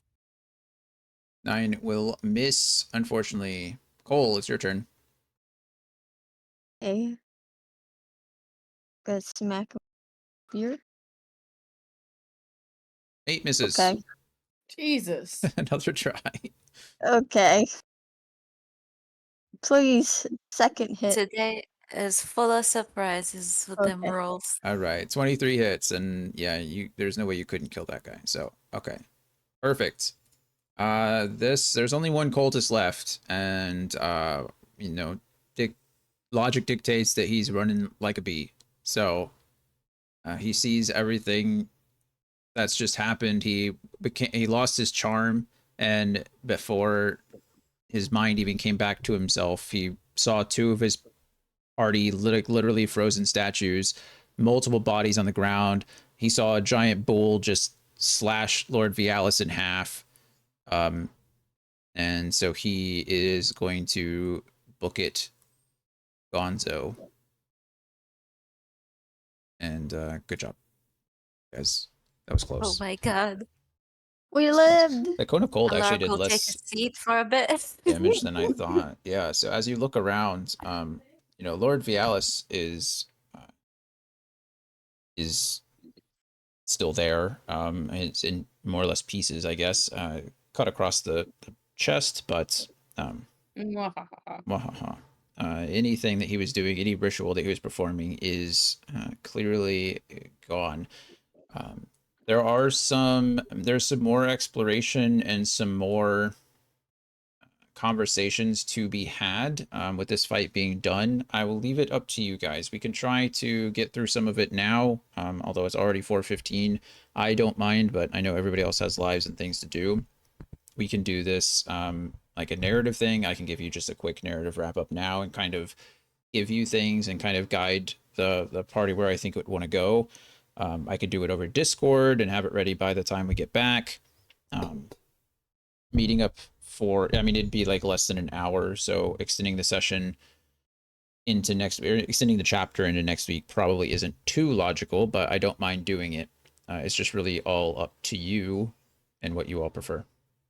So what would we like to do? I'd be down with some like guidance right now and to get through it, and so we Okay. don't have to, because aren't we not meeting up next week? Well, the plan. So that was a plan. If we finish today, then yes, next week we would be canceling when I have an appointment early in the morning. Yeah.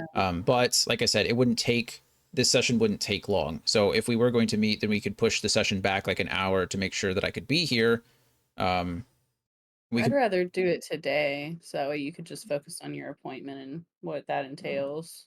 Okay. So Yeah, I don't mind going. I'm pretty much awake, so I'm not sleepy at all. I could definitely go on. okay. Same here.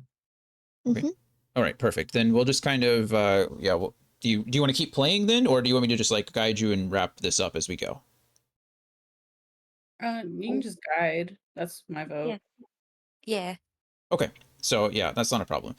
The rest, you all take a breath. Kyle, been up and down a couple of times.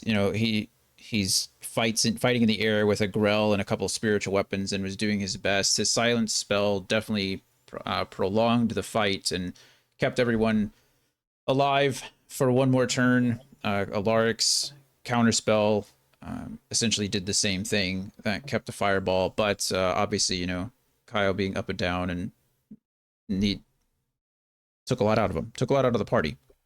But in the end, you all did succeed.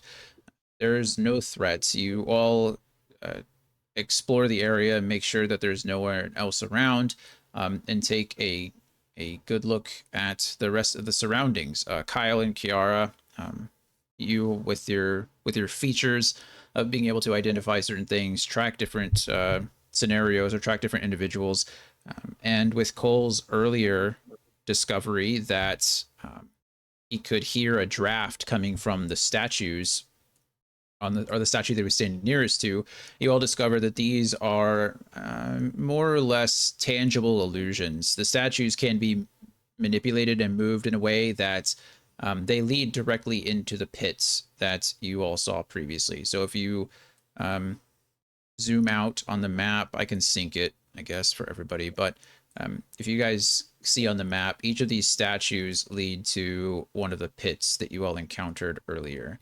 Um, and so it seems that a lot of the rituals that were taking place, you know, the bodies were disposed into these pits.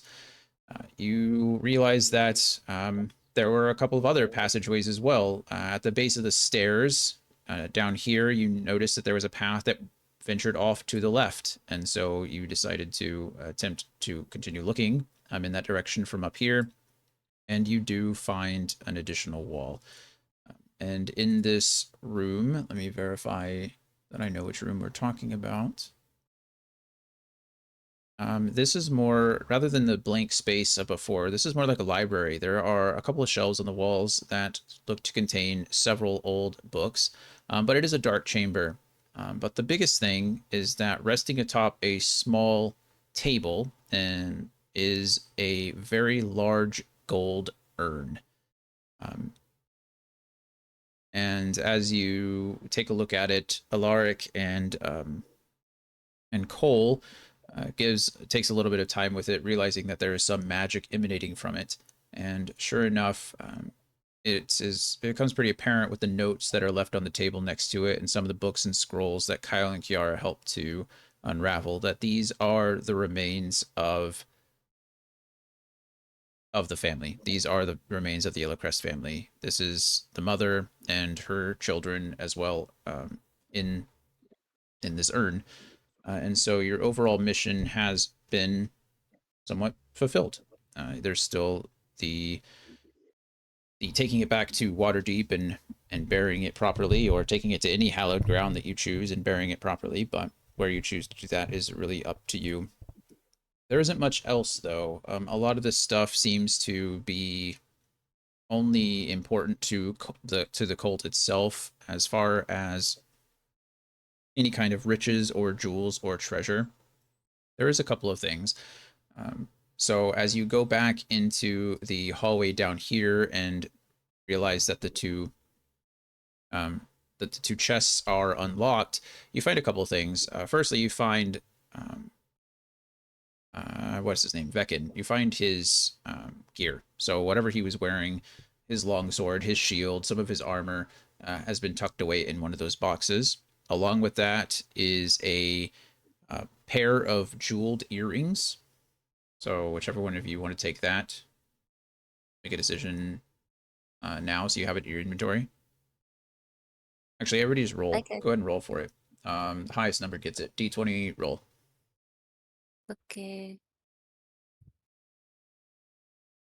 Okay. Kyle Just really take wants it. the earrings. Oh, Oh, Oh. wait. fight. You're What fighting over the the? earrings. All right. Kyle and Kiara, Okay. re-roll. Reroll. Yeah, you and Kiara tied. Nope. Okay. Draw one. Kiara gets the earrings. The earrings are worth about 150 gold pieces. So you can add that to the collection. You also find at the bottom of the chest is a pouch that contains another 115 gold pieces. So you can split those up as you want. Off the top of my head, I think 29 gold pieces will leave one piece left over. So you can go ahead and just each take 30 gold pieces. It's fine.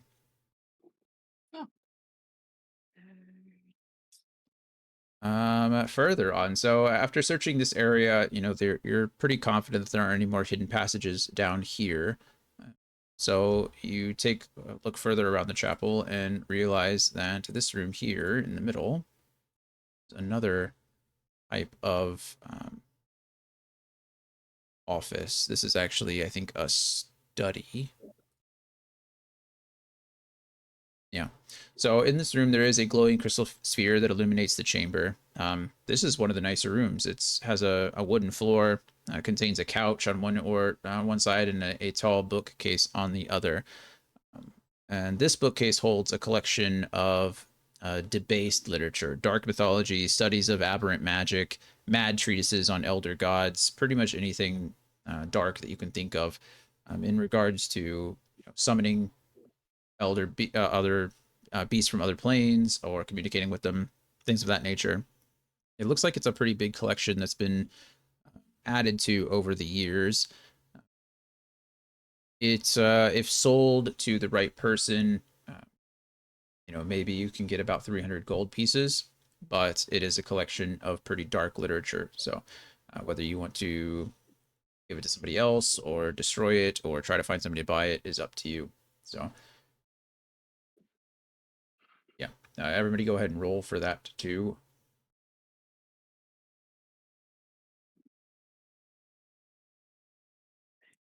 Second. Rolling. Okay. Alaric, you can go ahead and just add, let's say, we'll say you can just add books of mythology to your inventory.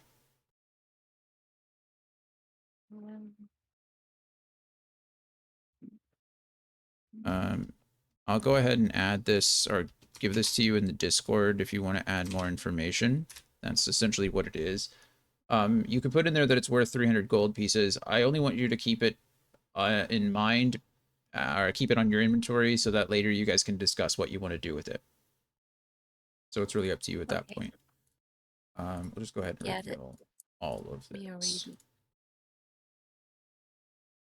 So you do make your way back up into the area with the double doors. To your right is a study that doesn't really provide much here. It looks like a bunch of fake documents, if anything. A lot of just scattered nonsense pages. It looks like Farrell's name is on quite a few of them. You get the intent that this was meant to detour people, essentially hide their doings, make it look like they were doing something official down here when really it was all cult activity. The passageway to your left, it looks like a little workshop. There's a bronze oil lamp that's burning on one of the tables, but they both hold these wood carving tools on them, and there are about 50 newly crafted carved symbols, and these are all the symbols that look like the cult was wearing. Each of them had this little necklace on it, or there was a little trinket in their pocket, but there's about 50 new ones here on the table. What you decide to do with those is also up to you. But after searching the shrine, the temple for a bit of time, you take a little bit of time to lick your wounds and recover as best as you can. Continue to explore. You go back downstairs and regather the cultist. who is conscious at this point and is essentially just begging, apologizing, and he's kind of muttering and stuttering over himself, just saying like he got in over his head. Um, once he realized what they were doing, it was too late. They told him that you know if he left, he would be killed or he would be sacrificed, like Yeda was, and uh, so he just was following along for that reason, kind of thing. Um, with that knowledge, is there what is everybody's vote on what to do with him? Deliver him to his dad so he can face that disappointment. Yeah. Yeah, I was Feel thinking the the same. shame. Shame. Perfect. Right. Yeah, so showing him very little respect, really, or understanding, you keep him kind of tied up, but Spit on his feet. Kiara. Oh, I want to hold him by like the scruff of his neck and like deliver him Oh, like okay. that. Perfect. So you release or loosen the bindings around his feet and just like frog march him up the stairs and out the front door, um, going the same way. Cole's lights lead the way, and you're really not concerned anymore as far as anyone else here. The last remaining cultist seems to have fled off into the distance. As you all leave the temple, you can see that you've been down here a bit longer than you'd think. It's actually starting to become nighttime. The sun is starting to set over the horizon, but it doesn't. There's no reason to worry or really be concerned at this point. You can light your way and make it back in a pretty straight shot. And you do. It's about halfway there. You actually do meet another group of villagers, many of the same faces that you met before. Mayor Kara is there. Old Fargo is there. Many of some of the other villagers holding pitchforks. Vekin is there as well, and they explain that Vekin made it back um, and delivered the heroes, and then they gathered another group to try to make their way up here after they realized what was going on. And a quick exchange happens. You all are thanked and applauded, more or less. Young Fargo is thrust into the arms of his father, who um, you can tell is both happy to have his son back, but disappointed to see him wearing the Colt's robes and having his symbols. And he chastises his son, but you can tell that he cares, and is listening, doing his best to listen to his son's pleas. Some of the villagers seem to be understanding and have pity for him, and others continue to give him dirty looks. So his his outcome in the village to you all is somewhat unknown. Um, but either way, the mayor and Old Fargo and the other villagers are very thankful for your assistance in this. They're very thankful in bringing back those that were missing, or at least finding an answer to those who will no longer come back. And you feel satisfied in knowing that you did your job. You have reclaimed the ashes. You've reclaimed the remains of the Yellowcrest family, or at least those who deserve to be treated well. You have returned a handful of villagers back to Greenfast. You've eliminated the cult, but maybe most of all, it seems after some of the symbolism and things that you were seeing down in the temple here matched a lot of the symbolism that you saw in the temple at the Gripply village, especially for Kyle and Alaric. It seems like whether or not Lord Vialis knew that the Lich had potentially already returned to this plane of existence, it seems like Lord Vialis was continuing to try to communicate with it and or strengthen it in some way using these human sacrifices, or trying to open another um, portal into this plane, and it's something that you can also be glad to have delayed a little bit longer. You are considered welcome in Greenfast whenever you want. The tower, the villagers aren't really sure what they're going to do about the tower.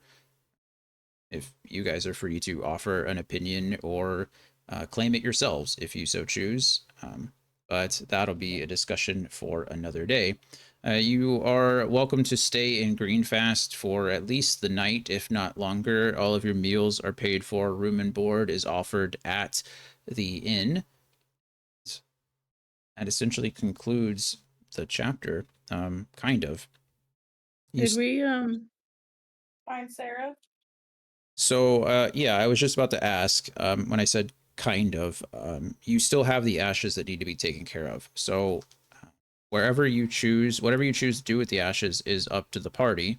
If you would like to make your way back up to Waterdeep to lay them in the cemetery there, you're more than welcome to. If you would like to bury them in Candlekeep, that is up to you as well. If there's somewhere Give it else, to Veckan. I'm gonna say I would vote either give it to Veckan or like take it up to Waterdeep so that way we could have like a little very little funeral essentially that he can attend and go Yeah. visit. okay.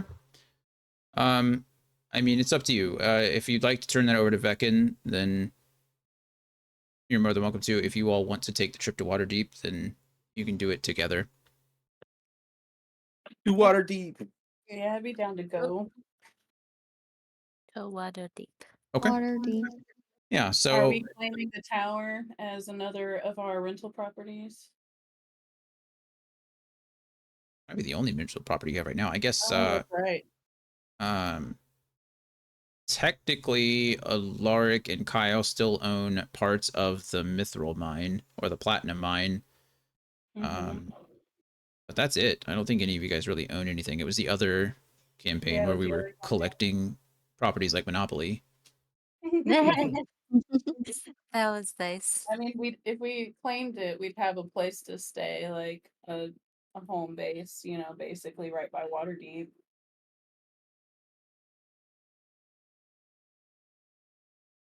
Or, you know, silence. That works too.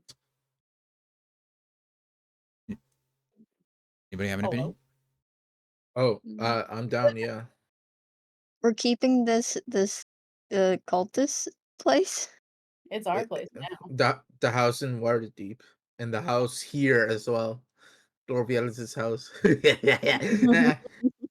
Wonder how much work it needs to be paid off to actually make it, like, I mean, we could have like set up some kind of deal with Greenfast.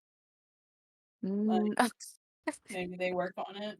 What kind of deal? Like we saved their people. You know. Yeah, they owe us Don't that don't house. they Well, don't need to they Still don't need to do it. they don't But need to that's give us a reward. They could just give us the house and that'll be enough. What are they gonna do with it? or are we? Oh, what, Kyle keeps mentioning a house, but we're talking about the tower. So yeah. what are you? What are we? tower. This is the tower, the temple here, the tower that What? has all this stuff. Wait, you guys want the temple? Why? Yes. What do you want to do with Why? this I freaky place? mean, we could clean it up and rent it out for Yeah. money. Airbnb, duh. Uh, sure. I don't. We could get the clerics to bless it. So we could totally like have the mayor manage it. Like she's our property manager. So they get a cut, we get a cut. The town prospers off of it. Kind of. Kind Profit. of. What's? There's nothing to mine here. Who said anything about mining? It's to stay here. Just to They stay rent it out underground for a here. little bit. They rent it out to hang out and go visit places. It's like Sorry, a I'm just. larger I, like inn. I Yeah. mean, I don't care. I don't want this place. I want the house. The house Well, outside and the house in Waterdeep. There's no well, the house house in in Waterdeep. Waterdeep is owned by a family. We can't Yeah. have that. Oh, that's right. So I want the house here. You want the manor. Well, there's two. There's Farrell's place and then there's Vialis's place. Can we have both? Oh, Greedy. I call dibs I on don't Viales. even know if I'm giving you one. The I mean, tower is an investment. The house is a house. How much is the house? How much? Yeah, can they give us an 80% discount? 80%. I don't know. I have to look it up. There are costs for like building a guild house and building homes and um things like that. But Kiara wants the tower so she can set up a forge and work. What the um hell? Then it's yours. I don't know what to Well, do. she doesn't want it by herself. There's gotta be room for friends. Yeah, Cole's gonna stay with her too. Duh. uh Mm-hmm. okay, well, it's not necessarily relevant to the adventure, so we can make that decision later. When is it ever? I will say, when is it ever relevant? Or when is it? When do we ever like stay on track for relevancy? Right. Well, that's why we're here. That's why I'm here. So I will look into that as far as what is the cost. There are, like I said, there are rules, I think, in regards to that. There's also rules in regards to like hiring helpers and things like that. So um all of that stuff we'll have to we could discuss there later. But um, regardless, the tower is yours if you want it. If not, it doesn't matter. But it will need to be fixed up. So the yeah.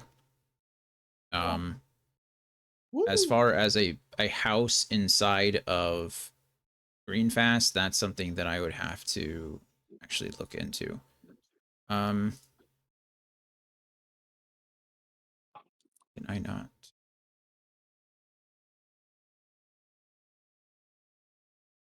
Anyway, so the next morning, you and Veckin, your group and Veckin decide to set out. It does take you another day of travel, but this one is obviously much more relaxed as you're leaving the city or the town of Greenfast rather than returning to it or heading towards it. So that is it is much nicer. Veckin clearly is in a good mood and happy to have done whatever part he can. He explains that as he left, they didn't encounter any trouble. They made it back to the village just fine, and he's just happy to be home, make sure that his father's okay, and to finally lay this all of this to rest, in the hopes that Sarah will find solace as well. And in fact, you do.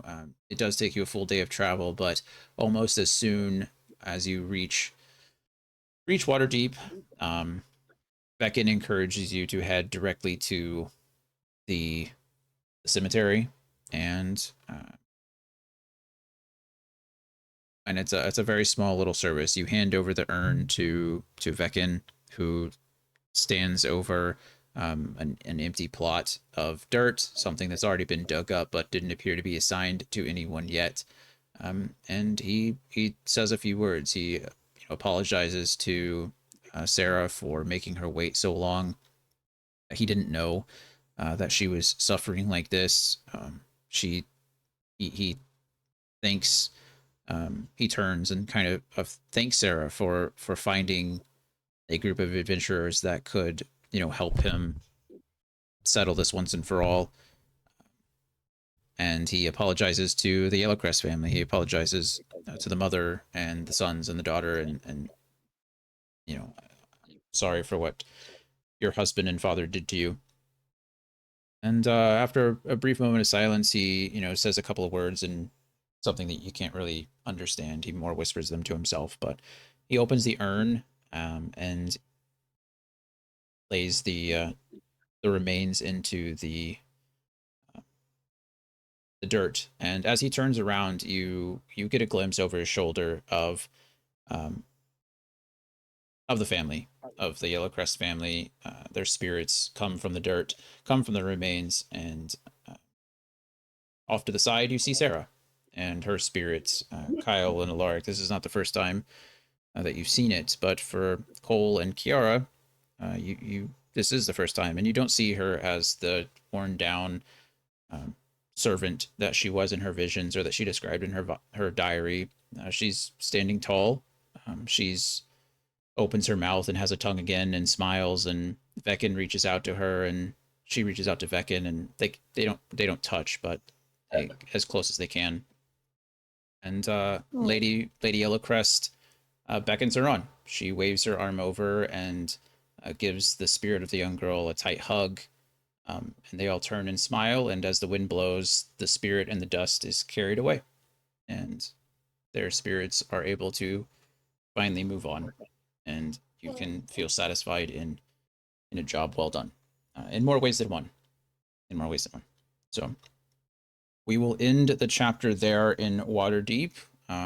You still have to travel back. Miter Jans was waiting for you, so it's not too long. It's been what, 3 or 4 days since you've been here in Waterdeep. Technically, actually, no. I'm sorry. You were in Waterdeep for, let's say, 3 days before you left because you were waiting for Farrell to get there, and then you, I believe, left shortly after that. You had to go talk to Cole's mom. It took you a day to get there. Adventuring for a day. You stayed the night, and then a day to get back to Waterdeep. So we'll say it's still the morning or so or the afternoon of the 5th day. But regardless, you're free to do what you want. When we start the next chapter, if you'd like to, I know none of you really, there wasn't really much to be gained, I guess, monetarily there. You guys might have found some treasure here and there that you can sell. It's no problem to get rid of. Just let me know if there's anything in your inventory you're trying to dump, and get rid of that easily enough. And then in 2 weeks, we'll pick up with the next chapter, I think. So, are there any comments, questions, concerns, any plot holes, or any relevance that you guys are curious about that I forgot to mention? Nope. So no. you want us to come back long rested, and are we still leveling up? Yeah, so I mean, the long rest is you guys are already long rested. You slept the night in Greenfast, and then it took you a day's travel. Like that's all just basic stuff. You just click the Okay. button. As far as leveling up, yes. You are all level 8. We can. Here's the deal. Rather than just meeting up and wasting a whole session, next week I will make myself available next week for anyone who has questions about leveling up. It is level 8, so it's a big one. This is the one where you have to choose whether you want to take the ASI or you choose another feat. So this will be the first time many of you have been choosing a feat since level 1, because since I gave you all a level feat or level 1 feat, I requested that you didn't choose one at 4. So this is the first time some of you are choosing one in quite a long time.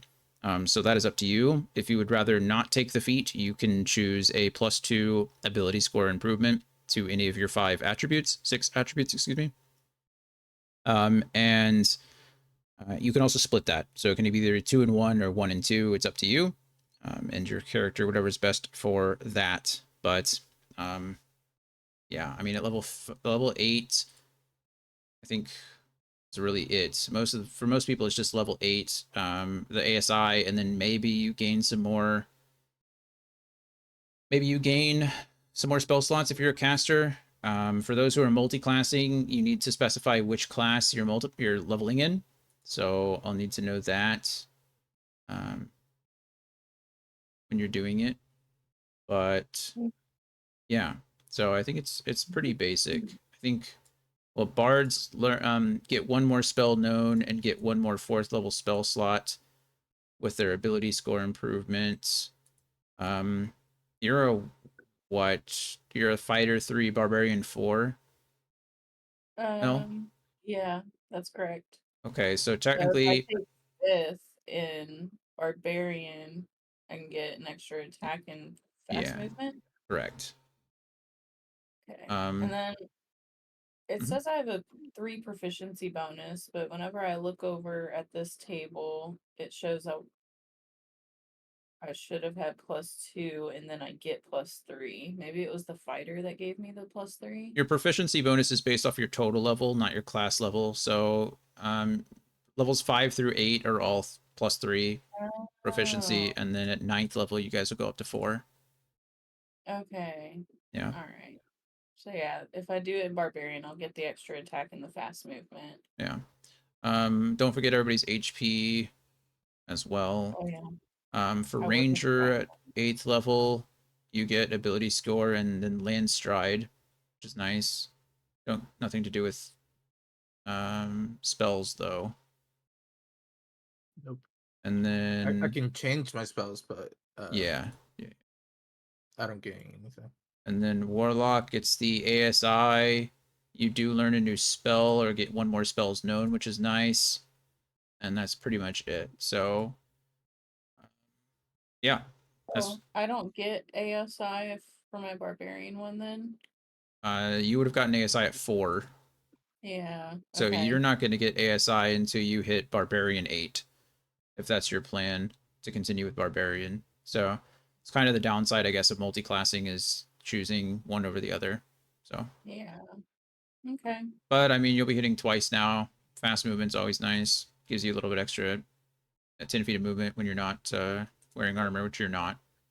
Mhm. And then you'll get another Barbarian level's worth of HP. Nice. Yeah.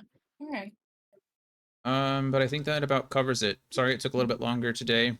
Um, combat just usually does. There was a lot of moving pieces, but you guys did well. It was nothing really crazy. Um, you guys can decide also what to do with Amet to Ahmed. Alaric, you don't worry. Ahmed kind of says, don't worry about the other 25 gold pieces. Um, you know, he doesn't need it. He did his job and feels like he's fulfilled there. So you already paid him the 25. I think you said you already deducted that. If you deducted the full 50, then you can go ahead and add 25 gold pieces back. However, if you guys are trying to hire a med as a sidekick, that is something else. There are sidekicks and companions and stuff like that. There's rules for that as well. So you just have to let me know. Yeah. Okay. Thanks, Ahmed. I think that's it though. So Okay.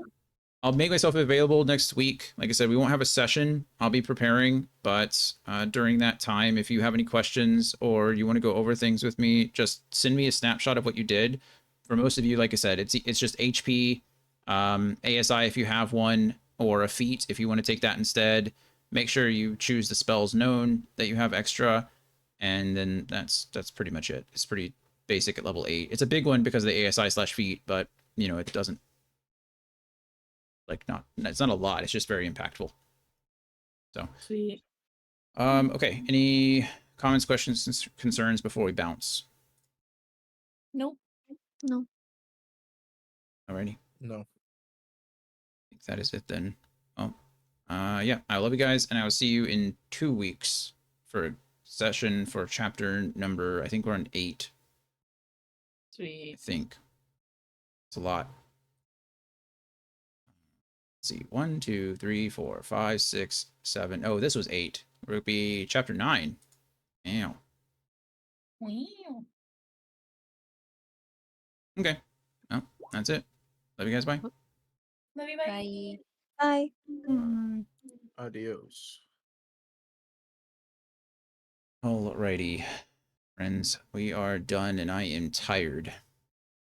That one went a little longer because I wanted to get the stuff taken care of. I wanted to make sure we were done. I didn't want to come back next week for a single, like an hour or something, to just do a wrap up. So we did it here. I need to find. So what do I have to do by next week? What am I doing? First, I have to prepare a whole chapter. So that's something. This one kind of looks small, so see how that goes. So I have to prepare an entire chapter. We'll do that next week. I don't know if I'll stream it or not. We'll see. I've done prep the last couple of times. Well, so maybe I'll do it this time too. Let's see how it goes. And then I also need to look up how much it costs to build a house. I know there are rules on that. I just don't know where they are. There are like rules on managing like a guild and all kinds of stuff in I don't know if it's the DMG or if not. See how it goes. And then the other thing is the rules on sidekicks aren't too bad. Pretty standard stuff. I don't remember when sidekicks got added. I think they're part of the Essentials kit, but I know they're also part of Tasha's. I don't know which is the newer one. So I need to look up that too. But either way, that is going to be it for me. It's 5 o'clock. I'm tired. I appreciate you guys. Love you guys. Thanks for being here. We will be back Friday. So I won't be back tomorrow because it's Halloween. We got some things to do and to prepare for. But I should be back Friday at 11 a.m. Central Standard Time, probably with some more Final Fantasy 14. I think that was the plan. Either that or Evil Within. The Evil Within 2, because I really want to finish that one too. I don't know. We'll see how it goes. We'll wake up and figure it out. Actually, it might depend on what Brittany's going to do, because Brittany said she might be here Sunday too, and if she's here Sunday as well, then we'll probably be doing the Evil Within Friday, Saturday instead of Saturday, Sunday. That way I'm not like missing too many days. But I don't know. I don't know. I'll figure it out. But that's it for me. Here we go. Love you. Bye.